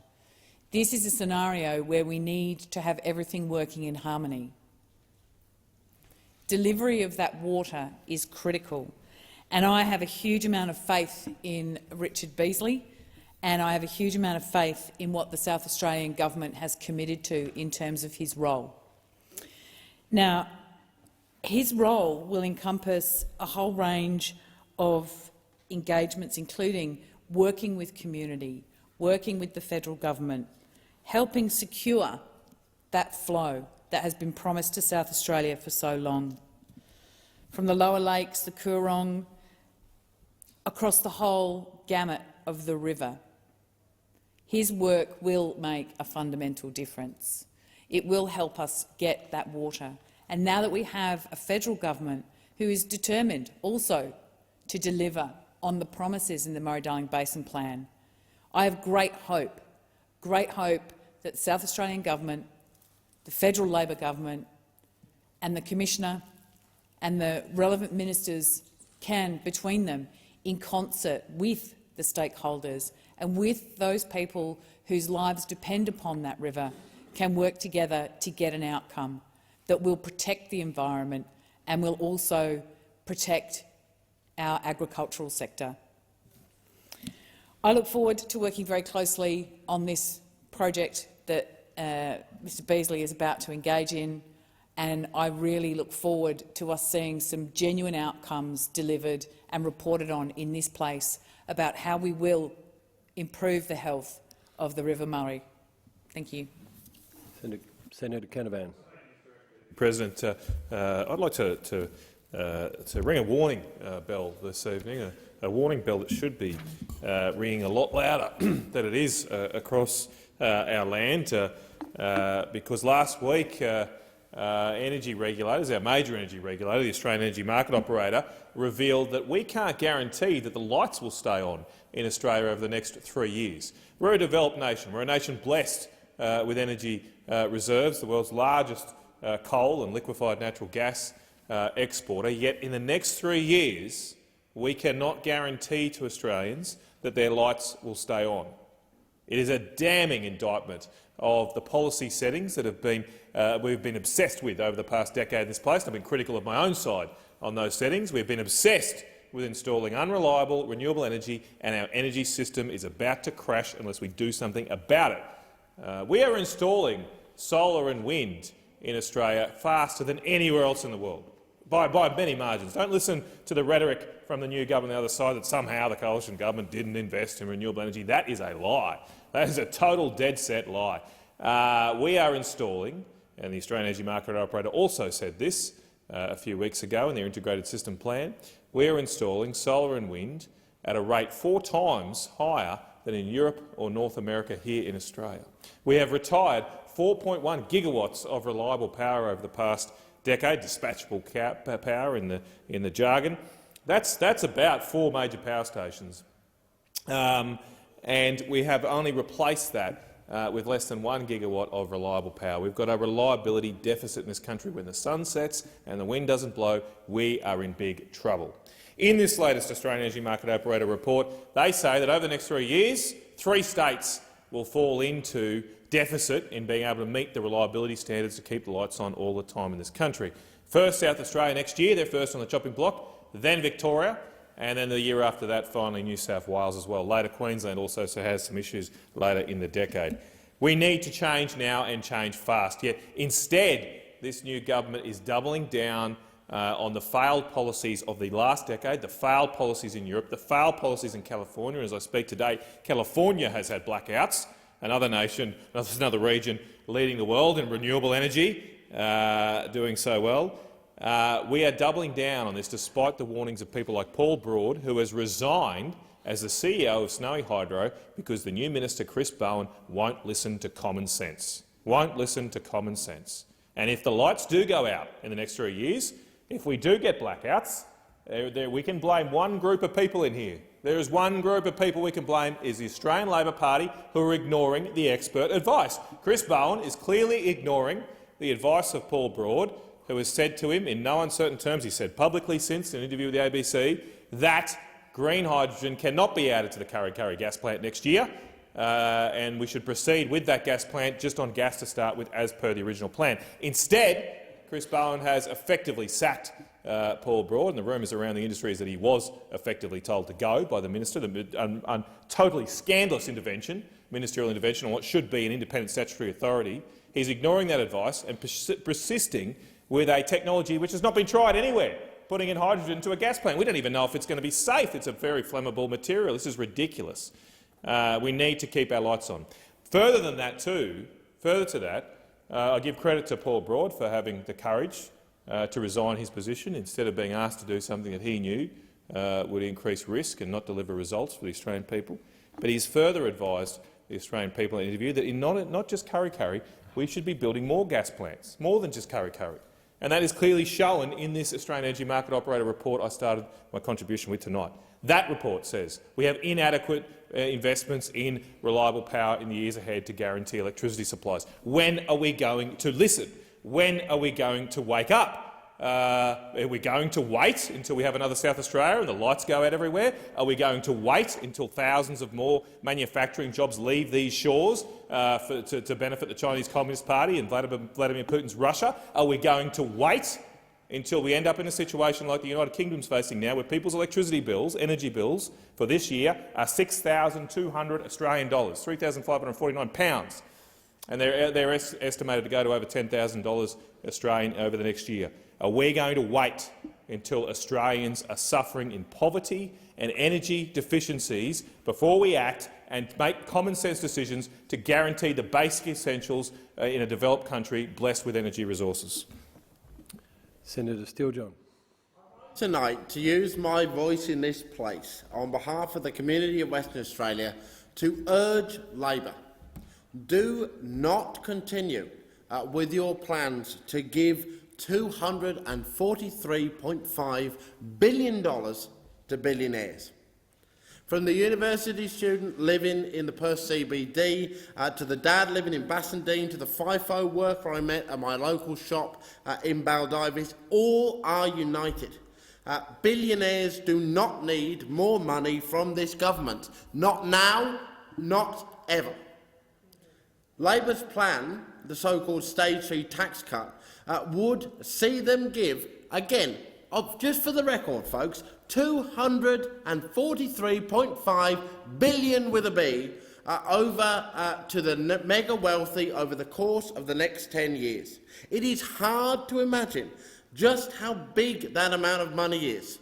So let me break it down for those following along tonight. With that money, we could end homelessness, build enough accessible housing in the next 10 years to ensure that every single person on the public housing waiting list has a home to live in. And we could improve the mental health and well-being of our community, investing in prevention, ensuring everyone has access to a psychiatrist, a psychologist or a peer worker, with cost being no barrier. And in addition to that, we could give everyone the opportunity to go to the dentist and get the services they need to put a smile back on their face. And we would still, after all of that, have money left over to be able to do the additional things, to increase the level of pension support payments, for instance. We would, together as a community, have the ability to provide a home, support, free mental care, trips to the dentist, for me, for you, for everybody that is eligible for Medicare, and there would still be money left over. This Parliament is all about choices, and Labor is choosing to side with the billionaires instead of providing the community with the things we need right now. Now, getting dental care is considered, or is made to feel like a luxury. It is out of reach for too many members of our community, and it is simply too expensive. Now, this is a political choice. The system has been designed in a way that locks people out. I've heard from members of the community, particularly in Western Australia, that they have been unable to eat properly, have missed work due to tooth pain. They have delayed the removal, for instance, of their wisdom teeth, living for months with head and neck pain as they attempt to save up the hundreds of dollars necessary for the treatment. They have had they have failed to have teeth removed, not been able to have them replaced because they could not afford restorative work or a new tooth. And are sitting right now with a seriously loose set of teeth, for instance, with their only current avenue to hope that it does not fall out. Our community deserves better than this. It is time for Medicare to be expanded to include our teeth.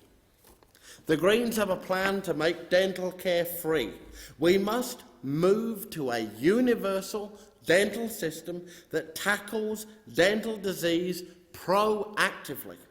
Everybody could go to the dentist for free under this scheme, ending the worry of paying for dental services. Importantly, it would include a broad range of services. So whether you have a tooth that needs restoring, a cavity that needs filling, or your kid needs orthodontic work, the Greens want it to be covered by Medicare. If you're listening and thinking to yourself, well, that sounds nice, but it's surely not possible, I am here tonight to tell you that it is. It is a matter of choices, and the Labor Party has a big choice to make. Right now, they are choosing to continue with their plan to give over $243 million to billionaires. That is more than 3 times the amount that it would cost to give everyone free dental care. Shame on them. Senator Polley. Care economy and the work of Professor Rajiv Khosla and his work in robotics and innovation space. The tireless work of Professor Khosla and other stakeholders is now coming to fruition after more than a decade of hard work and professionalism and a commitment to helping people within our community. The work of Professor Khosla started many years ago at the La Trobe University and now is the CEO of Human-Centred Innovations. Professor Khosla's work is cutting edge and he has accomplished things that no one else has done before, so it's something that you and the team should be very proud of.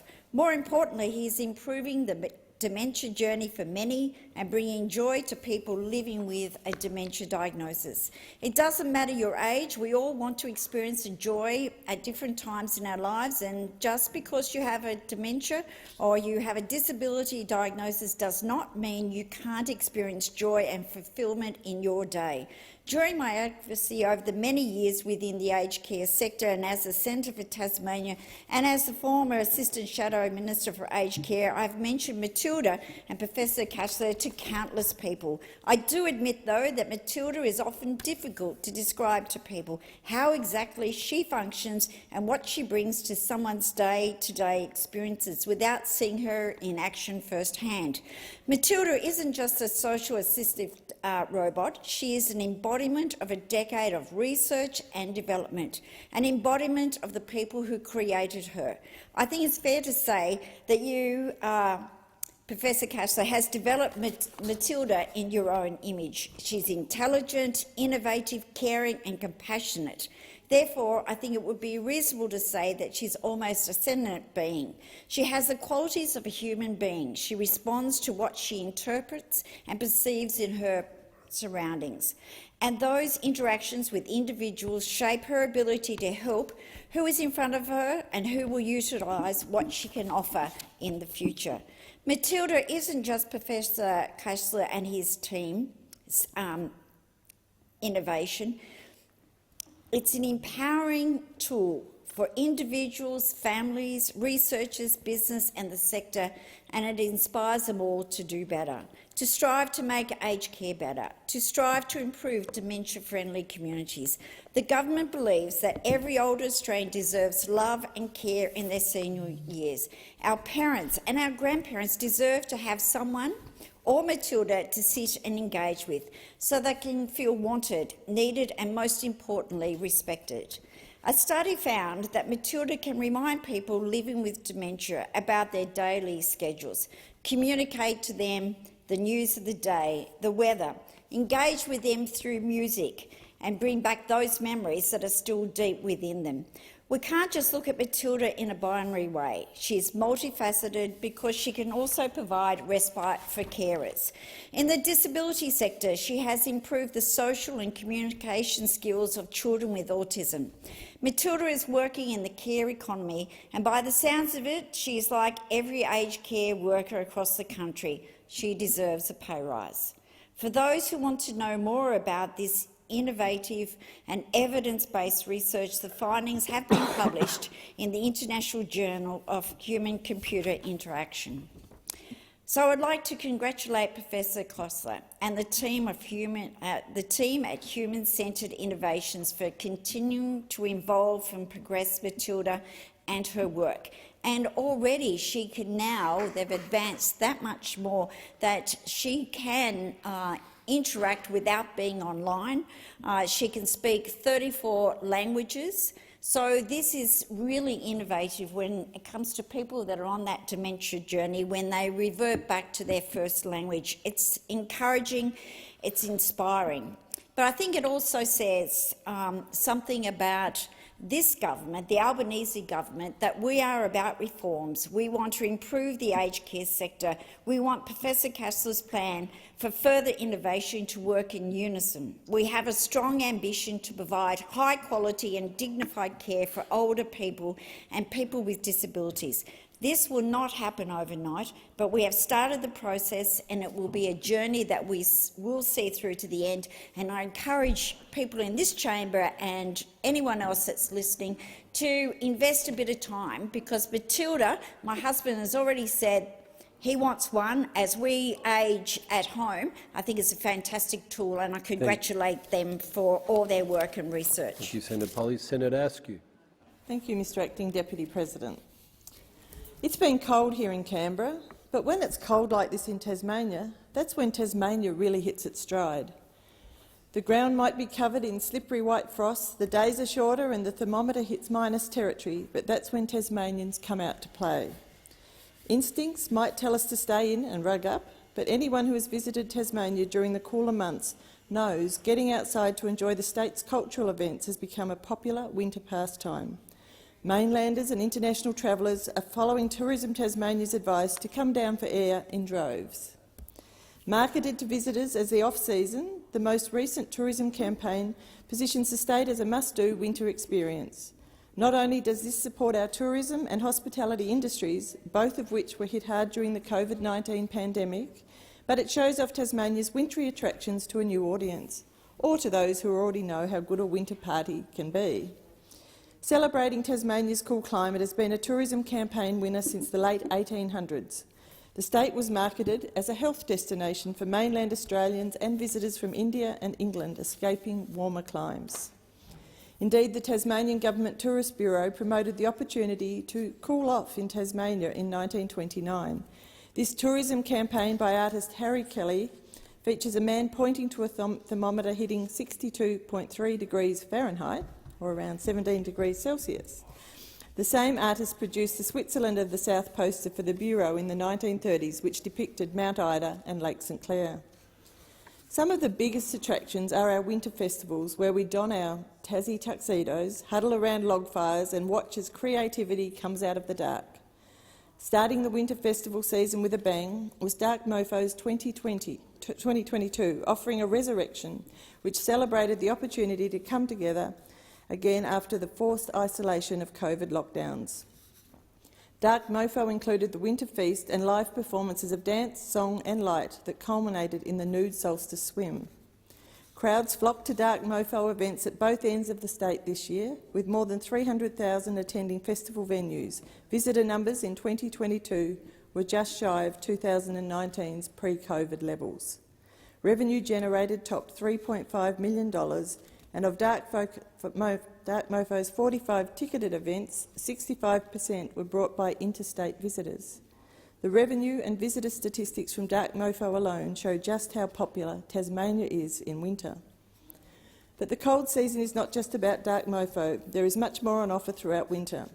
Festival of Voices take up the baton with a mission to improve lives through singing.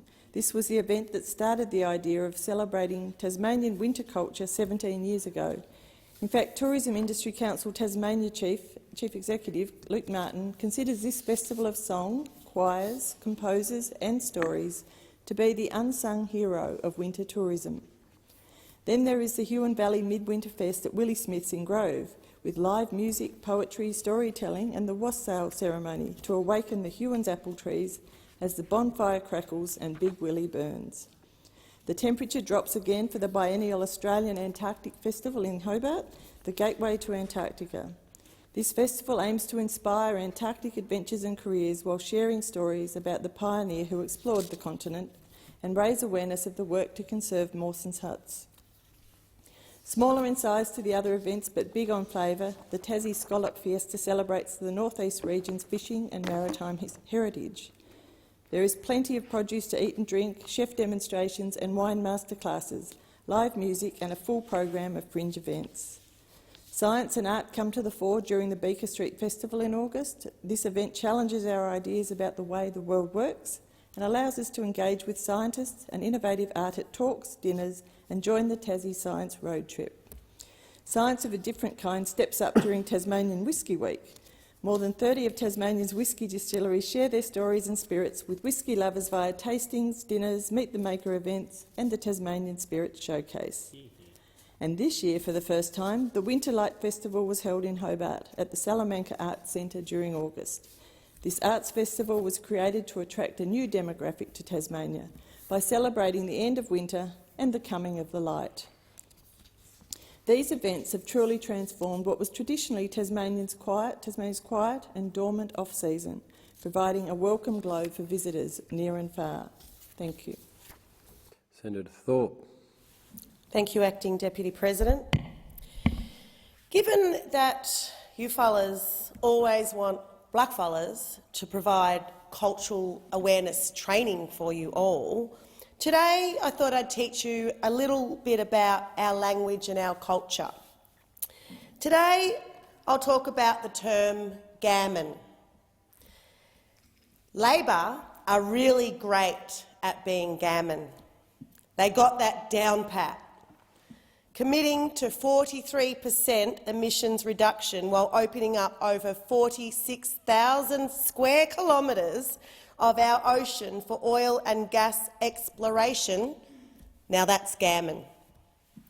Approving the Barossa project gas drilling in a marine protected zone despite the clear opposition of Tiwi Island traditional owners, that's gammon. Committing to 43% emissions reduction and protection of cultural heritage while fracking in the Beetaloo Basin, poisoning our water, that's gammon. Committing to First Nations justice and protection of cultural heritage while approving the Perdaman fertiliser plant on the Burrup Peninsula, railroading traditional owners and destroying sacred Murujuga art sites which are under consideration for, get it, World Heritage listing, while Labor, you're too gammon. Committing to give First Nations people a voice to Parliament, but not actually listening to traditional owners, that's gammon. Saying Black Lives Matter and talking about closing gaps and reducing Aboriginal deaths in custody, while 3 decades have passed since the 1991 Royal Commission into Aboriginal deaths in custody, with no indication from this new government, the new deadly Labor government, no indication when they're going to review those recommendations that they never implemented when they were last in power, which is however long ago that was. Not only that, they have never given us any information about implementing them. That is completely gammon. And talking about achieving justice for First Nations people, but not committing to the United Nations Declaration on the Rights of Indigenous People and free, prior and informed consent, not even having a reporting date for what we've been fighting for how long, to have our rights observed and respected in this country. The new Labor government, they're trying to push it down the road as far as they can because they know what it means for First Nations people, and that shows how gammon Labor really are. Gammon, if you haven't worked it out in our little cultural awareness session this evening in the Senate, is pretending. Gammon is fake. Gammon is pretending that you're someone's friend when you're actually not. You become gammon. Well, the Greens aren't gammon because what we say, we actually act upon. And what we say is what we mean. And we'll put our bodies on the front line to protect country. But Labor, because they're so gammon, they won't do that. Labor will wave the flag and have Black Lives Matter posted on the front windows of their electorate office, yet they're stabbing us in the back at the same time. That's gammon. Well, for those gammon Labor mob that want to continue to be gammon and wear your Aboriginal earrings and Aboriginal flag T-shirts and look all deadly, looking like an ally, it's actually gammon. And blackfellas see right through gammon allies who pretend to be our friends while they destroy the very essence of who we are as First Nations people in this country. So, Labor, give up the gammonness and get on with the real action. Thank you, Senator Thorpe. Senator Lambie. Thank you, Acting Deputy President. I have a confession to make, and I would confess my sins in a church, but Lambie's in a church and worrying about the ceiling falling in. I tell you, it's a bit too much. So I've made a mistake. In the first days of the last parliament, I was asked to vote on the Morrison government's tax cuts. Stages 1, 2 and 3 altogether, in a bunch. No splitting, no picking and choosing, all or nothing, 1, 2 and 3. And in case you missed it, I supported the package. I want to run through why. This is what I said in my speech on the tax cut bill before the vote happened. If the economy gets worse between now and then, as this has, it takes a week to change the tax rates. If in 6 years' time the economy can't handle a huge tax cut, then people expect their politicians to say so, be upfront and be honest. If the risk is too big to justify, people will understand rolling it back or putting it on hold for the time being. The only way you can think that the worst bits of this tax bill are permanent is if you believe that nobody in this place can do the right thing and the responsible thing. I'm not prepared to give up on the possibility that Parliament can show a little bit of guts and do the right thing when the time is right. I'm not prepared to walk away from tax cuts for low-income workers starting next week, simply because we don't know if we'll be able to afford tax cuts for everybody else 5 years from now. If we can't afford it then, we don't go ahead. It is that simple." End quote. I look back at those words now and I think how optimistic I was. On the other hand, I say how bloody naive I was. But I sincerely thought at the time that there's no way a government would barrel through on a tax cut that the budget could not afford. Fast forward 5 years and look what we have. Look where we are. A government barrelling through on a tax cut the budget can't afford. It's not even a tax cut they like. They agree it's bad for the budget, they agree it's bad for the economy, and yet they're still doing it. They say it's not their policy, but when you're given the chance to change something and you decide to keep things the way they are, then your policy is to keep things the way they are. This is actually not complicated. If Labor put a bill into the Senate today to delay or amend those Stage 3 tax cuts, it would pass without you even breaking a sweat. Easy job, no worries. But you know what? They won't. And I think that's really, really bad policy. So why are they insisting on inflicting bad policy on the Australian public and the Australian economy? What's the point? This puts the budget further into the red. We're told we can't afford anything because Labor's got a budget mess to clean up. It's like a garbage bag has split and fallen all over the floor in your kitchen and you're wiping down the bag. Fair go. Don't forget, this is the government that started this parliament saying we have to cut crossbench staff by 75% to save $3 million a year. But they're going to plough through with a tax cut that are going to cost $3 million an hour. Ugh, you've got to be kidding me. But look, I said I made a mistake and I did. The mistake was backing the tax cuts. The mistake was believing 5 years into the future we'd have a government with a bit of guts and to show some courage. It's this Labor government that is being handed the keys to stop the cuts coming through, and they're too goddamn scared to take them out of their jeans pocket. Fair go. You don't get to say that just because the other team legislated them. Somehow you're completely helpless to do anything about it, because that's rubbish. When Labor won the election, they wanted to be more ambitious on climate change, so they increased the emissions reductions target. The previous government didn't want a Royal Commission into robo-debt. Labor did, so they called one. The previous government didn't want to increase the skilled migration target. Labor did, so guess what? You changed it. Hip hip hooray. They changed things because they wanted things to change. You wanted things to change. They're not changing Stage 3 tax cuts because they don't want things to change, not because they can't. I want every Australian person out there to know, not because they can't, because they do not have the will, they don't want to, they're too frightened to, they don't have the guts to.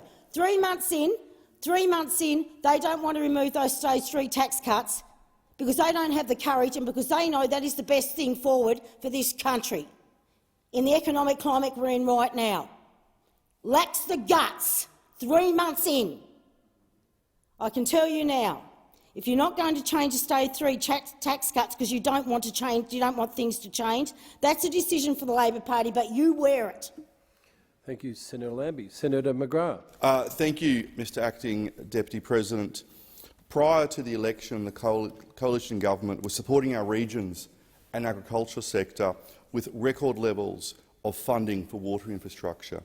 This investment was especially critical in my home state of Queensland, where there have been, I don't think, a single dam built in the last 20 years. And when you think of the record amount of rain that has fallen on our state and gone to waste during this La Nina cycle, would it not make sense to invest in water infrastructure to improve water security and drought resilience? At present, the jewel in the crown of Queensland water projects is undoubtedly Urannah Dam, which the former coalition government supported to the tune of $498 million. This 970,000 megalitre dam is part of the visionary Urannah scheme, which includes the Bowen Renewable Energy Hub, the largest renewable baseload energy project in North Australia.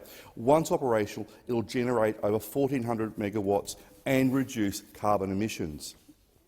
The pumped hydroelectric plant has a storage capacity of 8 hours and is co-located with solar, wind and a hydro electrolyser to support export-scale hydrogen production. Not only this, but Urannah Dam will feed the 20,000-hectare Collinsville irrigation scheme. This will deliver affordable water for the agriculture sector and open up opportunities to grow high-value crops on a large scale and facilitate export opportunities. Water security enables communities in central Queensland to drive economic growth within their local economies and create long-term jobs in the regions. Urannah Dam alone will create 1,800 ongoing jobs. However, the benefits will be felt far beyond central and north Queensland, with the project to deliver $10.5 billion in economic benefits to Australia. Given all these benefits, it is exciting to see investment interest flowing in from all over the world. Danish fund Copenhagen Infrastructure Partners are in advanced talks to partner in the project, which would power up to 500,000 Queensland homes. Copenhagen Infrastructure has identified the Bowen Hub's component as one of the most promising investments of its type in Queensland, and is working closely with Bowen River Utilities and renewable energy partners on co-development and equity partnerships. This is the future of water and energy in the great state of Queensland. This is nation-building infrastructure that any good government will support. So I call on the Albanese government and the state Labor government in Queensland to support the Urannah project in whatever way it is required to get it built. Queensland's future prosperity depends on it. The project stacks up. It is good for Queensland. It is good for Australia. Let's get Urannah Dam built. Thank you. Thank you. Senator Scarr. Thank you, Mr Acting Deputy President. On the Saturday just gone, I had the absolute honour of attending the opening of an exhibition called the Public Exhibition on Crimes of Communism, hosted by the Vietnamese community in Australia, Queensland chapter, and also World Victims of Communism Association of Australia, Inc. It was a great honour to attend that exhibition and to make some comments at the opening, just as it is an honour every 30 April for me to attend in my capacity as a senator to the commemoration of the fall of Saigon to the communists on 30 April 1975. And just as it was a great honour, a deep honour, to be presented by my good friend Dr Quang Bui AM, a colour with the tie, I should say, with the colours of the Republic of Vietnam, which is still worn with great honour and dignity by members of our Vietnamese community in Queensland. Dr Bui has been an extraordinary leader for the Vietnamese community and the broader multicultural community and the whole Australian community in my home state of Queensland. He fled Vietnam many years ago in 1975. He knows many, many individuals who lost their lives during that flee from communism. in 1975 and subsequently. At the exhibition, Mr Acting Deputy President, you can see the horrors of communism, from photos of people who were seized from the Baltic state of Estonia and sent to starve in the Gulag Archipelago in the Soviet Union, from the killing fields of Cambodia to the devastating consequences of the so-called Great Leap Forward in China, where millions upon millions of people died in the devastating famine which was triggered by the policies of the Communist Party of China, through to the Gulag Archipelago, through to a Hungarian flag which was on display, which had the hammer and sickle carved out of the centre, so that the Hungarian flag had a hole in the centre, which is, of course, the flag that was used by those who rose up in Hungary against the communists in 1956.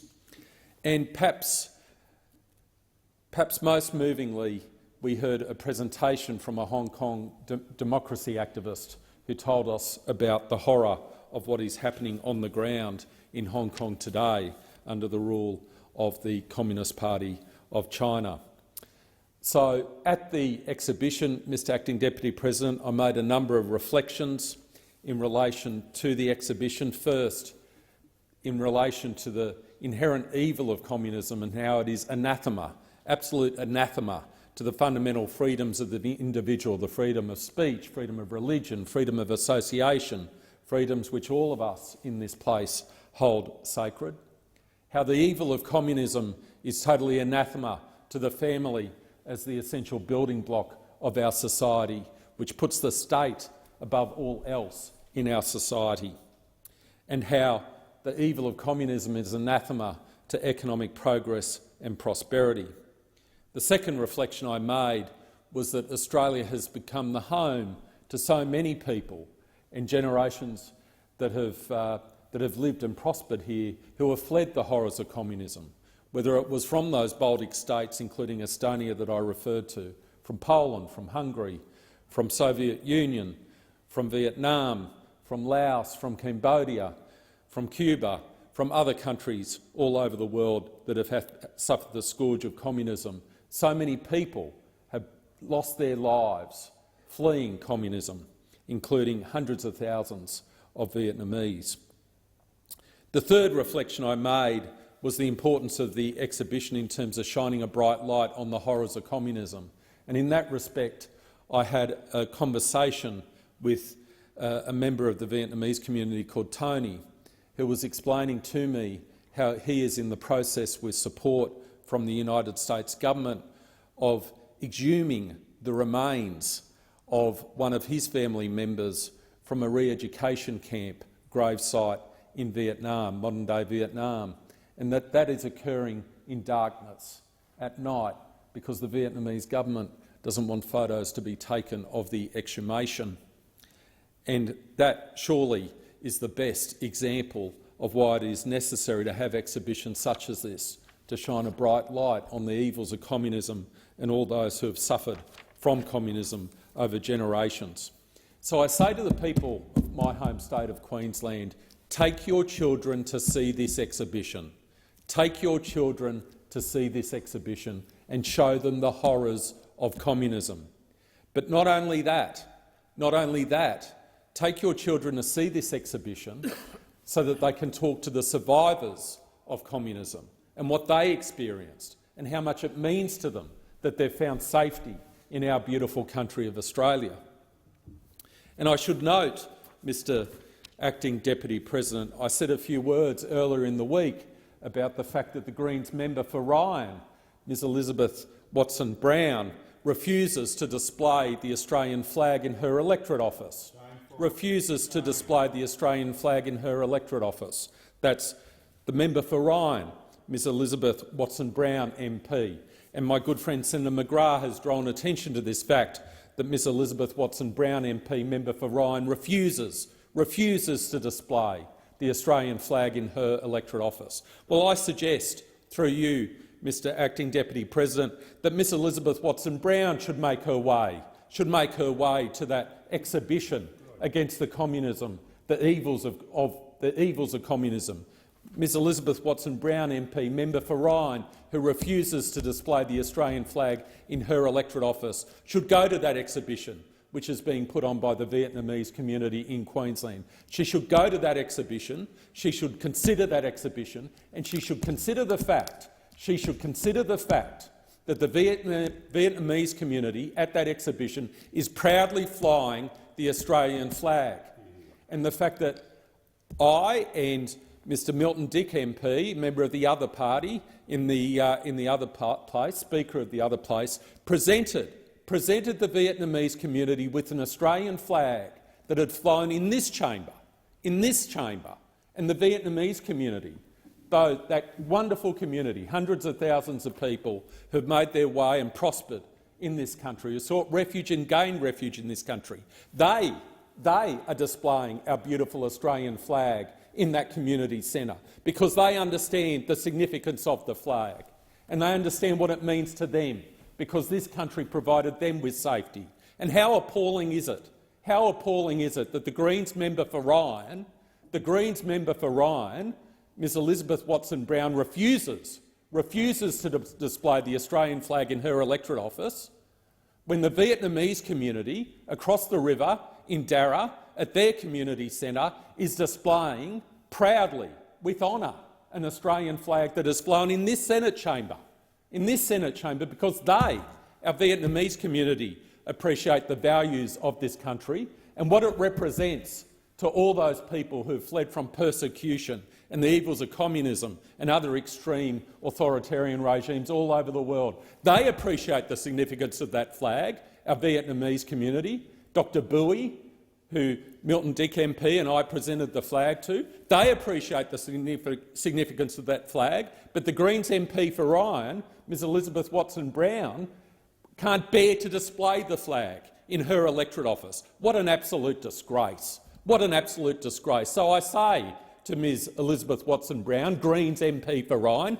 come across the river to Darra. It used to be in the federal electorate of Ryan, Hopefully it is at the time of the next federal election, because I look forward to talking to the Vietnamese community about Ms Elizabeth Watson-Brown MP, who refuses to display the Australian flag, so she can see the significance of that flag to one of our wonderful communities who found refuge in this beautiful country from persecution. So, Mr Acting Deputy President, we should always remember the horrors of communism, the evil of communism, the 100 million people who've died at the hands of communism. We should always remember that so many people found refuge from communism in our beautiful country, and we should acknowledge and honour our wonderful Vietnamese community who have been so successful in our beautiful country since fleeing from communism and are now part of our wonderful Australian story. Thank you. Senator Rennick. Okay, thank you, Acting Mr President. Tonight I just want to basically talk again about the lack of safety testing that was carried out with the vaccines, and I also want to discuss the biochemistry once again, because there's a lot more elements that I need to discuss that I didn't get to last time. If you want to look at my last clip, you can still see it on my website, but I will recap just the finer points of it.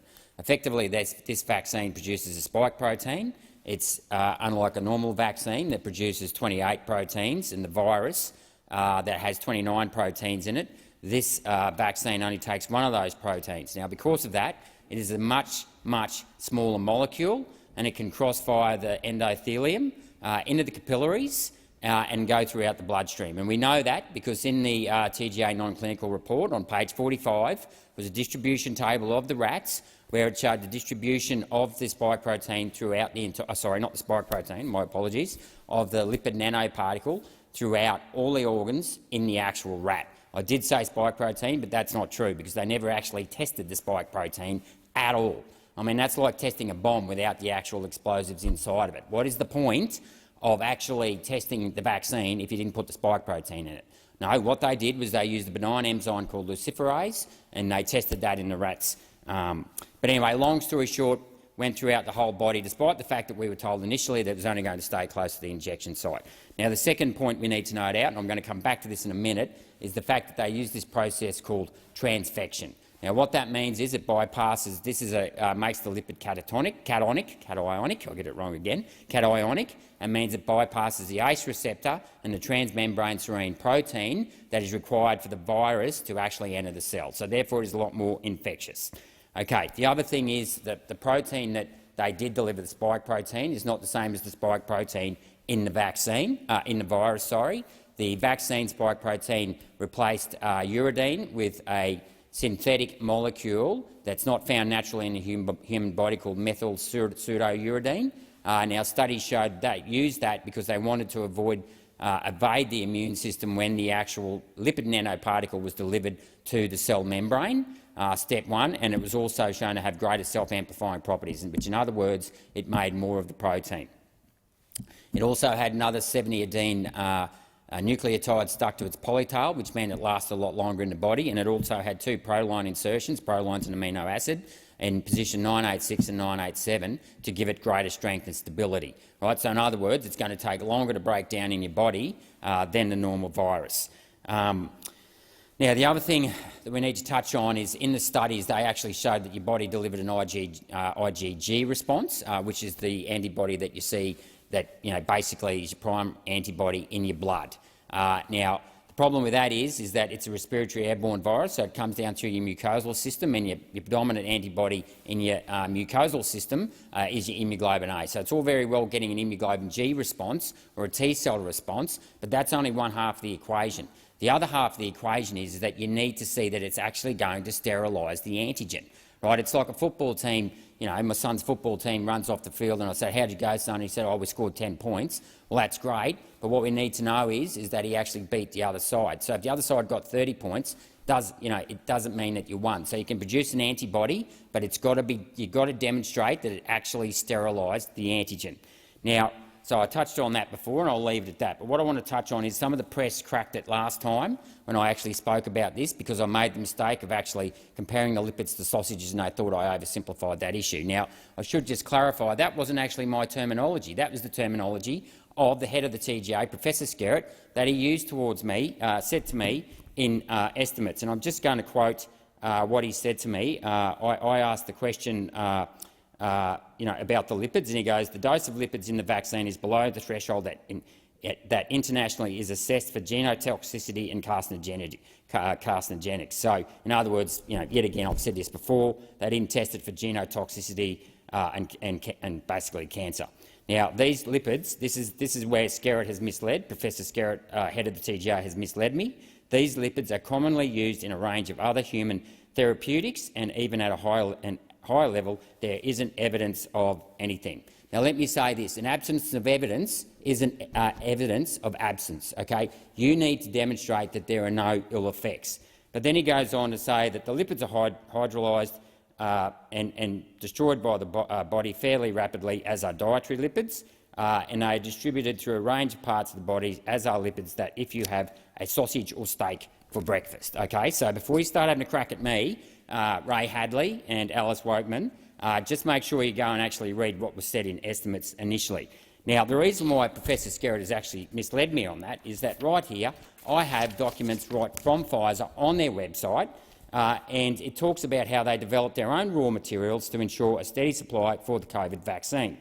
Okay, so it goes on to say that Melissa French, who worked for Pfizer, got the message Pfizer needed large quantities of something called a cationic lipid that was critical to the COVID vaccine. This isn't an everyday lipid that's readily available. Well. So we've got Pfizer actually admitting on their own website that the everyday lipid that's been, or the lipid that's been used, isn't an everyday lipid. So when Professor Skerritt said that it's something that is in your sausage or steak and it's been used in higher levels previously, that is not correct. And this article goes on to say how the Pfizer team had to work overtime to actually get this lipid into production and get it manufactured.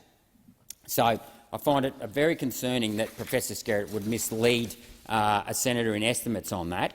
But we need to talk a little bit further about these cationic charged lipids, okay? Because they can be toxic.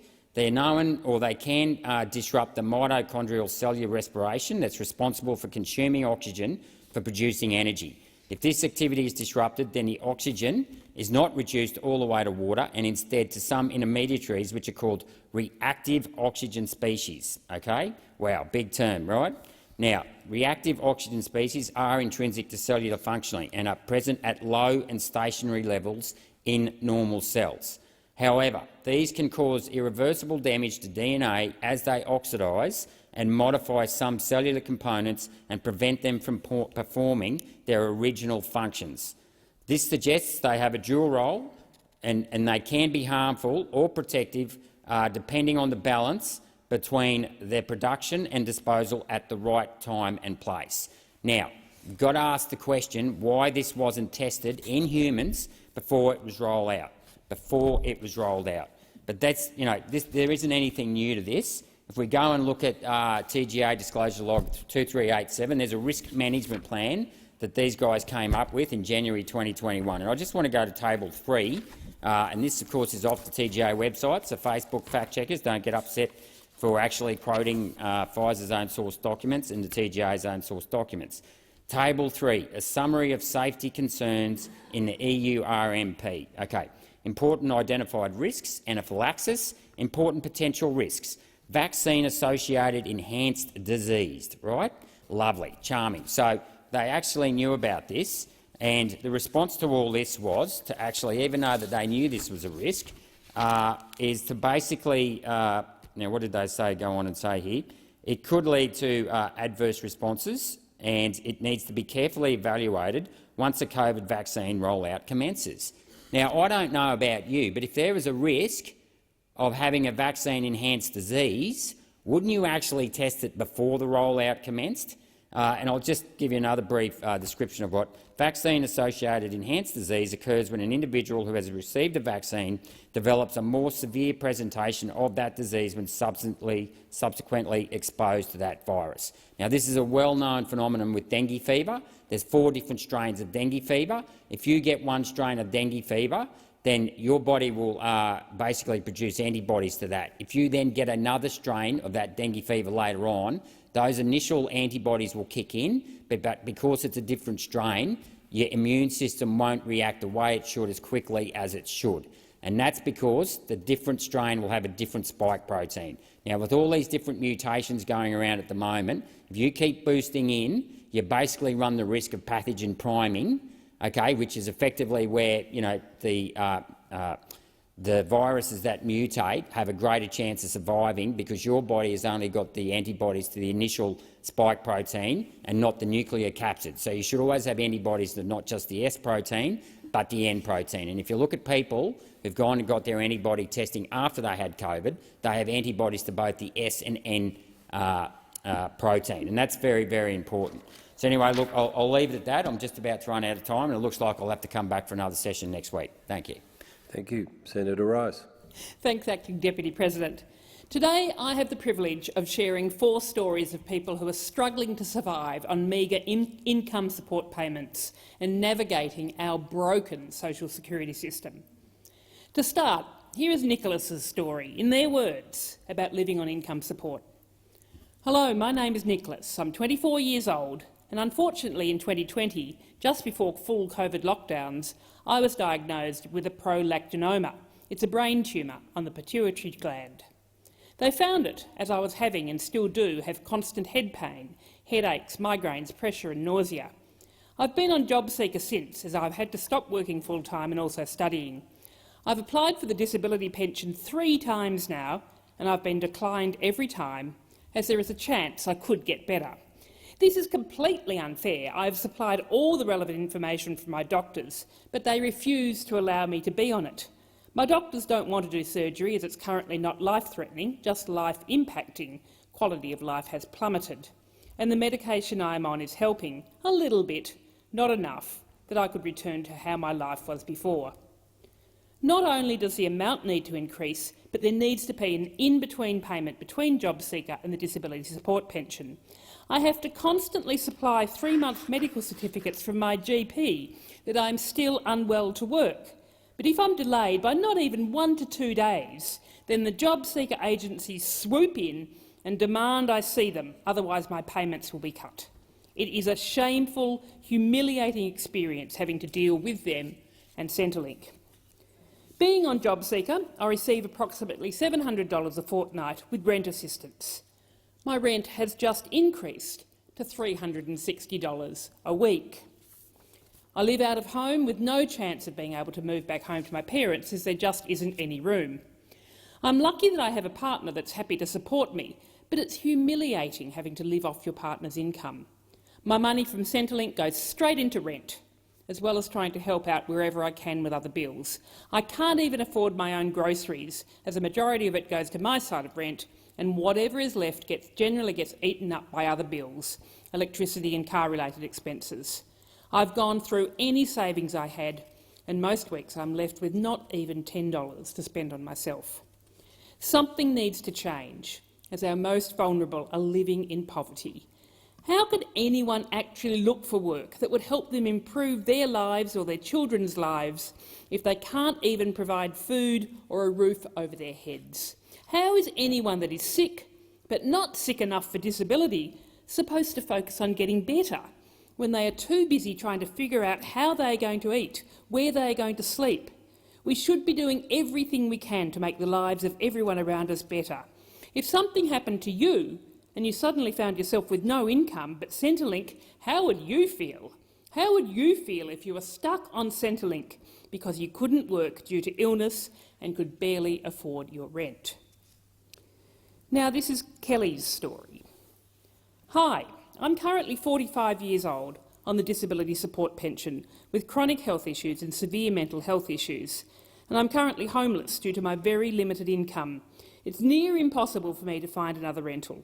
I was evicted 6 months ago from my previous rental of 9 years because the real estate wanted to double the rent and couldn't do so with me in the property. I'm currently staying in a caravan park, which is dangerous and very unsafe for my health, paying $350 per week, with no cooking facilities, no heating, no in-home bathroom facilities, etc., and my health and mental health have never been so bad. I'm also now separated from my carer and my family members. Again dangerous to my health, as there isn't enough room here. And now Elizabeth's story. I'm a 33-year-old woman on the disability support pension. I get the privilege of paying about $7,500 a year out of pocket for my treatment and live in an NRAS studio apartment, which is $13,000 a year in rent. My annual income, according to Centrelink for this financial year, was $23,000. As a disabled person, that leaves me $3,000 a year to eat, pay utilities and travel for treatment. Home ownership is not a possibility for me. I've resigned myself to the fact that I won't be able to have a family because I can't even afford to socialise with peers, let alone date. Yet I've had to endure robo-debt collections, job service providers cancelling my payments because they didn't attend the meeting they set, being told to search for 8 to 10 jobs a week when I've supplied documents saying I'm in hospital, recovering from having an organ surgically removed, threats of being forced into Certificate 1 vocational training classes when I have an undergraduate degree. The problem is not that I don't want to work or that I can't navigate recruiting processes. The problem is that to the Australian government, my value as a human is tied directly to my productivity and the amount of income tax I can pay. I want to work. I know I've got skills and experience in communication, advocacy, event planning, executive assistance. I've run my own business in the past. I've got a tertiary education. Job service providers would tell me to apply for factory work, despite physical impairments, an inability to get to the job for the 5 a.m. start time, and my inability to actually complete that type of work. Recruiters wouldn't consider my application seriously anyway, yet I'd be bullied by the provider into applying to meet my obligations and not have payments cut.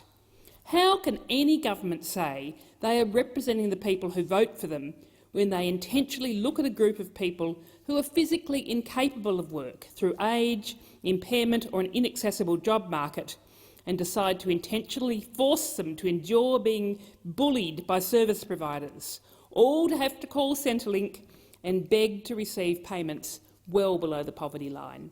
Quality of life is non-existent. It's humiliating, dehumanising, psychologically harmful, and as proven by Robodebt, potentially fatal to have to endure. I've thought on more than one occasion, I literally cannot afford to be alive right now. And finally, I would like to share the experience of someone who was on income support while they were studying.